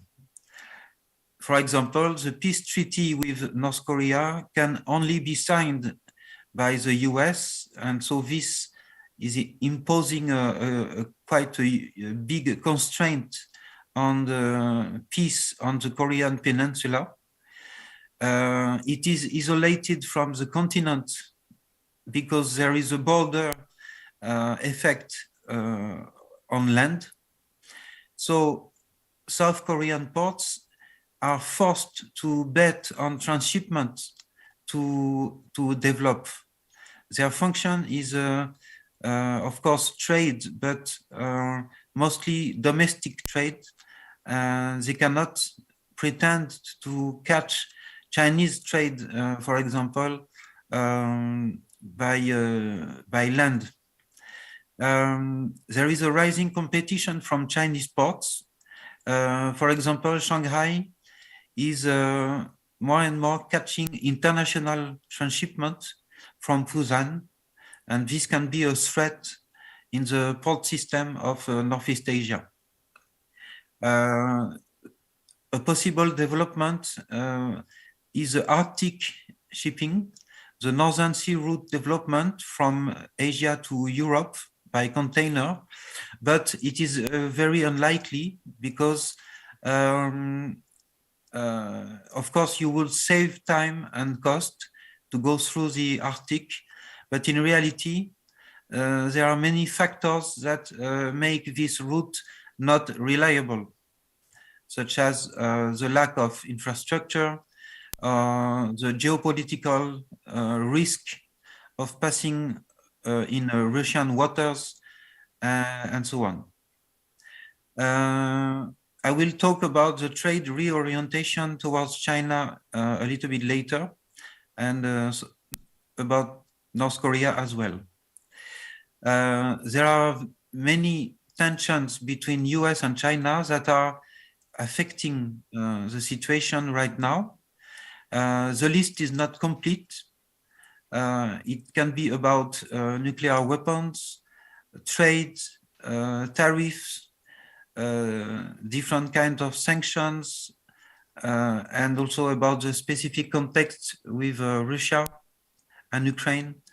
And all of this is increasing the tensions, and because of this, its strong links economically with China and geopolitically with the US, South Korea is squeezed in between. It is difficult for South Korea to find its own way of action. I will provide now a small quantitative aspect of the evolution of container shipping connections in Northeast Asia. So as you can see, Busan in 1996 was just starting to become a hub in Northeast Asia. You can see that its main connections are with Japan. It is connecting mostly for transshipment small Japanese ports on the west coast, on the East Sea. And the system is dominated by Hong Kong and some other hubs. In 2006, you see the increase of Busan domination, which now extends to North China, Far East Russia, and many other Japanese small ports, also for transshipment, and also together with Pyongyang. In 2016, this domination has increased. The traffic of North China ports has increased, but they are still under the control of Busan transshipment, together with Pyongyang and Incheon. And Busan is dominating almost all of Japan. The rest of China, between Shanghai and Hong Kong, is a different system. You can see also in another way how the evolution of this system. 이러한 시스템 어떻게 발전했는지를 보실 수 있을 것입니다. The evolution of this system. 이러한 시스템의 그 변화는 The evolution of this system is happening during the growth of trade. 무역의 성장 그리고 그 가치 사슬의 그 성장에 맞추어서 일어났습니다. We must not forget that in the meantime, if we include not only container shipping but all kinds of shipping, bulk, liquid bulk, solid bulk, general cargo, if we look at inter-Korean shipping, the evolution has been also dramatic until the late 2000s. We can see a multiplication of connections between North and South Korea. And until sanctions by the UN and the stoppage of connections or trade between North and South in the more recent period.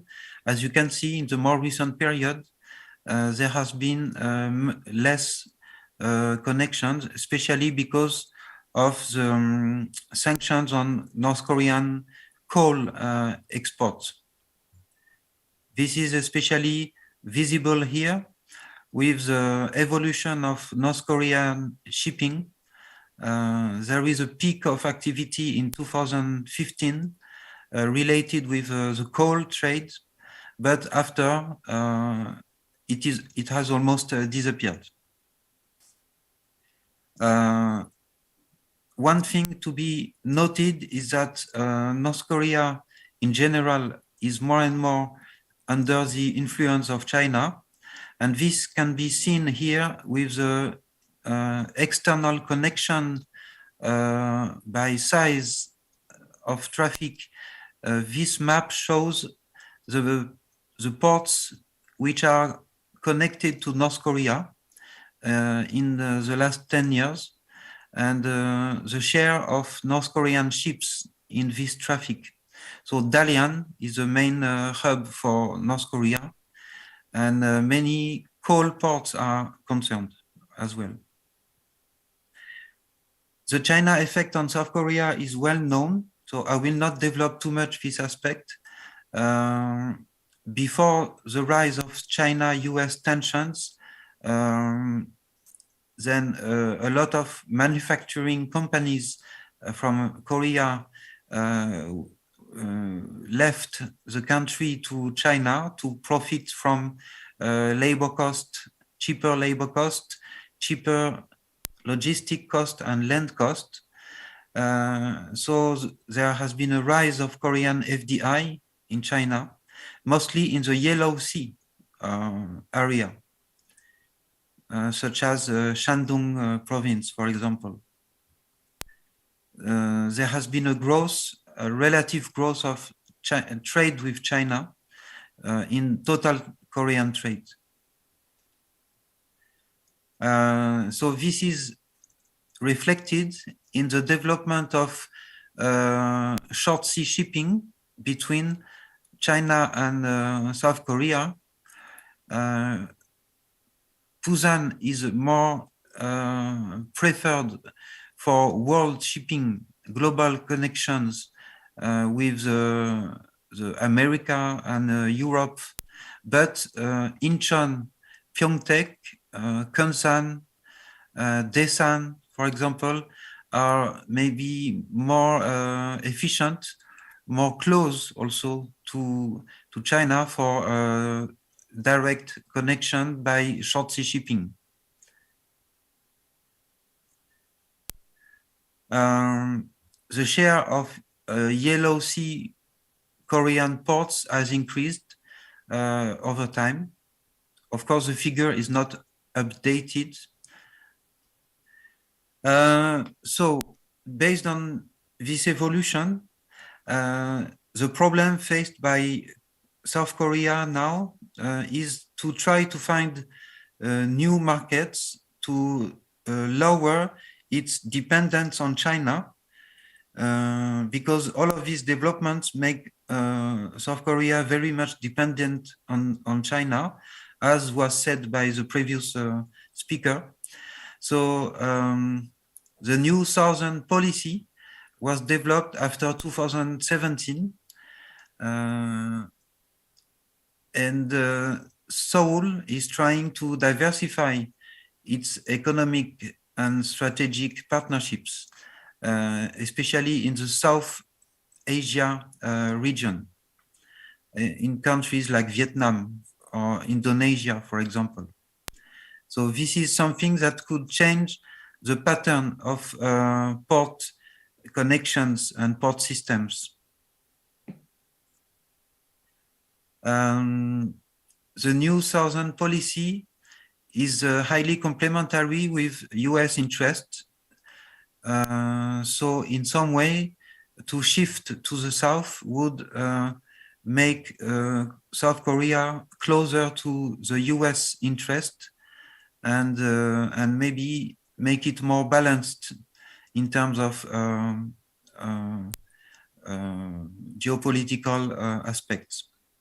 But the trade of semiconductors, for example, is something that is not replaceable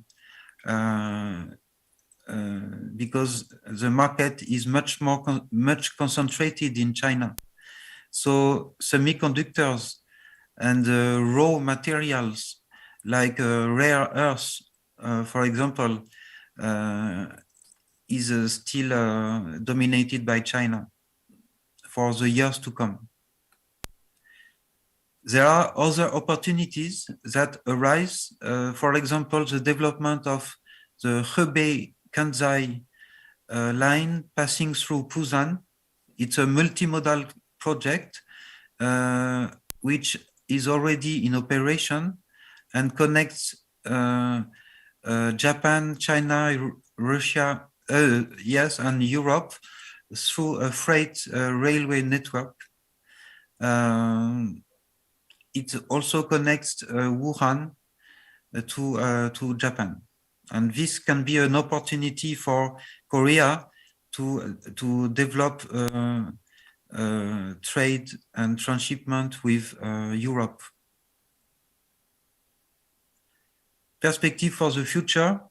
I would say that although relationships with North Korea are getting worse these days, as we see with the decapitation policy of the military force in South Korea, the discourse is becoming more and more aggressive.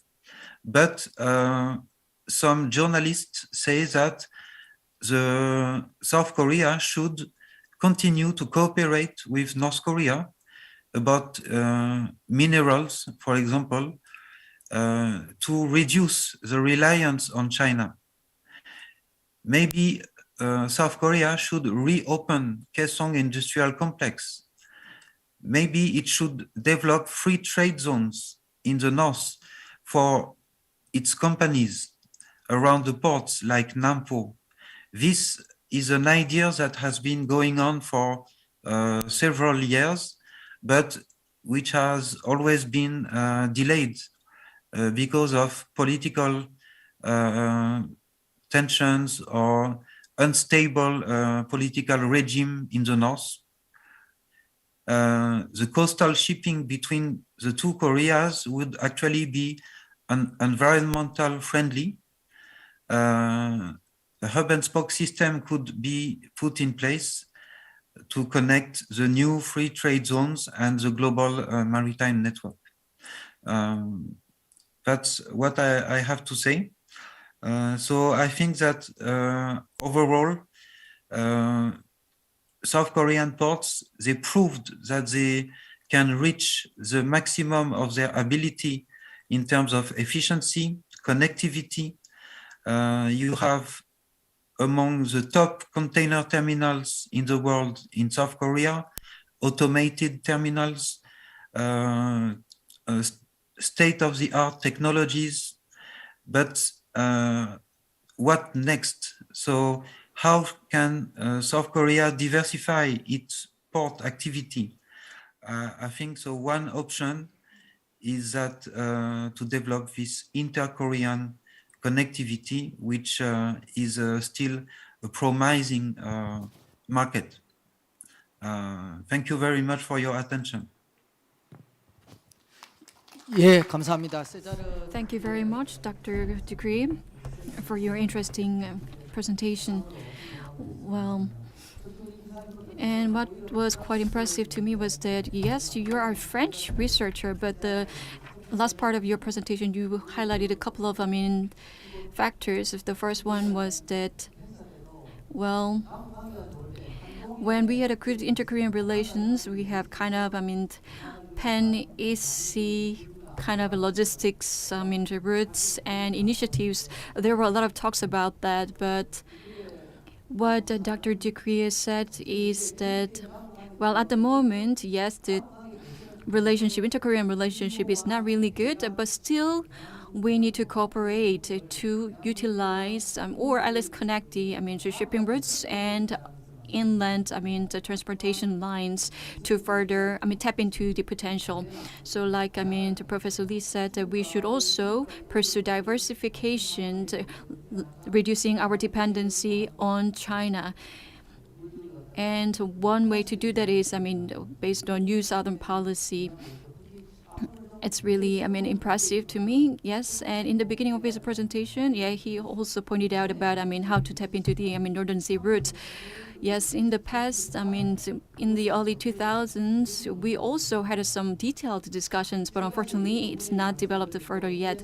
Okay, now we have 3 discussants to share their insights and opinions.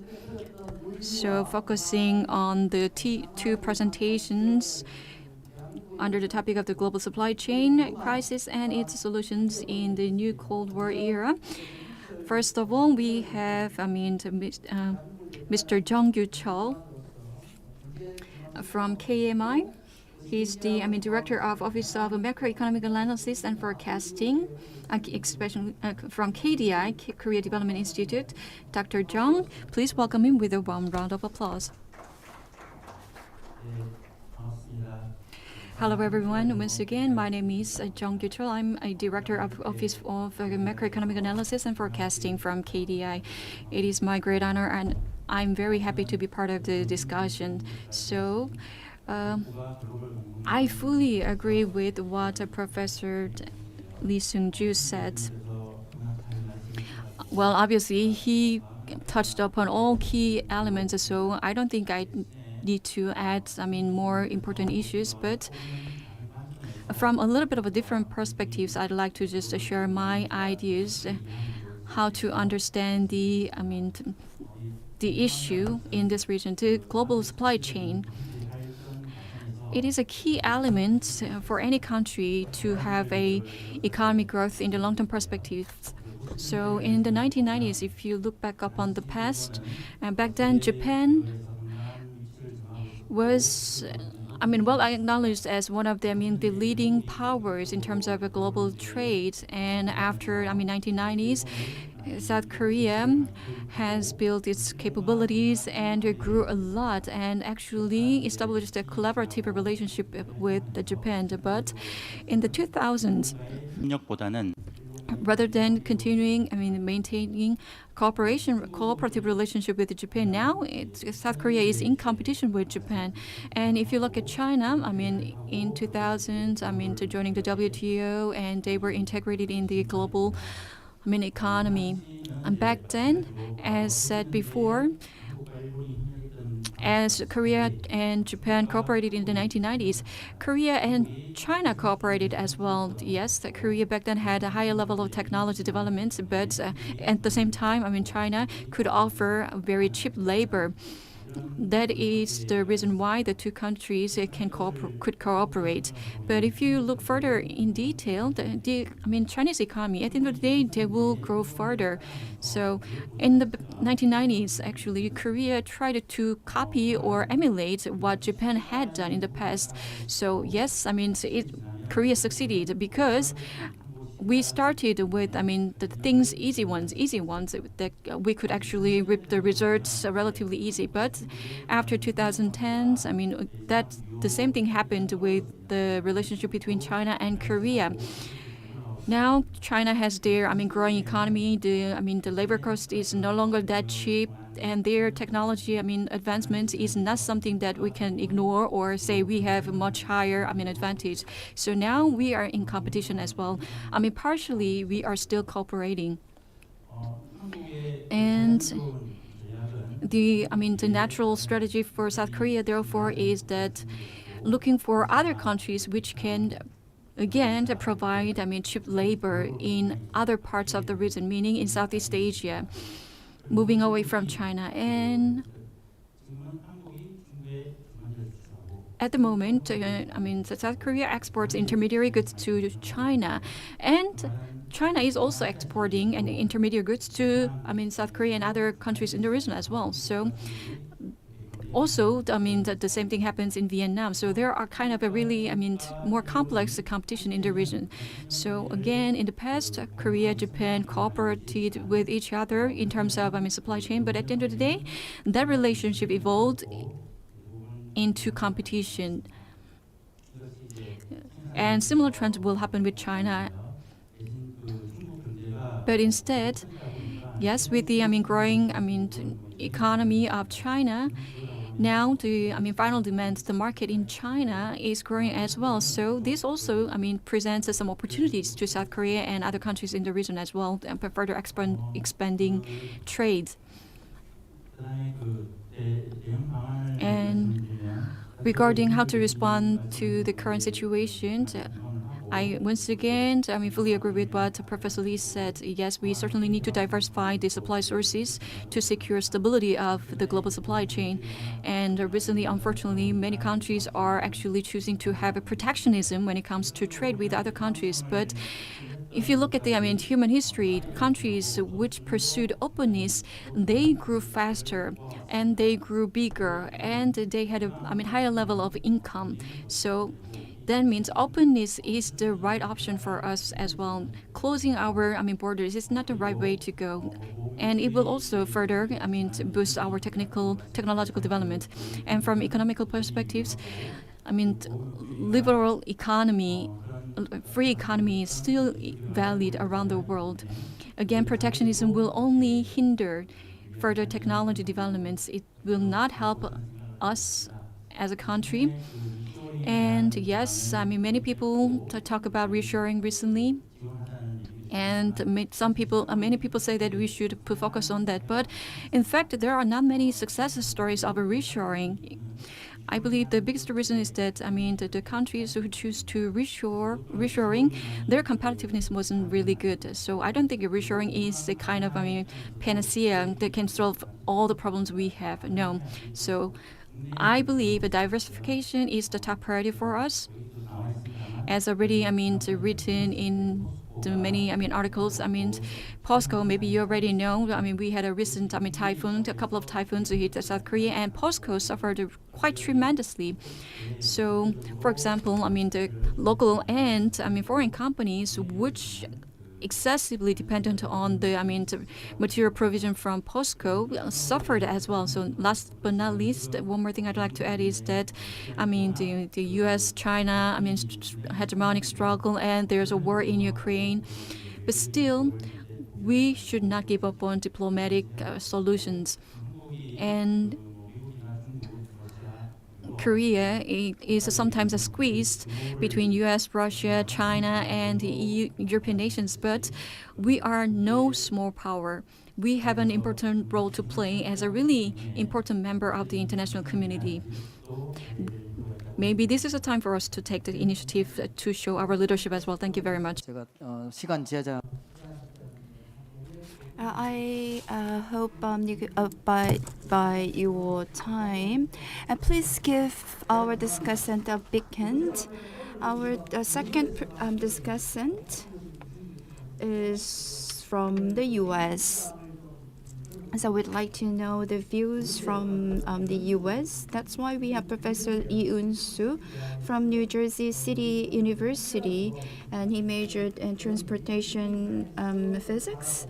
And we would like to know the issues related to the global supply chain from the perspective of the U.S. I'll give you 5 minutes. Thank you. I am a professor of management at the School of Business at New Jersey City University.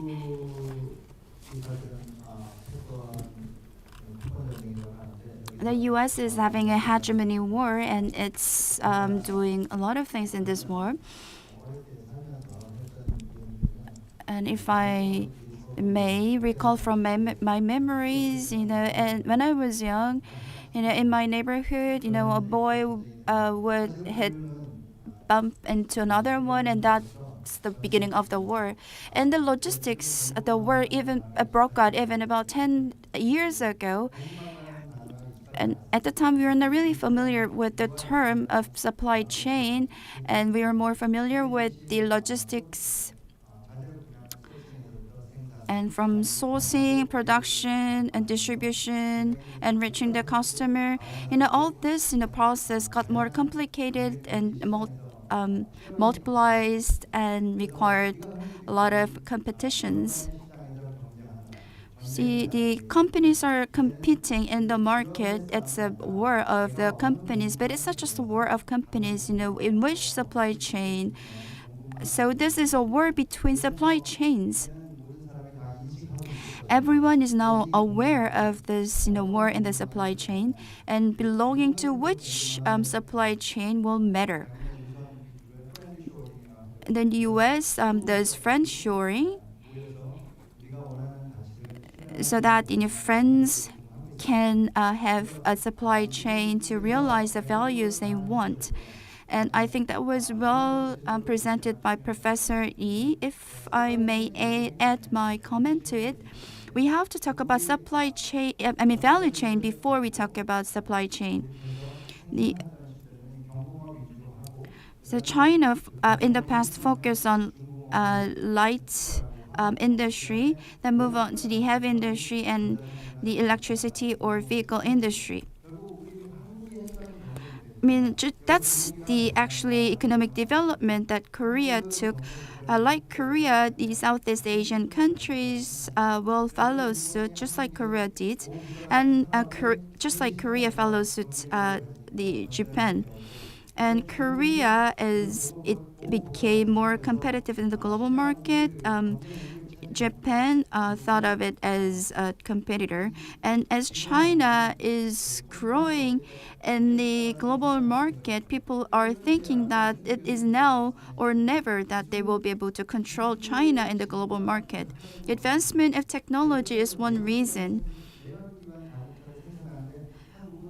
Korea made a huge investment in making these combustion engine vehicles, and China is focusing on producing battery-based vehicles. So it took much shorter for China to advance these industries. With this technology in battery, we have to be able to control China.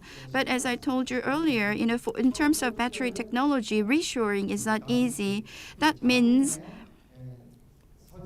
you have to invest in the domestic market first. And that is the best way in sourcing. So that's a vertical integration in terms of geography. Professor Lee mentioned the structural changes. It's I make it and I sell it and I use it. So from the national level, if we expand it to the country level, it's like my region produces it and my region sells it and my region consumes it. So we can say this is more like vertical integration. And who should we pursue vertical integration with?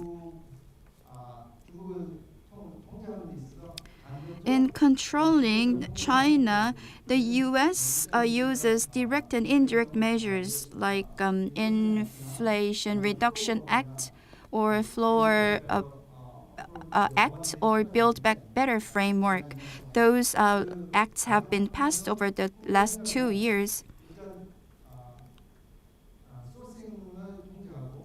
That you have to control sourcing, manufacturing, shipping line to have control. So for the shipping line, they passed Build Back Better. And for sourcing, they passed Inflation Reduction Act. And if I may add my comments, what Korea can do is the U.S. began the supply chain risk analysis in 2017, and the Biden administration ordered to do the supply chain risk assessment in other areas as well. And that also included the labor union. The America's value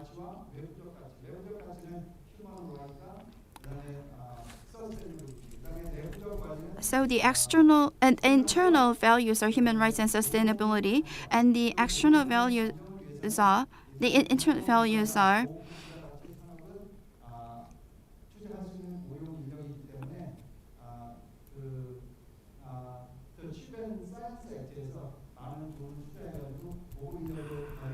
to maintain the human talents. So Korea will have to make investment in R&D and we should forge an environment where we can nurture talents. I believe what Dr. Lee said is that, not asking a question, what we should do to diversify. Okay, next discussant is from the organizer of this session, KMI. From KMI, then we have Mr. Lee Sung-woo. He's the chief of a regional cooperation committee. Well, he's majored in the maritime shipping and logistics, and I was informed that he's been living in Busan for 9 years or so. Obviously, he knows well about Busan, and he's an expert in terms of shipping and logistics. I'm sorry that you have only 3 minutes because we have a time constraint. And from the floor, if you have any questions, please raise your hand. Then our staff will provide you with a paper so that you can write down your questions, and we will collect them and take a couple of moments to have a Q&A session. Once again, Mr. Lee, please, the floor is yours. Thank you very much.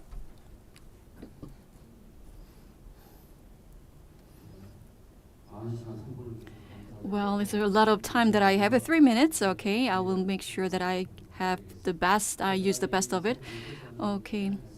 I was one of the designers of this session, so, yes, from geopolitical, perspectives, what are we going to discuss, in terms of logistics and international shipping? Yes, it's a really interesting topic, so I'm very excited to be part of this, session. As you already know, Professor Lee and Dr. Degree said, I fully agree with you. In general, yes, U.S. has been wielding great power around the world in terms of, trade. There were so-called four dragons in Asia. U.S. played a big role actually wielding this. The IMF, the past Asian financial crisis, we all suffered. So it's all intertwined, and we have a really complex situation at the moment. So yes, now we are talking about ASEAN as an alternative for us. Will it be really a viable alternative or not? So it's really interesting to hear your insights and opinions. So like inclusive, the economic autonomy, how to build, better networks. I agree with you all in general. And we have, experts who are actually involved in working in the logistics and shipping area in Busan. We feel the risk, every day. I have data here 2 years before, 5 years before. The items exported from, South Korea to China, the majority is actually intermediary goods. What it means is that, yes, we send intermediary goods to China, then China actually make finished goods, and then they export again to the U.S. and other parts of the world, including Europe. So if we do not have this existing supply chain we have in East Asia, what will happen? Well, what will happen to Busan in particular? Once again, as you already know, Busan at the moment is the world's second largest transshipment port, and 70% of the cargo is from actually China. So this will disappear. Okay, then can we find, or offset it from ASEAN? No. These countries will use Singapore and Hong Kong. They have no reason to travel or navigate all the way to Busan. So nobody actually mentioned this risk. So, how are we going to enhance Busan port, and how are we going to build more ports in Korea? Many people are focusing on that, so I'm quite worried about that. We should have a broader picture, and we should realize this reality. And it's such a pity that I don't have enough time to discuss further. But again, I, in general, agree with the, Professor Lee, but I'd like to have 3 suggestions. First one is that we have a still unstable, logistics governance. Once again, the majority is that the authority is the Oceans and Ministry of Oceans and Fisheries. But it's the only body. No, we have the Agriculture Ministry, and we have the Ministry for Budgets and Finance. They should all work together. It's not well aligned. That's the first problem. And the second one, when we have a problem with the supply chain, who comes in, and there's trade chief from the Department of Foreign Affairs. Then he says, okay, I do not have all the details. Call somebody from the Land and Transportation Ministry, and then call me the head of the Oceans and Fisheries Industry, the ministry. So again, to have a really competitive, the ports and logistics industry in the country, we should have a really well-aligned authority, the central governance system, but it's not well-aligned. Therefore, even if South Korea is really well-known with its advanced high-tech, the AI and others, we have these all smart technologies which can be fully tapped into for further development of our logistics and shipping industry. But it's not happening because of this, really red-taped, not well-aligned, governance in Korea. So when we lose this chance, it will, the others will take the chances. And the third one is that there's there should be a really well-balanced reconciliation between the, past and future. We need to understand the risks from the past, learn our lessons, and reduce the risk for the future. Thank you. 예, 감사합니다. 우리 Thank you. So I'd like to ask Dr. Dr. Decrie, you are not asked for concrete answers, but 사가 이야기하고 있는 것 중에 하나가 while I was listening to the presentation of Dr. Decrie, with the rising confrontation between the U.S. and China, I think the crisis is looming on Busan port. That's what I felt or realized during the presentation by Dr. Decrie.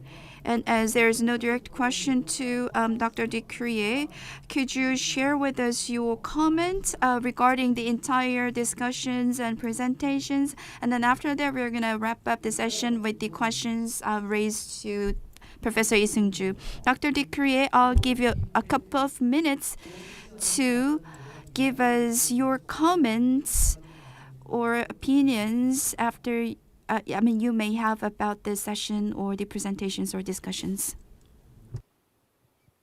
Yes, thank you.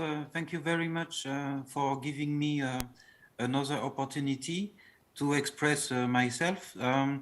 I fully agree with Dr. Lee Seung-woo about the risk of the current situation to make Busan lose at least part of its transshipment activity, especially with China, because, as I said in my presentation, and this is something that everybody knows, because Korea is very much relying on transshipment for its port activity. We know in transport geography that transshipment activity is quite footloose. It is not. It is an activity which can shift from one port to another port quite easily, especially in the case of port competition. If the tensions between China and US motivate the shift of, for example, manufacturers to manufacturing firms to South Asia, for example, then the pattern of commodity chains or the pattern of value chains will change. Busan will lose some part of its transshipment activity because this transshipment activity is actually very local. It is a very local activity within the region of Northeast Asia. It is not an activity connected with, it is not something global. It is a connection between the global and the local. Mostly for the North China and Yellow Sea systems. So this is what I can say. And how can Busan replace this possible loss? This is an issue that Korean port authorities or the ministry should think about seriously. And this is why I proposed to focus on inter-Korean relationships as a way to compensate this kind of risk in the future. Of course, inter-Korean trade or transshipment is also risky. There is no insurance that this can succeed in the future.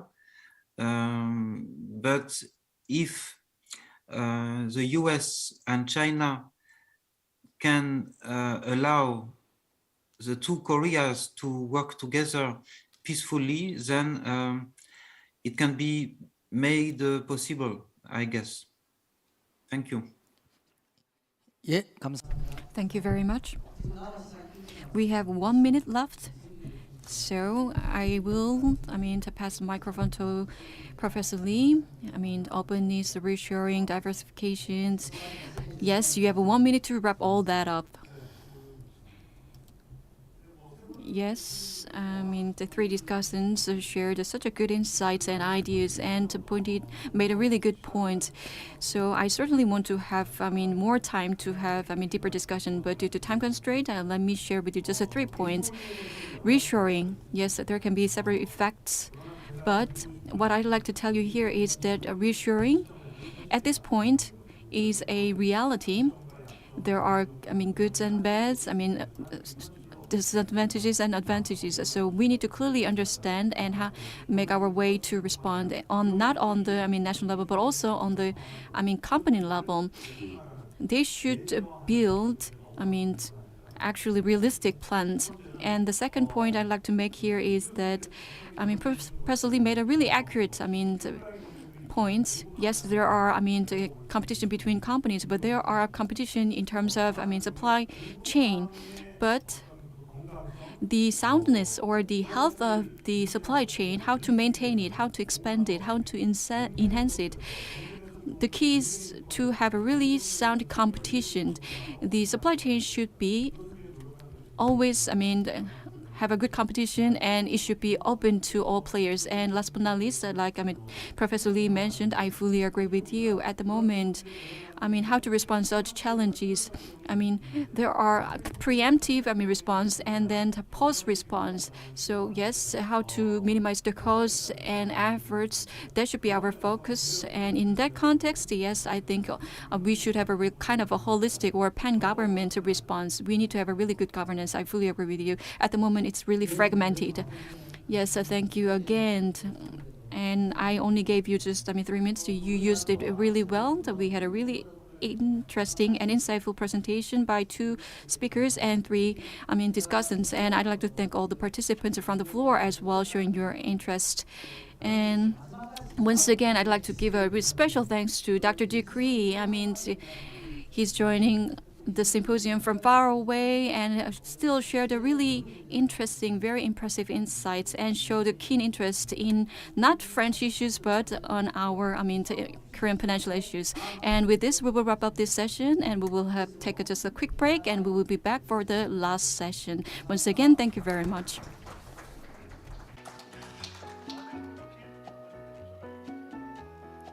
네, 감사합니다. 이번 세션 Thank you. Let's give us a big hand to all the participants to the session.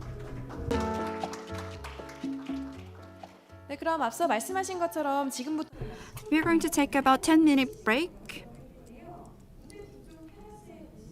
And we prepared some coffee and water in the terrace right behind the stage. And we're going to have a 10-minute break and see you in 10 minutes. 10분간 휴식 시간 갖도록 하겠습니다. 고맙습니다. 네네.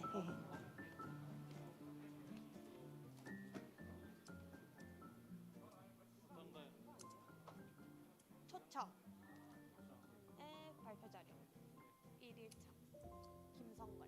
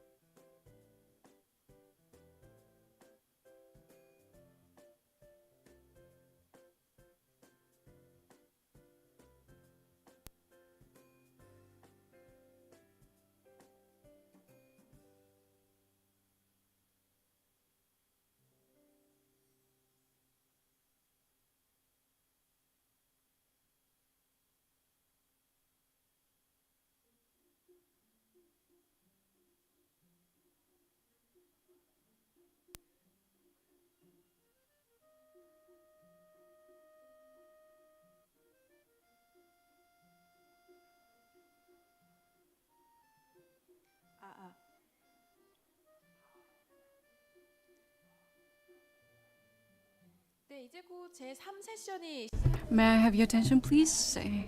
The Session 3 will begin shortly. I'd like to ask all the participants to return to the conference hall and take your seat. 회장 안으로 입장해 주시기 바랍니다. 고맙습니다.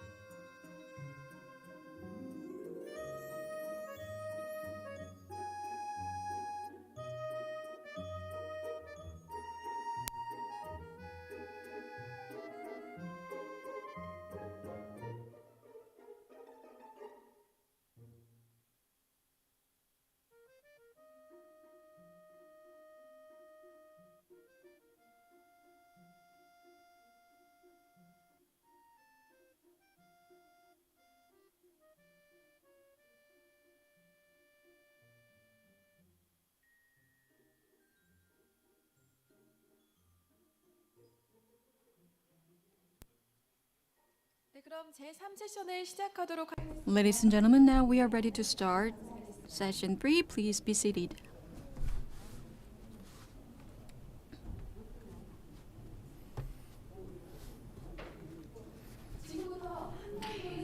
Okay, let us start the Session 3 under the topic of the future of the Korean Peninsula. This is the last session of this symposium today. Let me introduce the moderator, presenters, and discussants. Once again, moderator, presenters, and discussants, please come up to the stage. 네, 제3 세션의 사회는 Session 3 will be moderated by Park Sun-sung, professor at Dongguk University.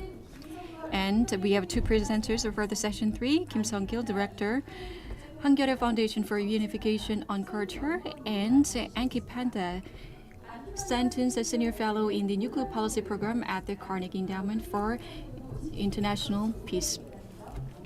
And Mr. Panda will be connected via Zoom, so we may have some technical difficulties. I'd like to ask for your understanding in advance. And we have three cousins. First one, Han Gi-ho, research professor at Aju Institute of Unification, and Kim Mi-young and Shin Mi-ji. Let me pass the microphone to the moderator. Hello, everyone. Once again, my name is Park Sun-sung. I'm professor at Dongguk University. Very pleased to meet you all.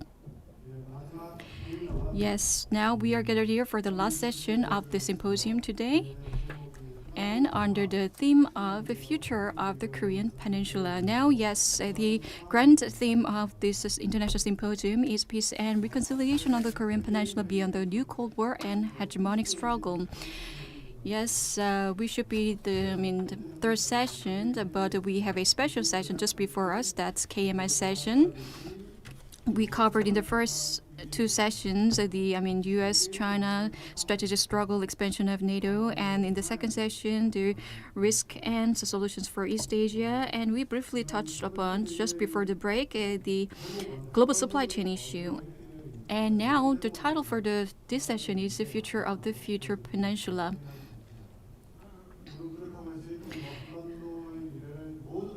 But this does not mean, of course, we can discuss all the issues involved. We have a limited time, so we are going to focus on just the two key issues: the North Korean weapon issue and the peace on the Korean Peninsula.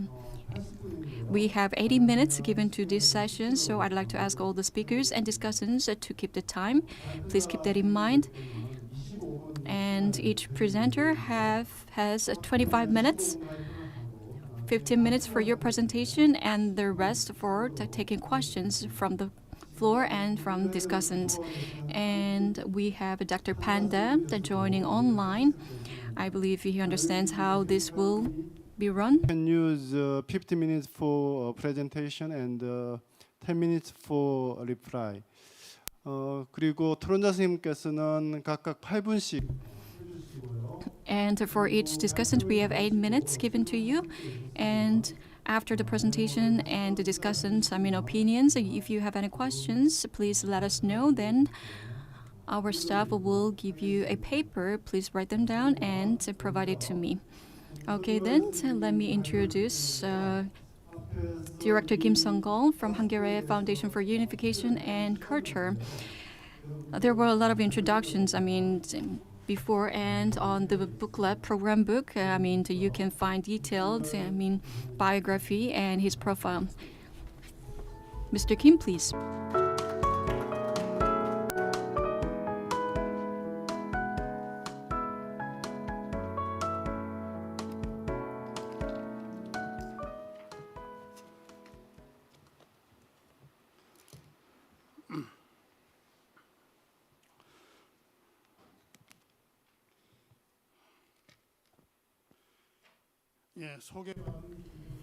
Good afternoon. I am Kim Sung-gul. So I don't have much time left with me, so I'll just try to be brief in my presentation as much as possible.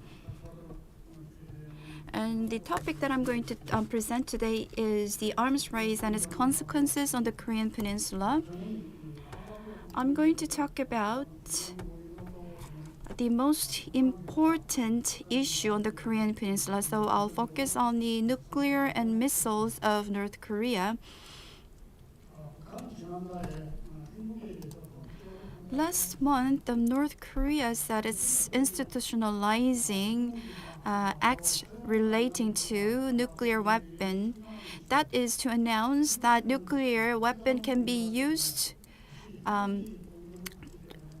So if you use a nuclear weapon on a country and you get a strike back, so if any user of nuclear weapon is doomed to destruction. So people regard a nuclear weapon as something that you could never use, but North Korea said it's something that they can use and they will use it for preemptive strike, and it can also use nuclear weapons even to those countries without any nuclear missiles. I'd like to talk about the background of North Korea's nuclear program and then talk about the balance of power on the Korean Peninsula. And let's look at the current status of North Korea's nuclear program. If you look at the numbers, in the sixth nuclear experiment, it had the explosive power of 140 kilotons, and some experts say it's 200 kilotons, and that's about 10 times more powerful than the bomb that was dropped on Hiroshima. So we can say North Korea has completed its nuclear development program, but making it smaller has not been solved yet. So it is also developing missiles. As you know, that's the carrier of a nuclear weapon, and even as of June this year, at least 26 launches have been made, and that's the highest number of record.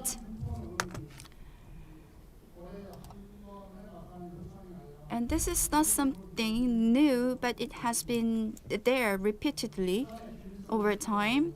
And more launches have been made in this regime, which started in 2011. If you look at the numbers of test launches in North Korea, you can see how many missile launches have been made in North Korea. And North Korea's missile technology has developed greatly. And as you can see here, it has many types of missiles, and short range, mid range, and even ICBM. And even technically, you can think of KN-02. That's a short-range missile. KN-02, starting from KN-02, it has developed KN-24. So it has been developing this missile technology over the years. the Russia has SS-21. The renovated one is KN-02, and it also has KN-10 and KN-24. So its missile technology has been evolving with that of Russia's, and it has liquid to solid type missiles. And how many missile launches have been done in North Korea can be seen in the numbers. So you can see the numbers. KN is Korea North. When a new missile is launched, the U.S. troops in South Korea numbers the missiles, and KN-28 is the latest one. So over 26 years, North Korea came up with 28 types of new missiles. So on average, it's about 1.2 new missiles every year. So its technology has been developed just like its nuclear technology. So why is North Korea obsessed with the nuclear program? First reason is military strategy, and the second is military power of North Korea. If you look at the military strategy of North Korea, you can say it has been influenced a lot by that of the Soviet Union and the People's Republic of China. And during the Korean War, North Korea overwhelmed South Korea in terms of its military power, and it pushed South Korea during the war. But after that, it accepted a asymmetric strategy of China. So it engages in surprise and combination warfare, and it strikes quick. So during that time, North Korea followed symmetric strategy as its basis, and it also combined China's policy of asymmetric strategy. But in the Kim Jong-un regime, it has strengthened its asymmetric strategy. So the asymmetric strategy is the basis of its military strategy, and other strategies are used to strengthen the asymmetric strategy. And the background to this could be seen from many aspects, but first point would be the economic situation of North Korea and the gap between its military power against South Korea. If you look at North Korea's military strategy, that was 4 military strategies. So North Korea wanted to build overwhelmingly strong military, but the 3 asymmetric strategy is different. They are going to make strong military with ideology and political system. So they have to advocate its leader. And the third is they're going to make tactics and warfare tactics and strategies stronger. And they are going to also strengthen multi-armed forces. That's based on nuclear and nuclear weapons and missiles, and add unmanned cyber warfare to it.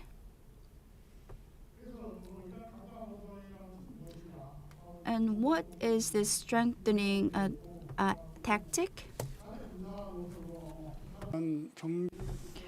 And with this, 4-pillared military strategy, it actually hurt the economy of the North Korea.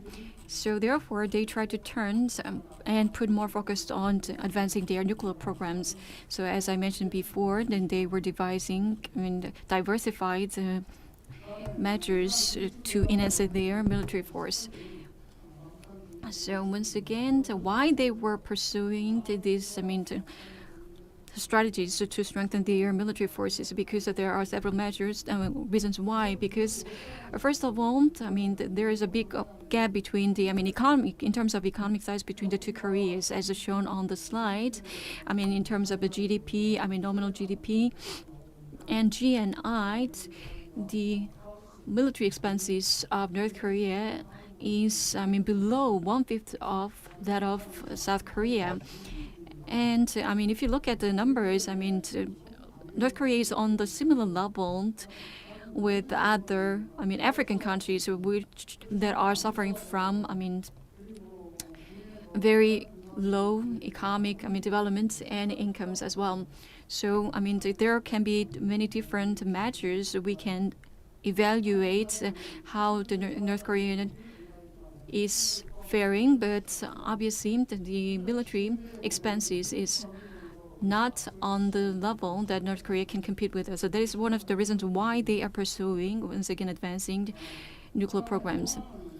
And the second one is that, we are now living in the era of a fourth industrial revolution. Industrial revolution also affected in many aspects in terms of, enhancing or strengthening military forces from the, the past. Now, with the development of technologies, now we have this really advanced ICT and also artificial intelligence and big data, etc. So we are now living in an era where these, fourth industrial revolution technologies can greatly advance military forces compared to what could have been done in the past. In the past, it was mainly using the, installing or beefing up infrastructures like railways and roads and etc. And there are a variety of technologies that can be utilized for beefing up nuclear forces. For example, the hypersonic weapons and unmanned automation and cyber attacks and big data. These are the reasons why North Korea is constantly trying to advance their nuclear programs. So there can be many more other explanations, but due to time constraint, I can only highlight this in a really simplified manner.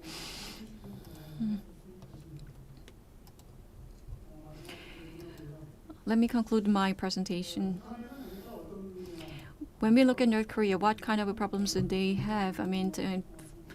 From Kim Jong-un's perspective, so obviously he needs to have a really strong grip on the regime to maintain his, to reign over the reclusive, the country. Therefore, in order to do that, a military force is at the core of it. And of course, in the past, there was kind of a strategic, idea that, denuclearization and openness, and then 3000. That is to have a kind of a policy initiative to promote North Korea to abandon its nuclear ambitions. But now we are living in a world that North Korea is strongly pursuing its nuclear ambition. But this is a reality, not something that will happen in the future. And maybe, denuclearization is a very idealistic, concept at this moment. And as already mentioned, the missile defense systems and the types of missiles are diversified and advancing very fast, as I explained in the beginning of my presentation. And if you look at, Japan, one of the reasons why they can make such a, great growth is that, they focused on the economic growth first, and economy and the military expenses kind of two sides of a coin. And last but not least, this recent developments and activities of North Korea in terms of their nuclear ambition or nuclear program advancement, it also affects how the alliance between the U.S. and South Korea will react and how it will develop. which will include the, non-proliferation of the nuclear weapons and the nuclear umbrella and defense. And here comes also the, China as well. It plays a key role and also will quite a significant influence as well. So now, considering the U.S.-China struggle, what kind of a strategic, path are we going to take? There are a lot of variables, and it's a really complex situation at the moment we are living in. Thank you very much. 예, 김성걸 이사님. Okay, Mr. Kim, thank you for your presentation. Well, based on what he has just, stated, I believe we can just, have another 15 minutes of interesting presentation from Dr. Panda. Mr. Panda, if you're ready, the floor is yours.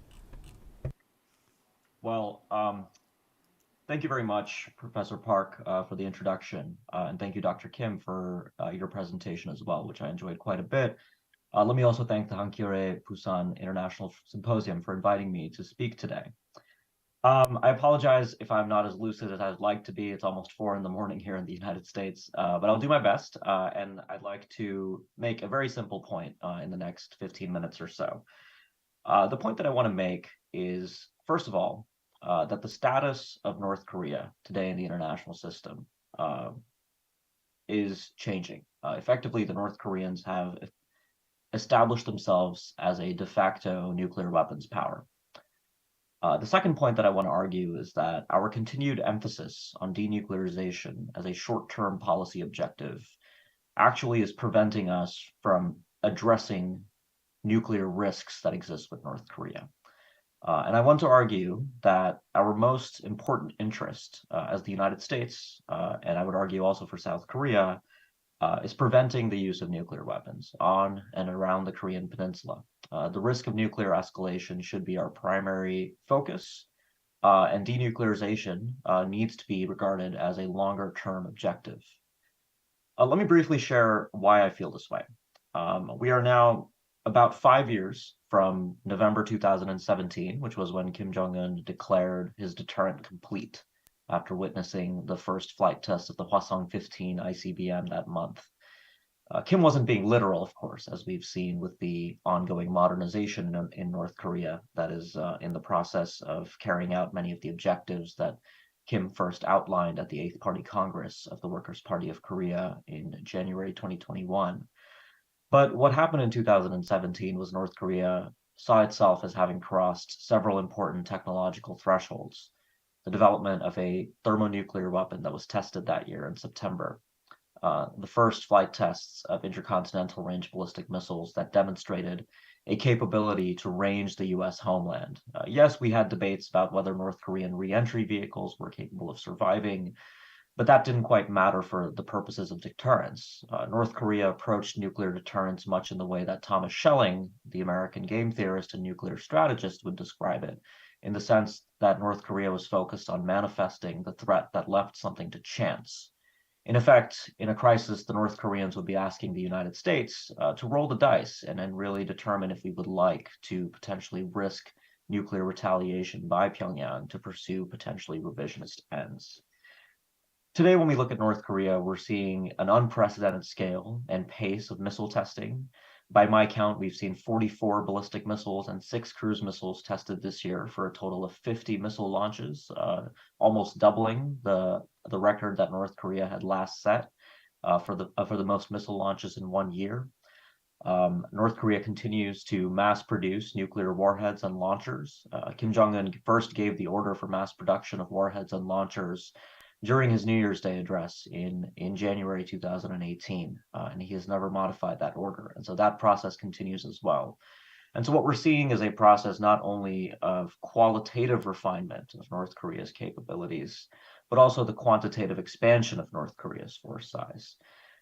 And when I look at these trends and I think ahead to the future and I look at a year like 2030, let's imagine the end of this decade, I think we very much stand the possibility of ending this decade with a North Korea that might possess 100 to 150 nuclear warheads, several ICBMs, multiple re-entry vehicles, more advanced nuclear delivery systems, tactical nuclear weapons, the scope of the nuclear threat from North Korea will grow in such a way that to talk about denuclearization as our short-term priority really strikes me as missing the boat. We're really missing the bigger picture here. The bigger picture is that North Korea is becoming a formidable nuclear state, one that we will have to coexist with. And when I use the word coexist, I'm using that in a very neutral way. Coexistence does not imply accepting a nuclear-armed North Korea or legitimating a nuclear-armed North Korea. Instead, it addresses North Korea as it is, not as we would like it to be. I don't formally advocate that we should abandon denuclearization as an objective, but I do think we need to treat denuclearization as we do the issue of global nuclear disarmament, as an aspiration towards which we will work over a number of years and decades. That also happens to be similar to how the North Koreans conceptualize denuclearization in the current context. But what I will also argue is that our focus on denuclearization, particularly here in the United States, I think, and to some extent in South Korea, especially under the current government, is preventing us from working towards pursuing risk reduction measures that would actually advance our own interests. Denuclearization fundamentally for the United States and South Korea is a revisionist objective at this point. We are seeking to revise the status quo on the Korean Peninsula from where it is today, i.e. we have a nuclear-armed North Korea on the peninsula, to a situation where North Korea is deprived of its nuclear capabilities and returned to the status that it possessed some 30 years ago, when the two Koreas first introduced the term denuclearization of the Korean Peninsula into the diplomatic lexicon. By contrast, deterrence is a policy that would be in the service of the status quo, and hence it would be more stabilizing. Deterrence with a nuclear-armed North Korea, something that we implicitly already do through the context of the US-Korea alliance, something that South Korea does independently as well, recognizes that the most important objective is the prevention of war, the outbreak of a conflict that would have terrible consequences for all countries involved. And so moving away from denuclearization and towards risk reduction would really, I think, serve many of our interests in the current political context. But of course, I'm not naive enough to think that in the current environment, the North Koreans would be willing to immediately sit down with us and talk about risk reduction measures. In the current context, we of course see very little movement in inter-Korean diplomacy. We have seen the September 2018 Comprehensive Military Agreement, one of the, in my views, one of the great accomplishments of that period of diplomacy in 2018 and 2019, look like it's under significant duress today. The North Koreans have violated that agreement along really all lines to make a point about how they feel about the current policies of the new South Korean government. But I would also argue that risk reduction can even happen without the participation of the North Koreans, that we can unilaterally pursue certain policies to make coexistence with a nuclear-armed North Korea safer for us, and yes, safer for the North Koreans. And this was an observation that during the Cold War manifested between the United States and the Soviet Union, particularly after crises like the Cuban Missile Crisis. Incidentally, as I speak, this week marks the 60th anniversary of that crisis. So I think it's helpful to reflect on those lessons. One of the lessons of the nuclear age is that arms control and risk reduction-like measures require one baseline condition, which is a shared interest between two adversaries, two enemies that have a shared interest in their survival and the avoidance of nuclear war. And here I think more Americans need to be honest about the fact that we do have a shared interest here with the North Koreans. The North Koreans would like to avoid a nuclear war just as much as we would do. And because of this, I think we need to move again towards risk reduction and arms control in the bilateral U.S.-North Korea context, but also, of course, with our allies in South Korea. Let me say a little bit more about unilateral measures that might be taken to stabilize the relationship. As we heard from Dr. Kim, North Korea has taken steps recently to update its nuclear doctrine to indicate particularly what I see as dangerous, the idea that it might automatically and immediately retaliate if North Korea's leadership is targeted or threatened, or if North Korea's nuclear command and control systems are otherwise under threat in a conflict. And these two conditions, I think, deserve serious consideration by the United States and South Korea as we formulate our own defense policies and as we seek to stabilize our coexistence with a nuclear-armed North Korea. And let me explain what we might be able to do about this. Let me first start with the United States, right? One example of a policy that the United States has that I think is particularly damaging to stable coexistence with a nuclear-armed North Korea is a declaratory policy that we have known as left of launch missile defeat. And this is very different from missile defense, which is right of launch. Left and right of launch might be thought as on a temporal spectrum. So when a missile is launched and it's shot down, that is a mode of missile defeat that takes place right of launch. But left of launch measures have been theorized to be cyber capabilities primarily that the United States might employ against North Korea to interfere with North Korea's ability to use its nuclear weapons in times of a conflict. Now, the logic here might at first glance appear very logical, right? The United States has an interest in avoiding damage from a North Korean nuclear attack, so naturally we will do everything we can to deprive Kim Jong-un of the ability to use his nuclear weapons in times of conflict. However, what this does is it indicates to the North Koreans that, first of all, we have the intention to interfere with their nuclear command and control systems, which in a crisis would actually generate strong incentives for North Korea to use its nuclear weapons before the United States was able to intervene in this way. Hence, it's a highly destabilizing policy, I would argue. But second, given what we've just seen from North Korea regarding its nuclear doctrine and declaratory policy, which, yes, is very much premised on the first use of nuclear weapons with a low threshold for that use, I would argue that this policy of left of launch is particularly dangerous. The North Koreans have no way of verifying also in a crisis if the United States is actually interfering with its command and control systems. So Kim Jong-un might fear that he might not have the ability to use his capabilities. Let me now talk a little bit about South Korean policies that I think are detrimental to stability and to coexistence with a nuclear-armed North Korea in particular. And here I would point to one part of the three-axis system of defense, namely the Korea Massive Punishment and Retaliation Strategy. Now, I fully understand that this is a retaliatory strategy. That's very clear to me, of course. But the problem is that it's very difficult to assure one's adversaries of one's true intentions. And South Korea, of course, is also simultaneously pursuing a set of preemptive capabilities under the kill chain strategy. Precision strike missiles, advanced intelligence, surveillance, and reconnaissance capabilities to limit damage to the South Korean people in times of a war by destroying as many North Korean launchers as possible and then absorbing whatever North Korean missiles might be launched with missile defense capabilities. And South Korea has publicly threatened that should North Korea carry out a nuclear attack, the KMPR strategy will, quote, wipe Pyongyang off the map, as one South Korean military official told the media in 2016, but also personally threatened Kim Jong-un's life. What worries me is that when a country has a preemptive attack strategy to limit damage, but also has a strategy of targeting the leadership, even if that targeting is only retaliatory and not preemptive, we actually have a very destabilizing recipe at work, primarily because it's very difficult to assure one's adversaries about one's non-preemptive intention when it comes to decapitation. So basically what I'm saying is that the North Koreans genuinely think that in times of crisis, South Korea also would have strong incentives to target the North Korean leadership. And this is actually partly, I think, the reason that North Korea's updated nuclear law in September, making the announcement that they might automatically and immediately retaliate if Kim Jong-un's life is threatened, was ultimately not very surprising at all, given particularly the public emphasis that we've seen in South Korea on the KMPR strategy.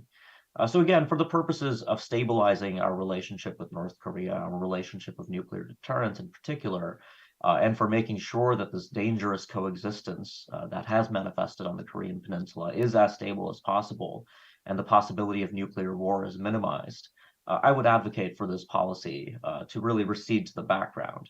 Of course, I don't advocate that South Korea should unilaterally disarm. Absolutely not. I think South Korea needs to pursue the defensive capabilities it needs to demonstrate to North Korea that even with its possession of nuclear weapons, North Korea won't be able to pursue political advantage against South Korea. I tend to think that nuclear weapons are good for precisely one thing in the international system, which is existential security for the countries that possess them. I reject the premise that North Korea is learning dangerous lessons from Vladimir Putin's nuclear threats in Ukraine. I think, first of all, North Korea isn't learning anything from Vladimir Putin that they did not already know. The North Koreans have manipulated risk over decades, and they will continue to do that as they possess nuclear weapons. And so the priority for the United States and South Korea should be to shape our policy in ways that minimize the risk of nuclear war and that stabilize our relationship with North Korea, primarily out of a recognition that we have a mutual interest with North Korea in ensuring our survival and avoiding nuclear war. And so my hope is that the next time we sit down with North Korea at the diplomatic table, which is inevitable, it won't happen soon. It will probably happen on the other side of North Korea's 5-year plan, so after 2026 maybe.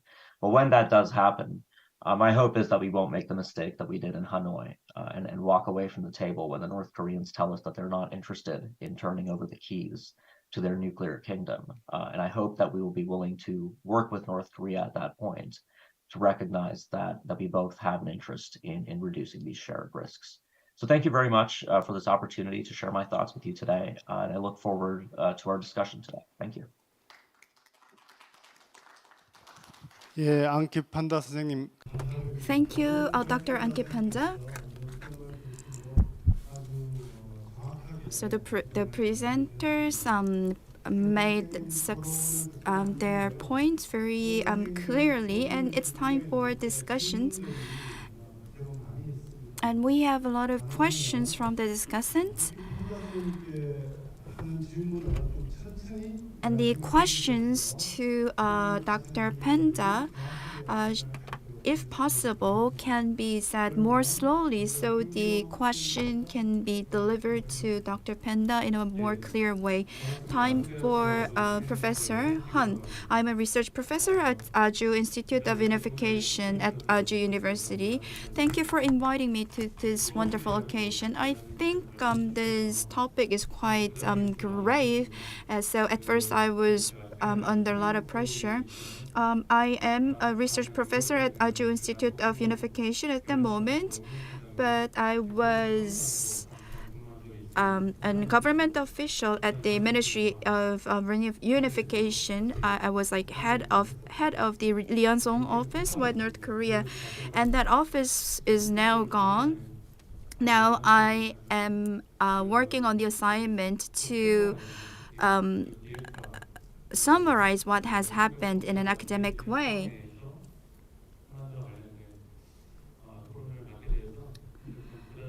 So I was under great pressure to come up with the discussions. Well, regarding Director Kim's point, he pointed out the North Korea's asymmetric strategy-centered military strategy and the dangers of North Korea's nuclear issue. And Dr. Panda talked about the evolvement of North Korea's nuclear program. There is nothing that I would say against with any of the points presented by the presenters, but I would like to talk about the issues that I discovered in the course of my research. And in the conclusion, Dr. Panda mentioned coexistence and a nuclear deterrent. So the strategic stability can change. 당국자였던 과거 입장에서 So I was wondering what is the meaning of this strategy for stability. And regarding the negotiation about denuclearization, North Korea has a very hostile view on it, so does the U.S. And in 1993, the Geneva Agreement signed, and establishing a liaison office between North Korea and the U.S. Has been the topic of the discussions. And there was some interim liaison offices. I mean, in a normal situation, establishing a diplomatic ties will be done after the interim liaison office. So in that sense, establishing a liaison office between North Korea and the U.S. has been discussed.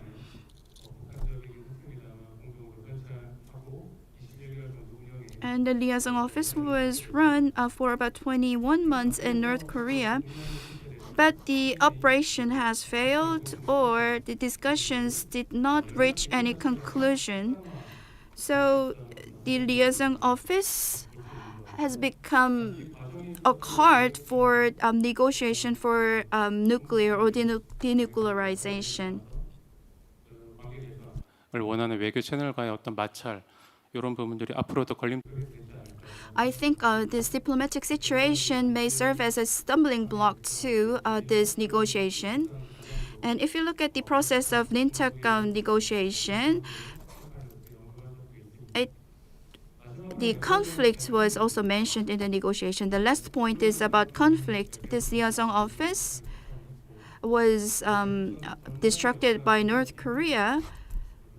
And we have a long history of division. After the Panmunjom Declaration, even North Korea still distributed flyers to South Korean people. And even after the Panmunjom Declaration, North Korea has been disseminating its flyers to South Korea.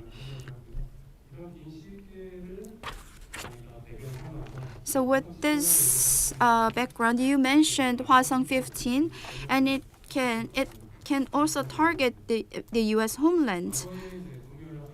And in the North Korea or U.S. liaison office,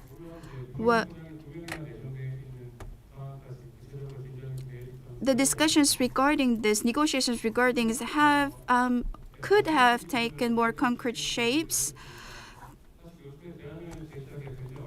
But it is very difficult to come up with the alternatives. But there are many diagnoses on the current situation. But as to how to resolve the current situation, there are not many studies on this. And the Kim Jong-un regime has a different characteristics, and it tries to accept the rule of law, and it is revamping its legal system around socialism. And he emphasizes on the law to control its people and even institutionalized nuclear weapons. In that course, the U.S. and Russia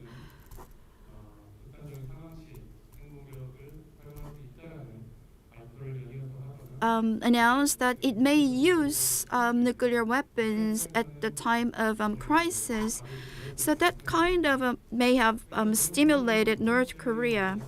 You mentioned Thomas Schelling, and I agree to your point. As Director Kim mentioned, Cent Research Institute ran a survey, and 75% of the Korean people agreed to nuclear armament in Korea. But this is not something that we can just neglect with. And if Korea can, we have to come up with more concrete answers as to how to scatter the concerns, how the U.S. can help South Korea stabilize. 특강도 하셨는데 비슷한 말씀을 하셨습니다. 이제는 Dr. Toby Dalton said something similar in May this year. North Korea's nuclear issue is something to be managed rather than resolved, and I think that is quite similar to your point. And you said we are not accepting or allowing North Korea to have nuclear program. Rather, we have to seek ways how we can coexist with North Korea with nuclear weapon.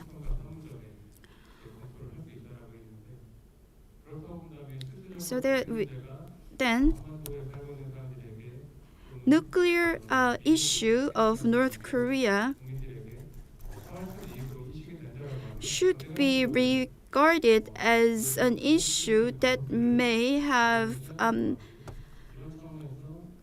detrimental impact on the lives of the people in Korea and the U.S. In the sense, we have to think of how we can utilize the dialogue, the channel for dialogue we have with North Korea. I think the current government will have to come up with more concrete measures to restore its conversation or dialogue channel. And to Dr. Kim, I would like to Dr. Panda, you said we are coexisting with North Korea with nuclear program. I'd like to know what Americans are thinking regarding this. And the second question is, what is the difference between North Korea and other unofficially nuclear powers like Pakistan? Thank you. From the floor, if you have any questions, once again, please make sure that you have it written down on a paper, and forward it to our staff. In the Hankyoreh-Busan International Symposium, it's quite unfortunate that we do not have many female participants. But therefore, I feel it's very, meaningful that we have two discussants on the stage. So we are ready to hear from Dr. Kim Mi-kyung.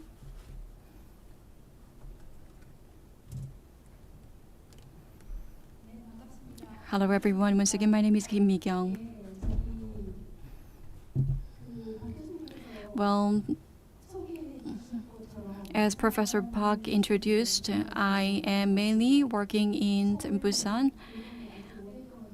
I traveled quite a long time actually in Seoul. I lived a long time in Seoul and the US as well. So I am really delighted to be part of these discussions to share the insights of the experts both at home and abroad and my ideas as well. In the previous session, Dr. Kim already mentioned that for 18 years this international symposium hosted by Hankyoreh Media Group, together with the Busan Metropolitan City government, I was really moved, and I really want to congratulate you. There are many cases, unfortunately, that people, put heads together, minds together to start something really meaningful, but many don't last long, but for 18 years, it's quite a long time. It's quite an accomplishment, I believe, that all the organizers and all the participants with great interest, supported this event.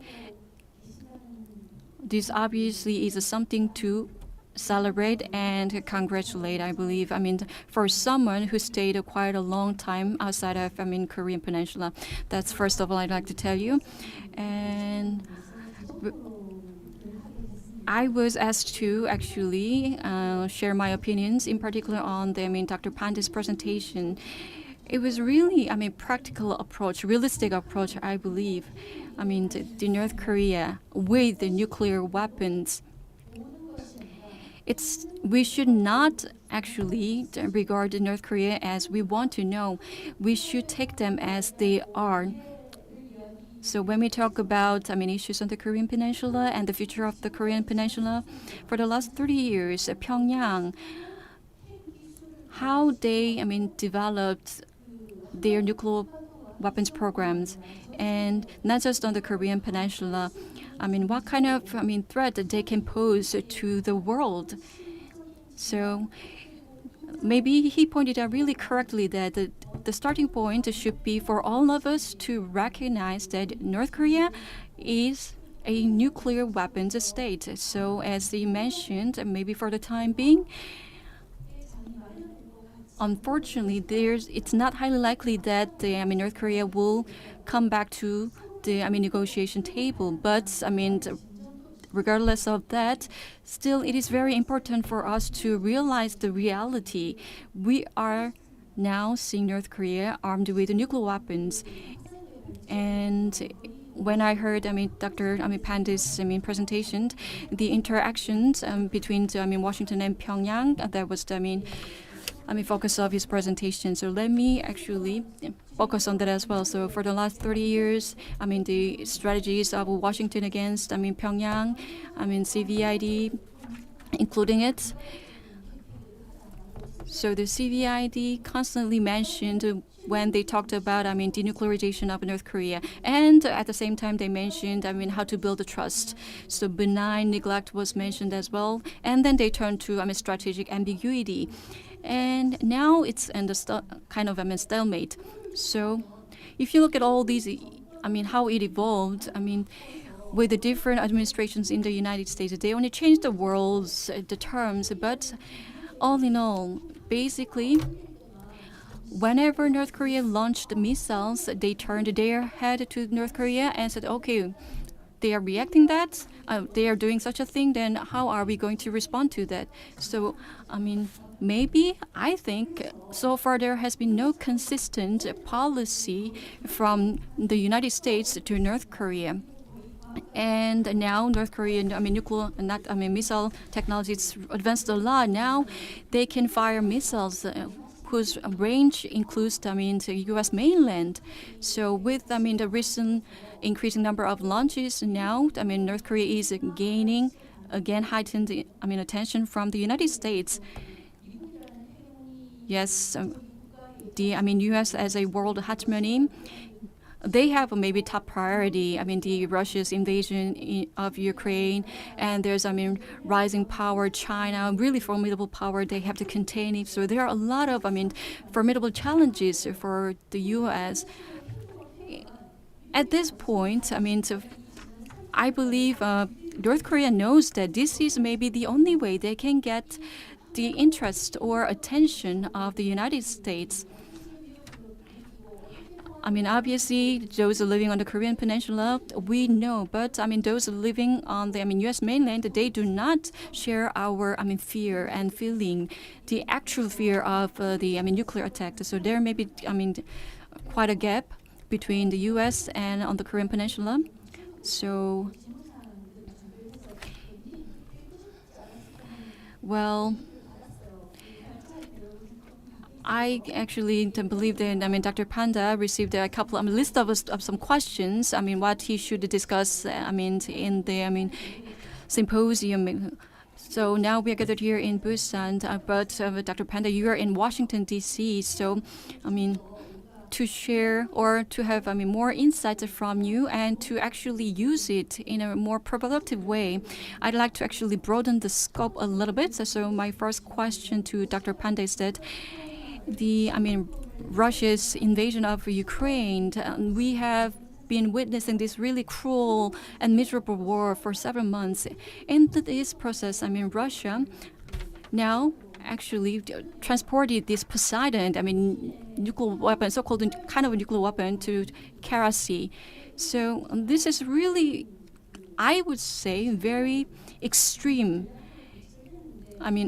behavior of Russia deploying their, tactical nuclear weapon. So how do you read this, in relation with, North Korean issues? And my second question is that, to Dr. Panda, Dr. Kim, and Dr. Han all pointed out, recently, the North Korea legislated their preemptive nuclear attack if the regime is, threatened. But what Dr. Panda said is that, the leader, Kim Jong-un, or North Korean leadership, if there's a possibility that either of them are threatened, maybe this is a kind of, difference in interpretation. There are different possibilities. Attack on the, North Korean soil, or attack on the regime, or attack on the leader himself. So, I would like to also know what kind of recommendations would you give to the U.S. government, considering the current developments surrounding the Korean Peninsula. So, yes, looks like I had a feeling that there is a kind of, nuance that you are not entirely excluding the possibility of, nuclear, South Korea are trying to pursue, nuclear weapons to defend itself. I understand that we are running out of time, so let me just, to mention two more things. Recently, the high-level, extended, deterrence, consultative body was, formed. U.S. government said the South Korean government will be involved as well, but I'd like to understand how effective will it be. And now Russia invaded, Ukraine, and Japan is actually taking various, actions. They try to, amend their pacifist, law, and also raise their, the defense military, expenses budget. So these kind of actions, what kind of impact do you think it will have on the, Northeast Asian peace? Thank you very much. 신미진 선생님. Before we give microphone to Ms. Shinmiji, I'd like to ask. I'll give Dr. Panda the chance first to give your answer back. I'm gonna give you 10 minutes, and then to Director Kim, we're going to give you just 7 minutes for your answer. We have a question from the floor to Dr. Panda. So the current Korea-U.S. alliance, is it not capable enough to deter North Korea? So the current U.S.-Korea alliance, is it not capable enough to deter North Korea? Ms. Shinmiji, I am Shinmiji from Participation Solidarity Secretary. Thank you for sitting through all these sessions. I'm going to talk about the role of civil society for a Korean peninsula free from nuclear weapons and nuclear threats. As you know, the military tension is rising in East Asia, and on the 4th of October, on the night of the 4th, a dangerous situation occurred when the missile fell only 700 meters from a private house in the process of firing a combined surface-to-surface missile in response to North Korea's IRBM launch. Just one slight mistake or error can wreak havoc on the Korean peninsula, so the proposals of the two presenters today are even more welcoming. Director Kim Sung-gal emphasized the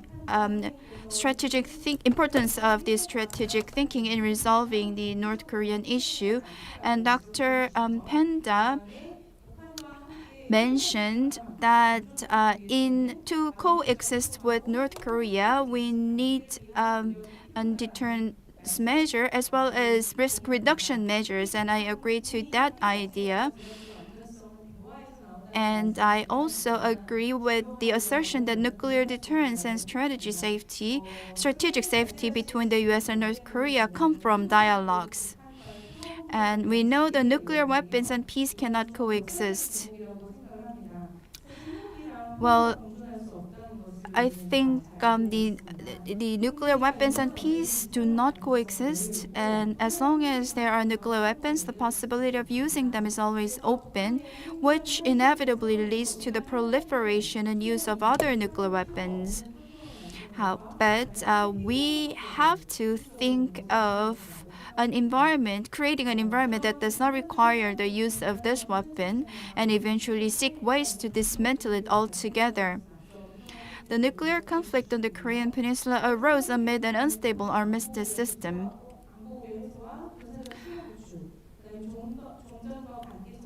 Therefore, the denuclearization of the Korean peninsula is closely linked to resolving North Korea's security concerns, building military trust, normalizing relations with the end of war declaration, and building a peace regime in Korea.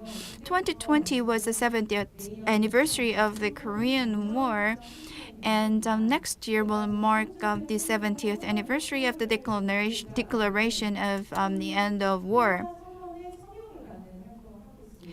And my association is gathering signs from the signatures from the citizens to end for the peace campaign to end the war on the Korean peninsula.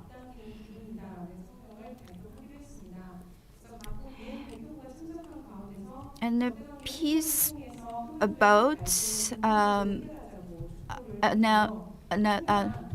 revealed this announcement the ending the Korean War is the denuclearization of the Korean Peninsula, and the UN representatives from each country urged the fundamental resolution of the nuclear conflict on the Korean Peninsula.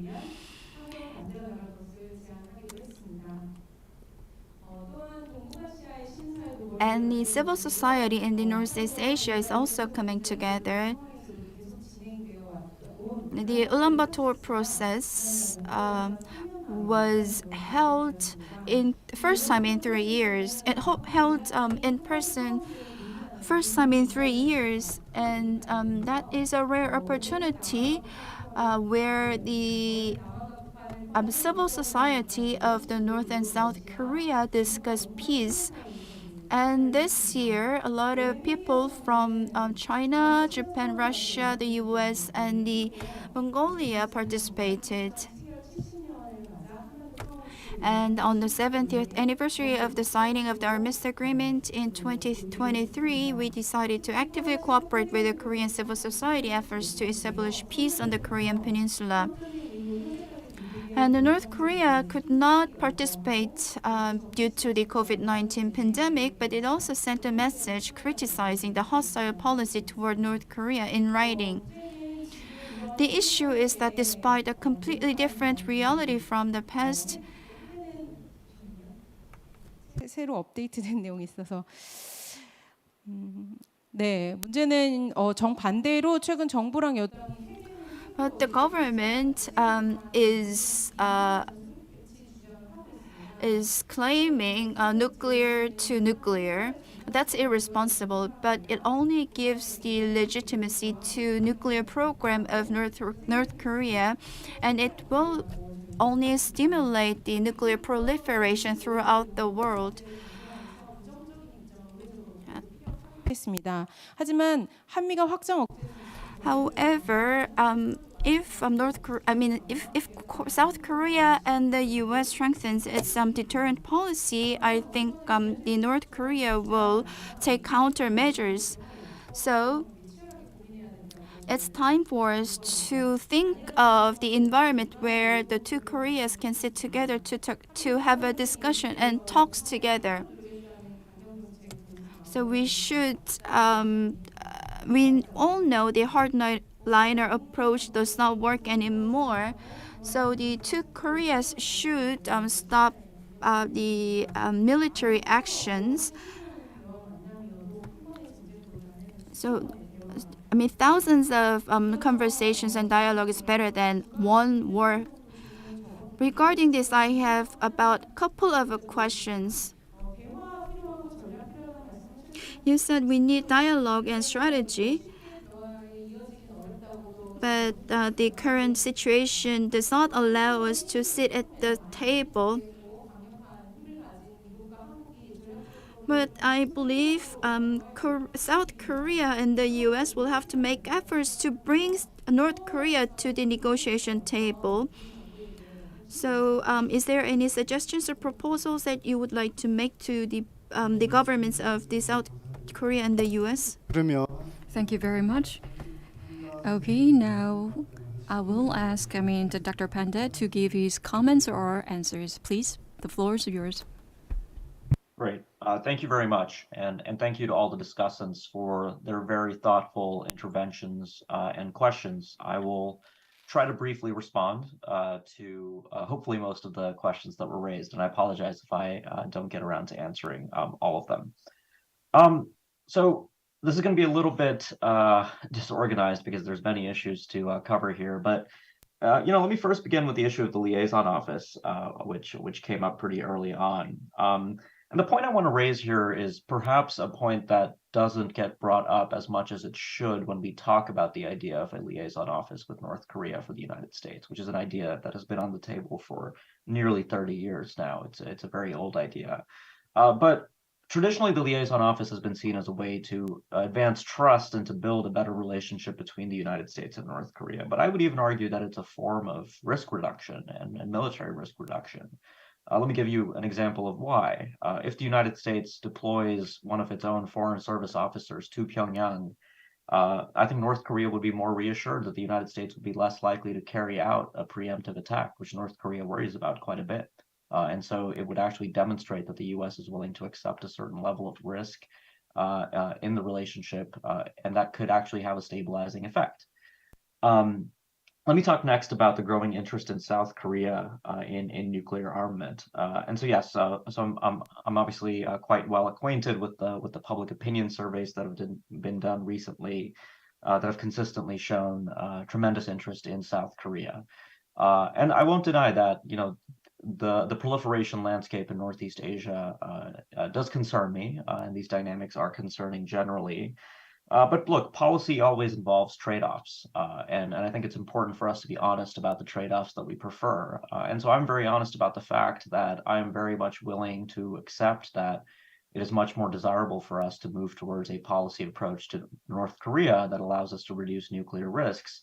And if one of the trade-offs of doing that is tolerating greater proliferation risk in South Korea, then I'm willing to make that trade-off. And I think that proliferation risks can be managed, that the alliance can remain on a strong footing. And my view, and this is getting to the questions that we heard about the alliance and the capability of the alliance to deter North Korea, you know, my personal view is that it does not take nuclear weapons to deter other nuclear weapons necessarily.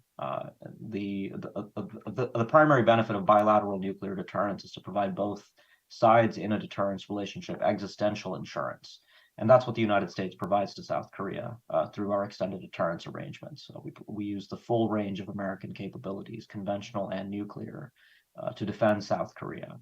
But when we talk about deterrence, I worry when we get too focused on specific capabilities and strategic assets, because deterrence is not like filling up a glass of water where you keep pouring water into the glass, and when the glass fills up, you know, you have effective deterrence. Deterrence is very much an art, not a science.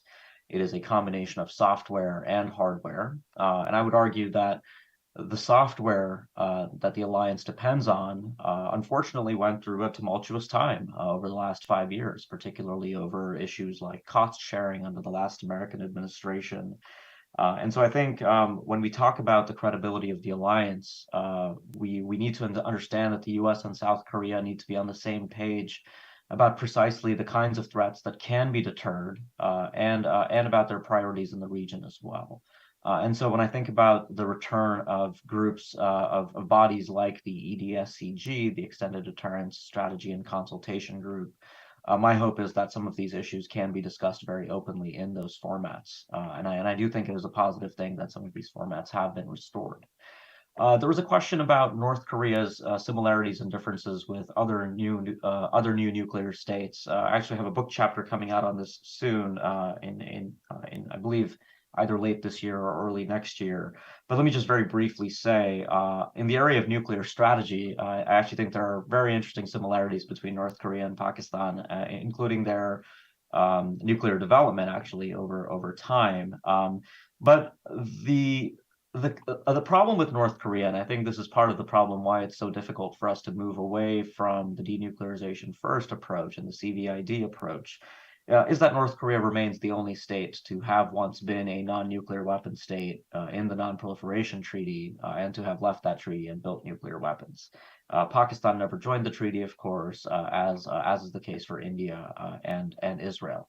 And of course, the other example of successful nuclear disarmament that we have in the international system, South Africa, I would argue that that case of disarmament effectively coincided with a regime change scenario, the end of apartheid and South Africa's transition away from that system. And so North Korea is in many ways unprecedented when it comes to the global nuclear order. But that's also precisely why when I think about the proliferation challenges of what it might mean if we move towards coexistence with North Korea, I actually think the story of North Korea's nuclearization tells a very unhappy story to many other proliferators. The North Koreans have tolerated tremendous costs and tremendous pain to accomplish their nuclear capability. And when I look around the world at other states that might seek nuclear weapons, including Iran for that matter, which, you know, Iran, of course, is on the cusp of potentially breaking out of the JCPOA and is enriching uranium to 60%. But I don't necessarily see the North Korean example as telling other countries that it's actually quite easy to simply break out and build nuclear weapons and get away with it. The North Koreans have done that, but they've done that at tremendous costs.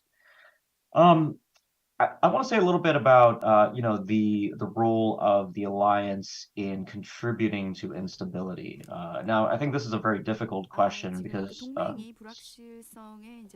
scholars and policymakers, I think, have a different assessment of these dynamics.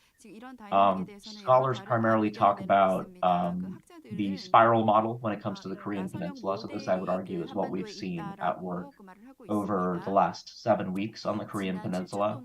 A scenario where North Korea carries out a missile launch, which prompts the alliance to respond, which prompts the North Koreans to carry out further launches, which prompts South Korea and the United States to respond again. Policymakers, unlike scholars, I think, believe in the deterrence model, that demonstrations of capability and resolve will actually produce better behavior by the deterred party, in this case, North Korea. And what we see in practice is precisely the opposite, that this scenario does not really lead us anywhere good. I do worry that the current dynamics that we're seeing on the peninsula could be the prelude to a more serious crisis. This has been the traditional pattern, and so we need to be quite wary about that. I believe I just have 1 more minute left, so let me try to close with the final question about bringing North Korea to the table and recommendations on that. And so, yeah, this is a very familiar conversation here in Washington that I've had with members of the Biden administration that are looking for ideas on how to engage North Korea. And unfortunately, the answer I have for them and the answer I'll share here today is not a very happy one. In the current environment, looking at the geopolitical realignments in North Korea's neighborhood, looking at Kim Jong-un's broader approach to engaging the outside world since the 7th plenary of the Central Committee of the Workers' Party of Korea in December 2019 and onward, North Korea right now is very inwardly oriented. It is orienting itself towards China and Russia and away from the United States. I do think we will get back to negotiations. I just don't think it will be on a short time horizon. I think it will depend on North Korea carrying out many of the objectives that it has outlined for military modernization at the 8th Party Congress. Broadly speaking, the North Koreans are a country, they have lived through 4 great geopolitical realignments in their history. Their country was born out of the end of the Second World War. They maneuvered through the Sino-Soviet split in the late 1960s quite effectively, playing off China and the Soviet Union against each other and benefiting in the process. The collapse of the Soviet Union was a great geopolitical tragedy in many ways for North Korea, but they managed to survive and adapt to the new world after the Cold War. And now they're living through the 4th period of geopolitical realignment in Northeast Asia as China and Russia position themselves in opposition to the United States-led world order. And so in this current environment, the prospects for us sitting down with North Korea in the way that we have in the past, particularly over the last 30 years, I think is also fundamentally going to change. So thank you very much for the opportunity. I'm sorry if I didn't get to answer all of the questions, but I really do want to thank all the discussants for engaging very thoughtfully on the issues that I raised. Thank you. 예, 안킵 판다 선생님, 짧은 시간이지만 거의 I mean, we gave you only short time, but still you shared a great insight with us. So, I mean, if there's any issue that was not appropriately answered, then certainly we will find another opportunity. Mr. Kim, do you have any more comments?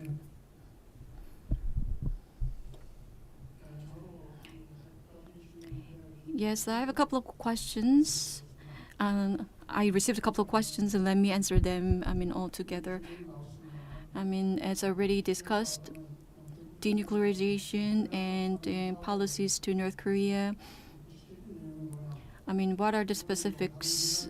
Are there any other, agenda? Well, let me be frank. I cannot give you the, specific answers to you. That's because I'm not capable of it, and also because the current situation is really complicated. But if you look at the discussions we had today, the gradual,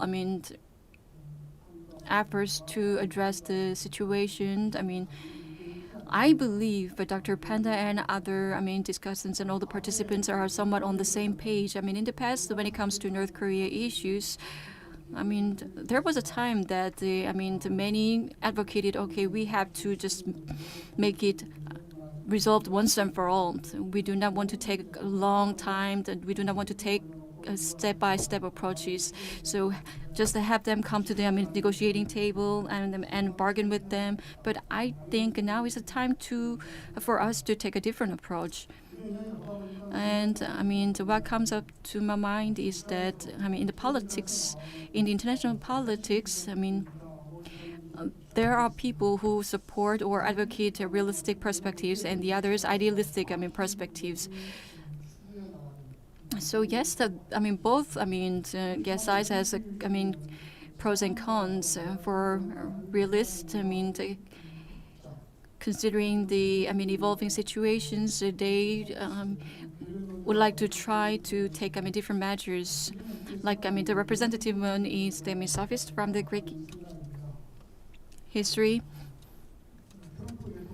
In the past, Trump administration, when they negotiated with the Pyongyang, there are some still say that they should have been more, hawkish.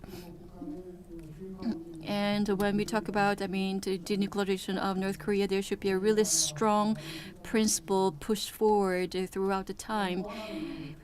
And one more thing I'd like to highlight is that when we talk about denuclearization, always, but the diplomacy should be the first, and military action should be the option that we need to consider in the after stages, not from the beginning. So to address any security issues, diplomacy should come first. But unfortunately, I am quite concerned that recently, not just in this region, but around the world, many try to use the military measures as a first option. And in the international arena, we should avoid conflict between the superpowers. Military force, I said several times that it shouldn't be the first option for us and for anyone to address or to overcome crisis. If we, South Korea, is to have nuclear arms, are we going to overwhelmingly win a battle or war against North Korea? Maybe, but that's not something we'd like to have, and that is not a advisable scenario. Obviously, I have tons of things I would like to discuss with you, but obviously we do not have all the time. And another thing I'd like to highlight here is that we need to put ourselves in North Korea's shoe. We need to try to understand the position of North Korea. As the time goes, maybe North Korea thinks, the things work to their benefit. For example, North Korea is continuing their provocations with, launching, firing missiles, and testing their nuclear weapons. So all these show how advanced their nuclear capabilities. So this will certainly work as a leverage that they can use in the next negotiating table when they have negotiations with the U.S. and other counterparts. So yes, there are again very hardline people, but I don't think that that's really advisable. And another thing I'd like to touch upon is the alliance between the U.S. and South Korea. Some people even mention surgical strike, but again, I just strongly underline that military action or measures should not be the first option for us to take. And those, we should also understand what kind of interest U.S. would have in that kind of response. Again, to the United States, North Korea is not a really the country that can provide a great benefit or interest to them. North Korea does not have grand amount of natural resources, for example, like the oil. Let's say let's assume that North Korean economy has collapsed by external force. How are we going to deal with the situation? From the United States point of view, this causes another headache to them. It's really complicated issues. So maybe U.S. does not want to have that kind of a situation. So for them, maybe the best option for the time being is to maintain the status quo. And one more thing is the public opinion in the U.S. If a war breaks out on the Korean Peninsula, obviously there will be other allies involved in the battle, including the United States. If that happens, what kind of benefits they will get from such an event? And almost nothing, I believe. So political parties in the U.S., both sides of the and I don't think they will support that. So obviously, at the end of the day, I think this is the kind of a challenge that we should address, a homework for us to solve by ourselves. Yes, we can get some support from our allies, but this is our own work. Thank you. 예, 오늘 세 번째 회의는 Thank you. In the third session, we talked about the future of the Korean Peninsula, and we heard the opinions and comments of the presenters and discussants from the academia, as well as the civil society. With the discussions we had, I could conclude that we have to be based on the reality to seek the ideal solution to achieve the peace on the Korean Peninsula. So now we are at the end of today's event. On behalf of the organizer, I'd like to say some concluding remarks, and I'd like to extend my gratitude to Dr. Panda for joining us at the very early and inconvenient hour, and I'd like to also extend my gratitude to the presenters and discussants in Korea as well as the participants, and I'd like to thank the Hungary Foundation for Reunification and Culture, and I'd like to also thank the translators. So let us all give ourselves a big round of applause. Thank you.